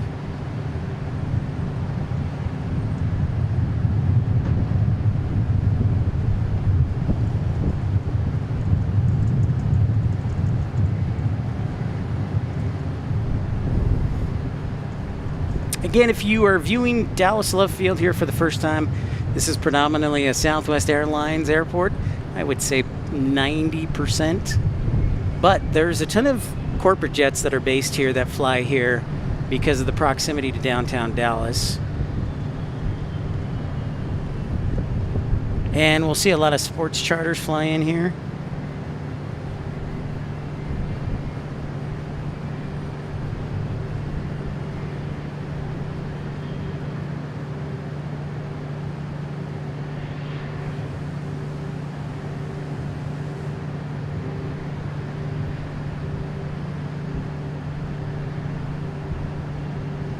Steven, checking in for a quick hello. Thank you so much. Thanks for leaving a like and popping in. Welcome in. Hope you're doing well as we get into the twilight of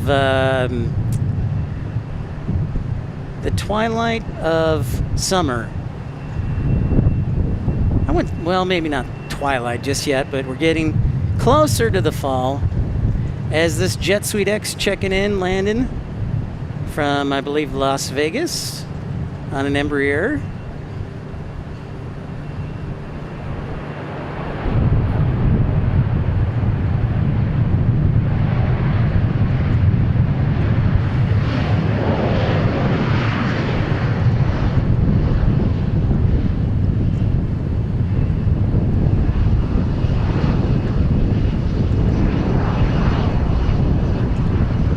It's not a bad suggestion, Randy Cajun. That's a good idea.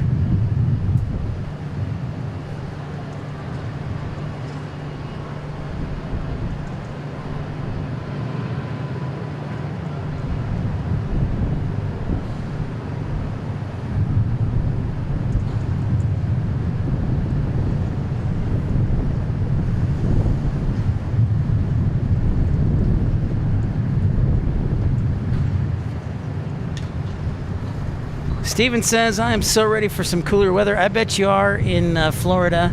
That makes two of us. We've been talking a considerable amount, Steven, about doing a channel trip to Australia next year. The other side of the world is quite cool this time of year. I hear you, man. I'm with you. I am ready. I am 1000% ready for some cooler weather. Looks like they're doing the old runway inspection. There you go, Christian Perry. There's some airport ops traffic in motion. Doing some runway inspection, looking for any debris, FOD, which we call foreign object debris. It can be anything from tires to metal screws to birds to anything.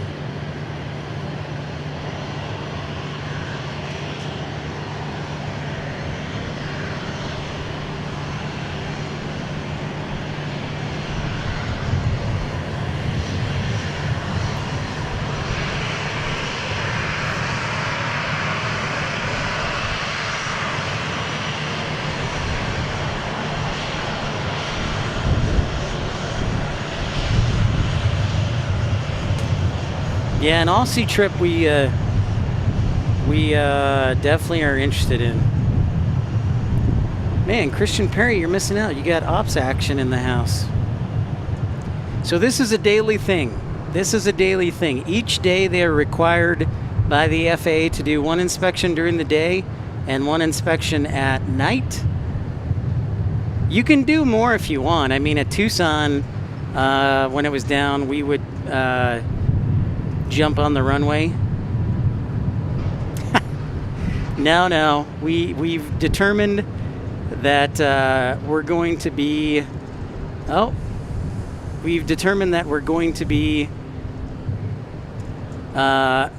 connecting through Los Angeles and not Pyongyang. What are we doing here? Are they going back? Alright, they guess they're going back. Maybe there was a possible bird strike, so they're inspecting to see if there was a bird strike.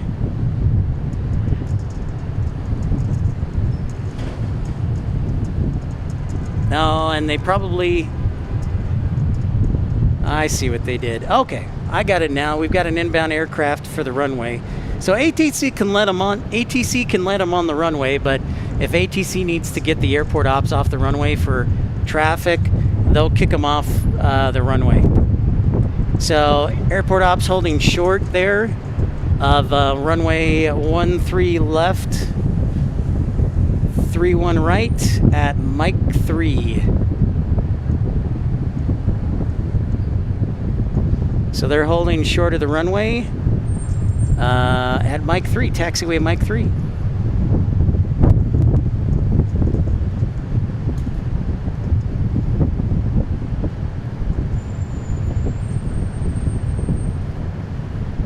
We said it was going to be a busy arrival hour for Southwest Airlines.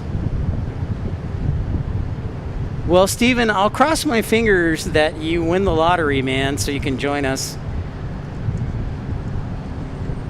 Last time I tried to do a Pip powwow, as we call it, I ended up getting a job in Tucson.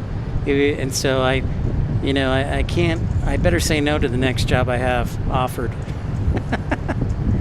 So that way I don't miss the Pip powwow in Australia.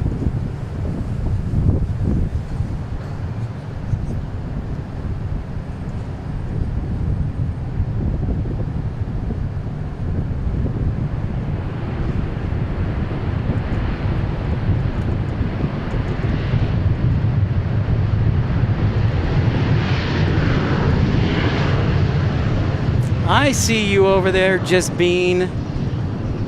I see you.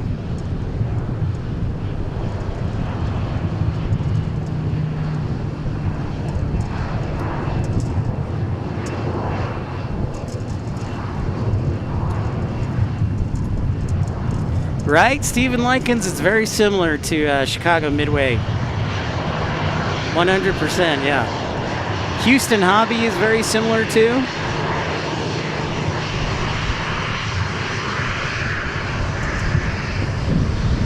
Very similar as well, Stephen. No question about it.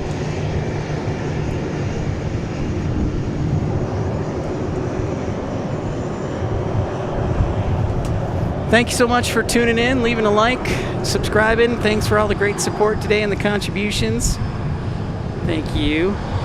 We'll be back on the air on Wednesday. I think we're going to do like Monday, Wednesday, and a combination of Thursday or Friday. So our next show on Wednesday will probably be around noon, maybe a little earlier, maybe a little later. Oh, look at this. We get some Cessna 208 action. The Grand Caravan, or a Kodiak. I can't tell, guys. It looks like a Kodiak. Am I right? Or is this a Grand Caravan? I can't tell.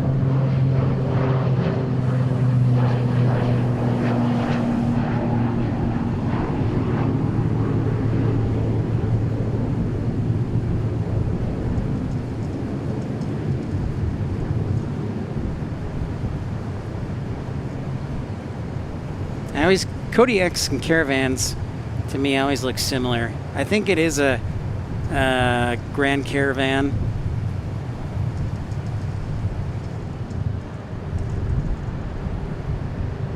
But never quite sure. Props for the props. Yeah, where's our prop whisperer, Barbara Sterling?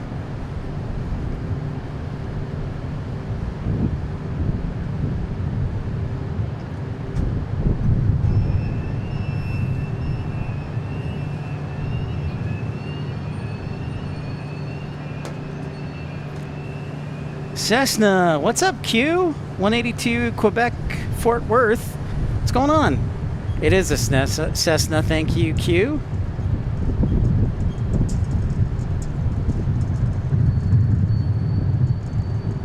We also have a Air Wisconsin charter here. I don't know for who, but it is here. So the old CRJ 200s in the Air Wisconsin livery.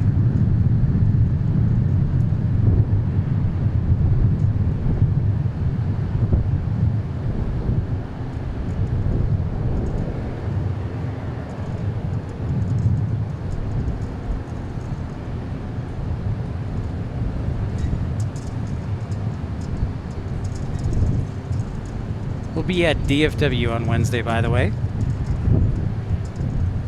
Back in action, midday.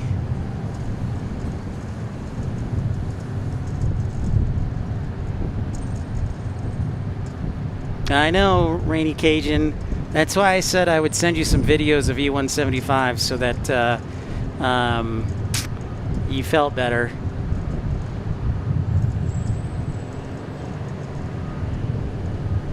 So Air Wisconsin used to fly under United and American contracts, but then the American contract just ended. last year, and so they have kind of rebranded themselves as charter services for CRJ 200s, and are still flying, which is good, because otherwise a lot of people would have lost their jobs. So they rebranded.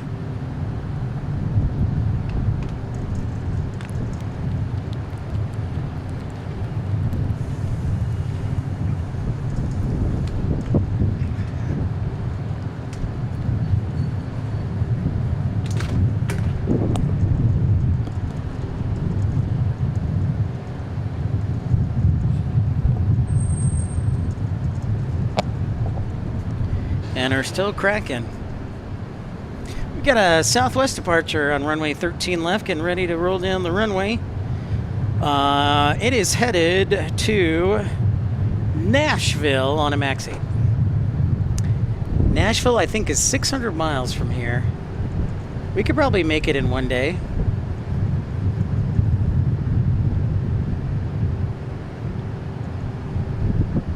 I think they changed to supplemental 121 carrier, or probably just being they changed their certificate. Supplemental 121 non-scheduled commercial service.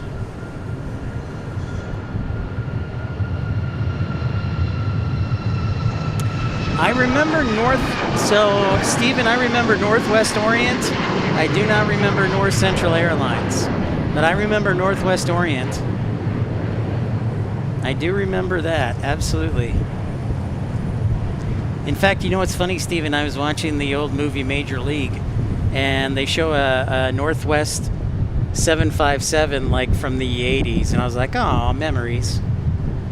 Thank you, Texas girl. I don't think it's the wind so much as it is me, and the location, Rainy Cajun.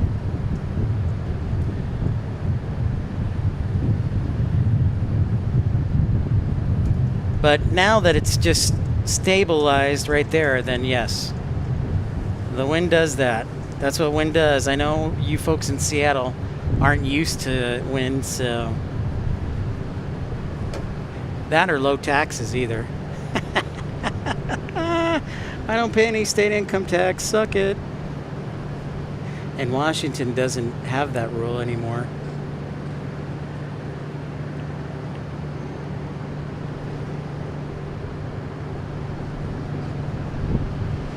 I got a Cirrus Vision plane coming, Randy says.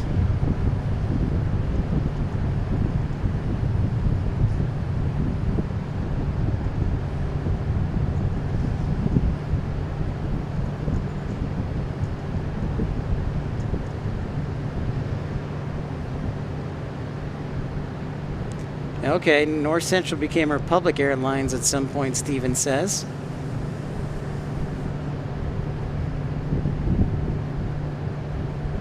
The ridiculous gas tax, that's exactly right.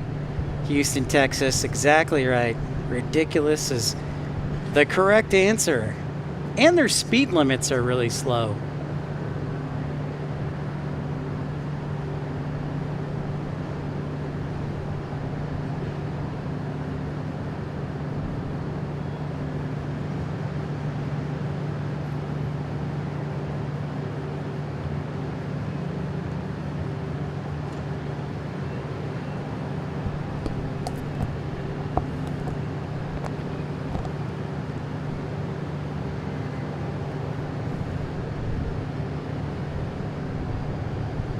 We got a next arrival private jet headed land on 13 left. Would be Jetlinks Aviation, a Challenger 600 from San Francisco. No state taxes. Stephen Lycan says in Florida, but it is not cheap to live down there. I think the only place that's still cheap to live is Indiana. Because you're landlocked. You're like, oh.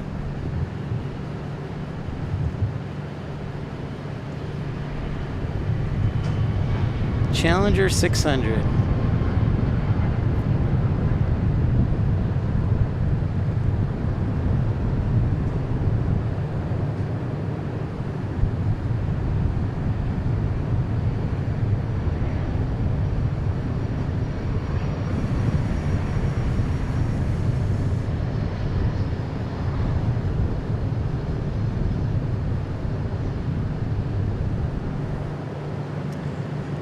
It's not expensive to live in the Dallas area. People think it is. I'm telling you, it's definitely not unless you're far out, like far out in Princeton or like past Salina or over in Hazlitt, Decatur.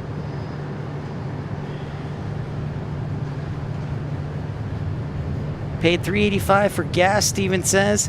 Back in Michigan where I grew up, gas is $4.49 when I last tanked with it. Wow, $4.49. I paid $3.24.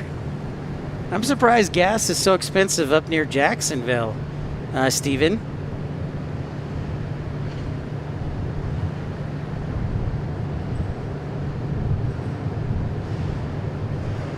It's interesting. Interessante. If you're just joining us, thank you for tuning in. Welcome to Pip's Planespotting Live, episode 527 from Love Field. It's close to 100 degrees today, but we're hiding inside a concrete parking garage, which helps make it a little cooler.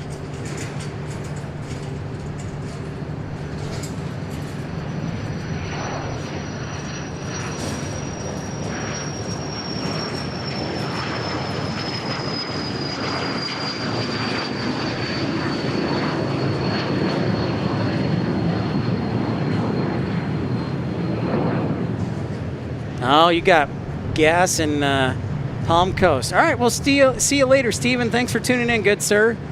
Have a great afternoon and evening. Appreciate you. Leaving a like, tuning in. Thank you.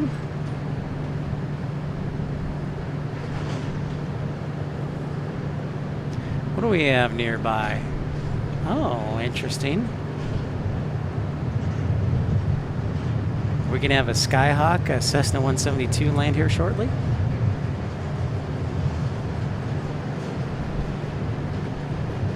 We've got arrivals from Nashville, Oklahoma City, and a Challenger 300. That should be here in the next 10 minutes.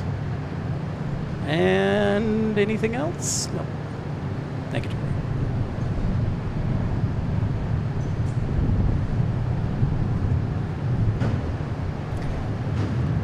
Festa says, my car is a 13 US gallon equivalent and it would have cost me $112 US to fill up right now in the UK. Holy cow. Whoa. Gas in Seattle is about $5.59 because taxes. Diesel was over $7 a gallon not too long ago. Gross. Yeah, I paid $3.24. I paid $3.24 over the weekend. And right now in Dallas, it's like $3.55.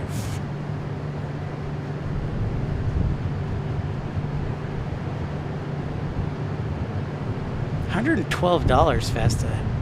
Wow. That's insane.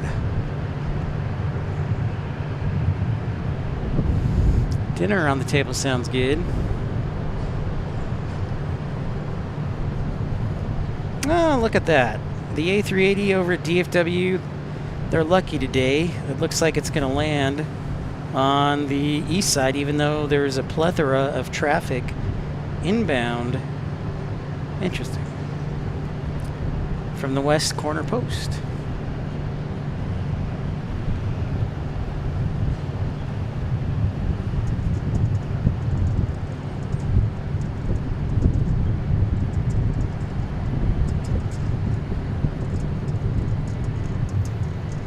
Wichita is $380. Man. That's still way too expensive.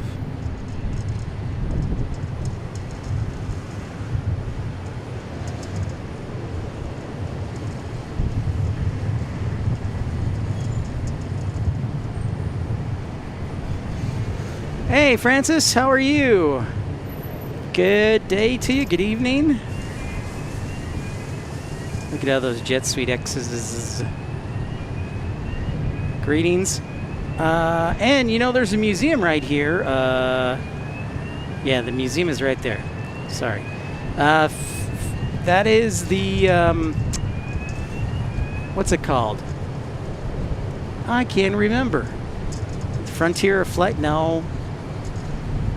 Dang it, what is it? I'm too lazy to look it up. I should know this.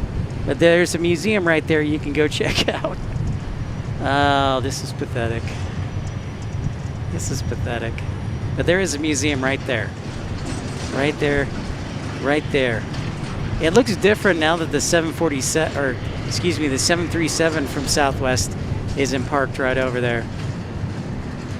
But there is a museum. It is an aviation museum. Frontiers of Flight, Founders of Flight, Flight Founders, something. Dang it. Can't remember. And thank you everybody for joining in, hitting that thumbs up button. We do have a little private jet taking off. It is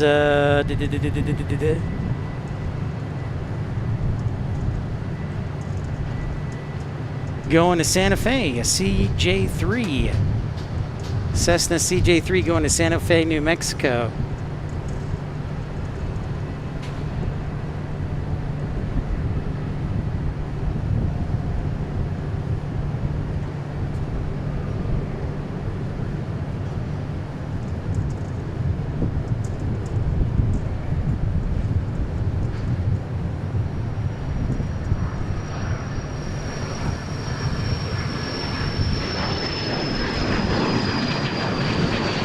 Pretty fast.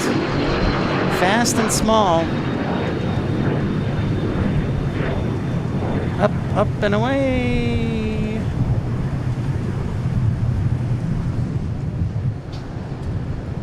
It's not a long flight. I would say like an hour 30 to Santa Fe, New Mexico. Frontiers of Flight Museum. Thank you, Flight Nurse. I could not remember the name of it. I thought it was Frontiers of Flight, but I thought that was also the name of the museum in Seattle. But yeah, it is Frontiers of Flight. Thank you.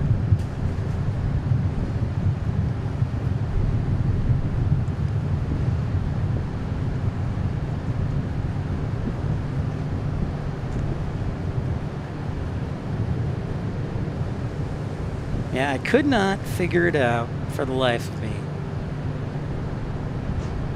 Is Nashville gonna land on the west or the this runway or the other runway?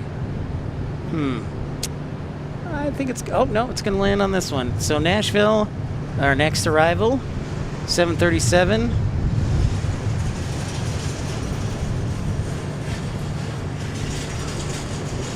Right there.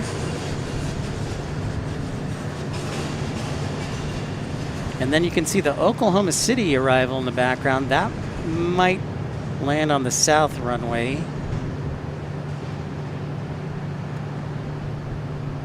Another programming reminder, we will be broadcasting live from DFW on Wednesday around noon, maybe a little bit earlier.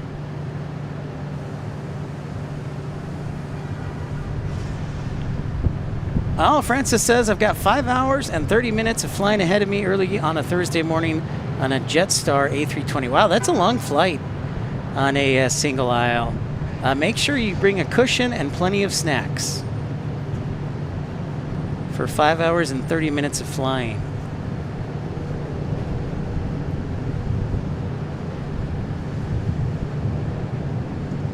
Good night, James. We'll see you later. Have a great one.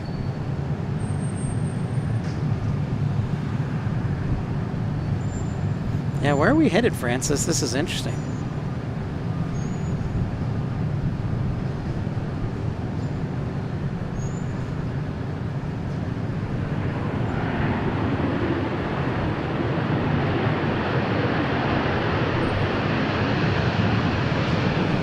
Two separate flights, okay.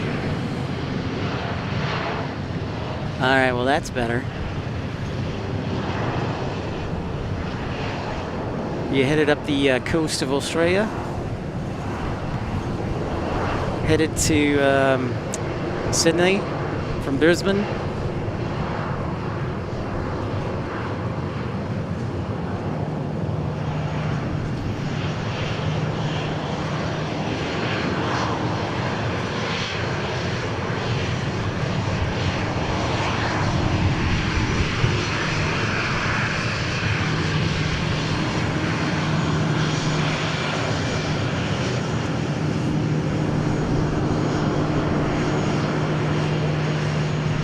Headed to Sydney.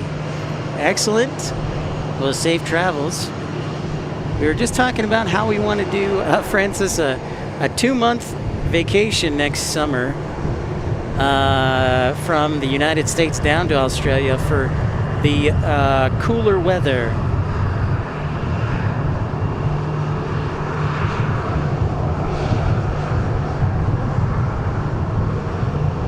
This is a Challenger taking off.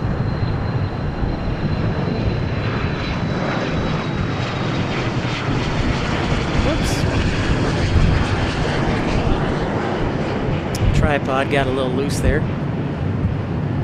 Oopsie. Sorry about that.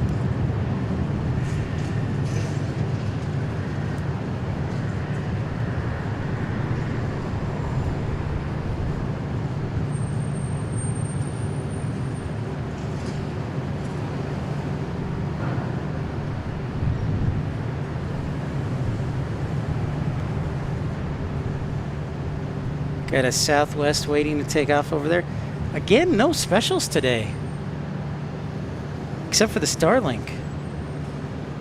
We do have a private jet landing. It's a Challenger 300. I'm surprised we do not have any specials today.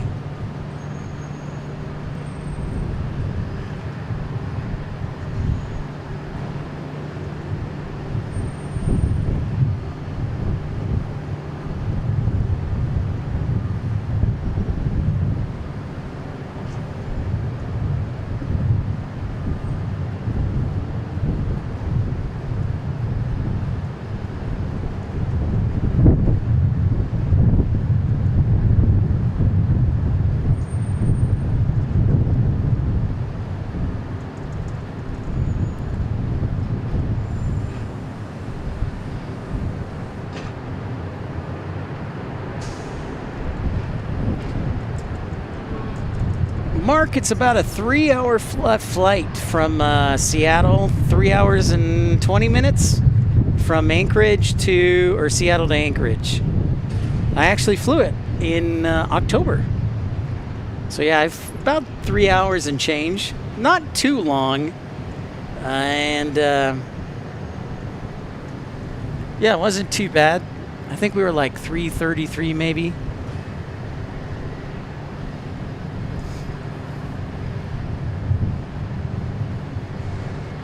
That was the one time I paid to upgrade to first class for like $100. It was okay. For $100, I probably would do it again.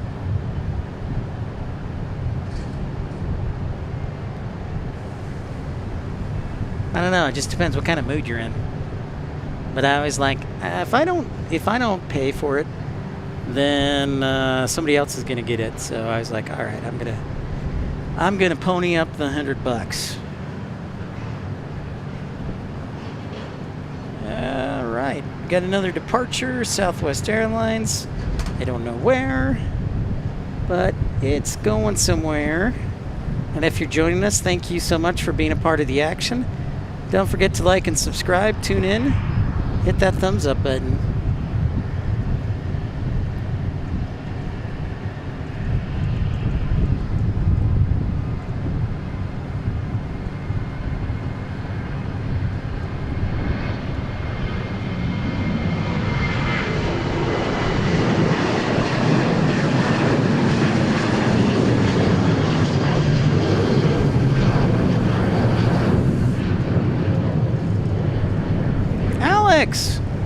What's up, dude?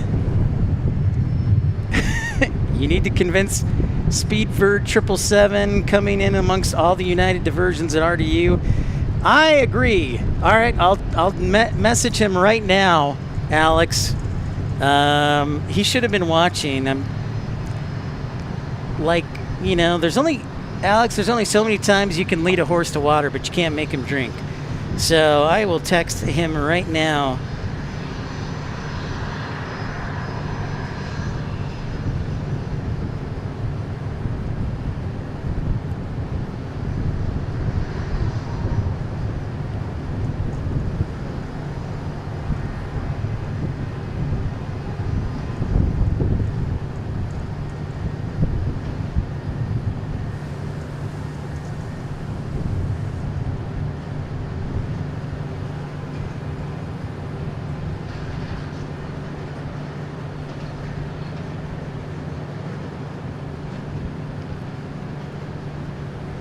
Christian, you missed it. We had ops doing a runway inspection, dude. I don't know if you saw it, but yeah, we had not one but two ops trucks doing a runway inspection, good sir.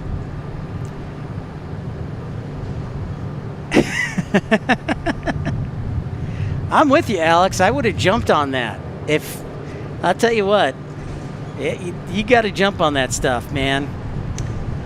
Francis says, I've flown on a 737 MAX 8 4 times in the last months, all the same route, Darwin to Singapore, 4 hours and 45 minutes on Singapore Airlines. It was probably about 30 minutes ago, Christian Perry, and thanks everybody for joining us, liking and subscribing, being a part of the action.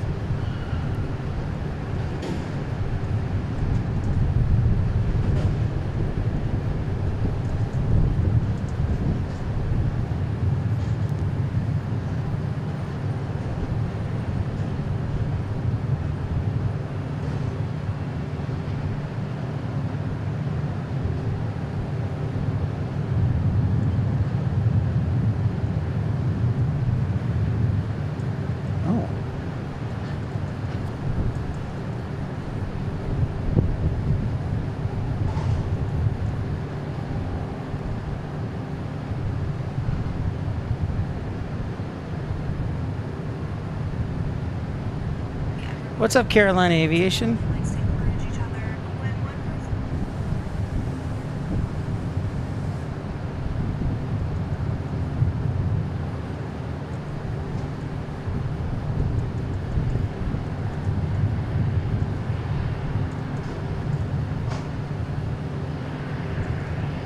Alex, there's Carolina Aviation.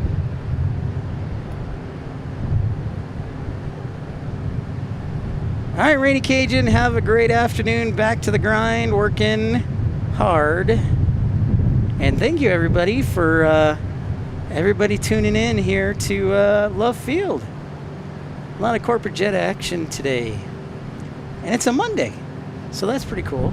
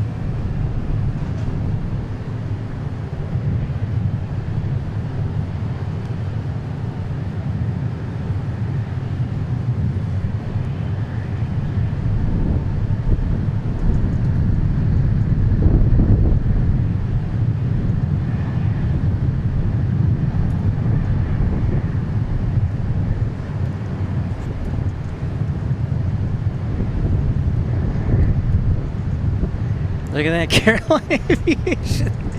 Oh, man. I love you guys. You guys are the best. So another programming reminder. We'll be back on the air Wednesday. Please tune in. We'll start the show at around, 11 or 12 in the morning. And so that would be 17 Zulu. So between 16 and 17 Zulu, Regine says, I've got an acquaintance employee at DFW Airport. I haven't inquired if he knows my relative. That's cool. And Sunaham says, good to see you. Francis says, always good to see Speedbird. Carolina says, I will only grab clips. No, my live internet is being serviced. Potty mouth. No swearing.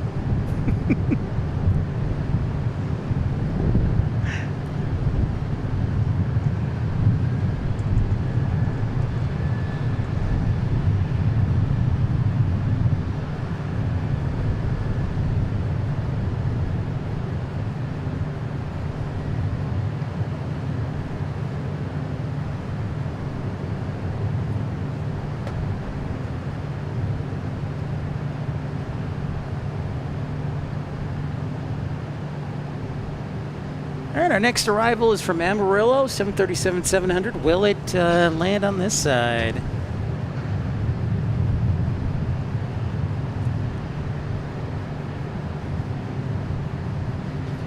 Yeah, Regine, we just, funny enough, we just, next show will be Wednesday afternoon or morning. So we will get Amarillo on a 737-700. Hope everything is looking good, sounding good.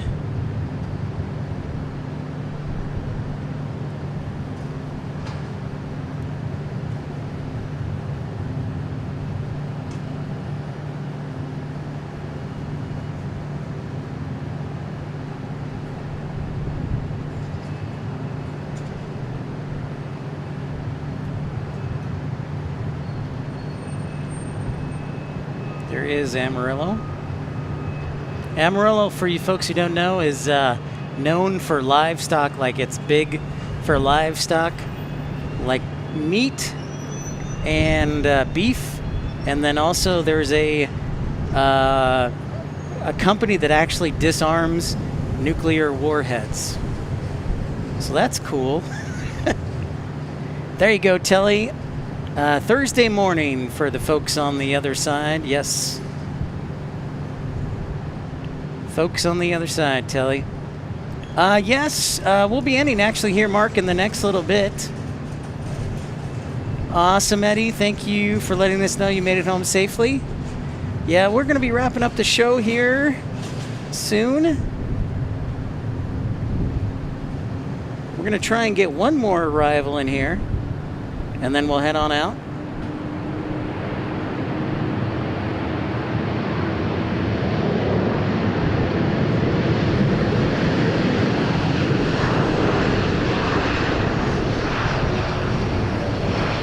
We will head on out. Do we have anything immediately inbound? Oops.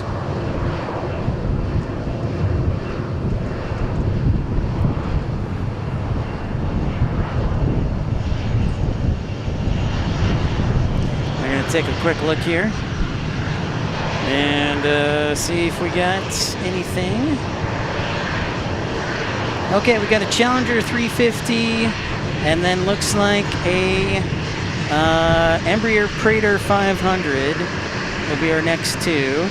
So we're going to take these next two arrivals, and stand by, folks. We're going to wrap things up here today on episode 527 here on Pip's Plane Spotting Live. So we want to say thank you for tuning in. Reminder to tune in on Wednesday. We'll put up a show notification soon. That's awesome, Christian. And thank you, everybody, for your generosity today, tuning in, leaving your like and your contributions. Big thank you to the following. Thank you to Jim Roddy, Dave from North Little Rock, Eddie Blackburn, Mark Bright Spark, G280 Pilot, Hans, Alan Lee, ATC, Lenny, Moose Turter, Tom Overhead Spotter, Rod Moyes, Alan Lee, and Travis Michaels. Thank you guys for tuning in and your generosity as we see this Challenger land. Again, our next show will be Wednesday in the heat. It's still almost 100 degrees here, but we will be in the heat at DFW on Wednesday. Wednesday it is, as the wind picks up.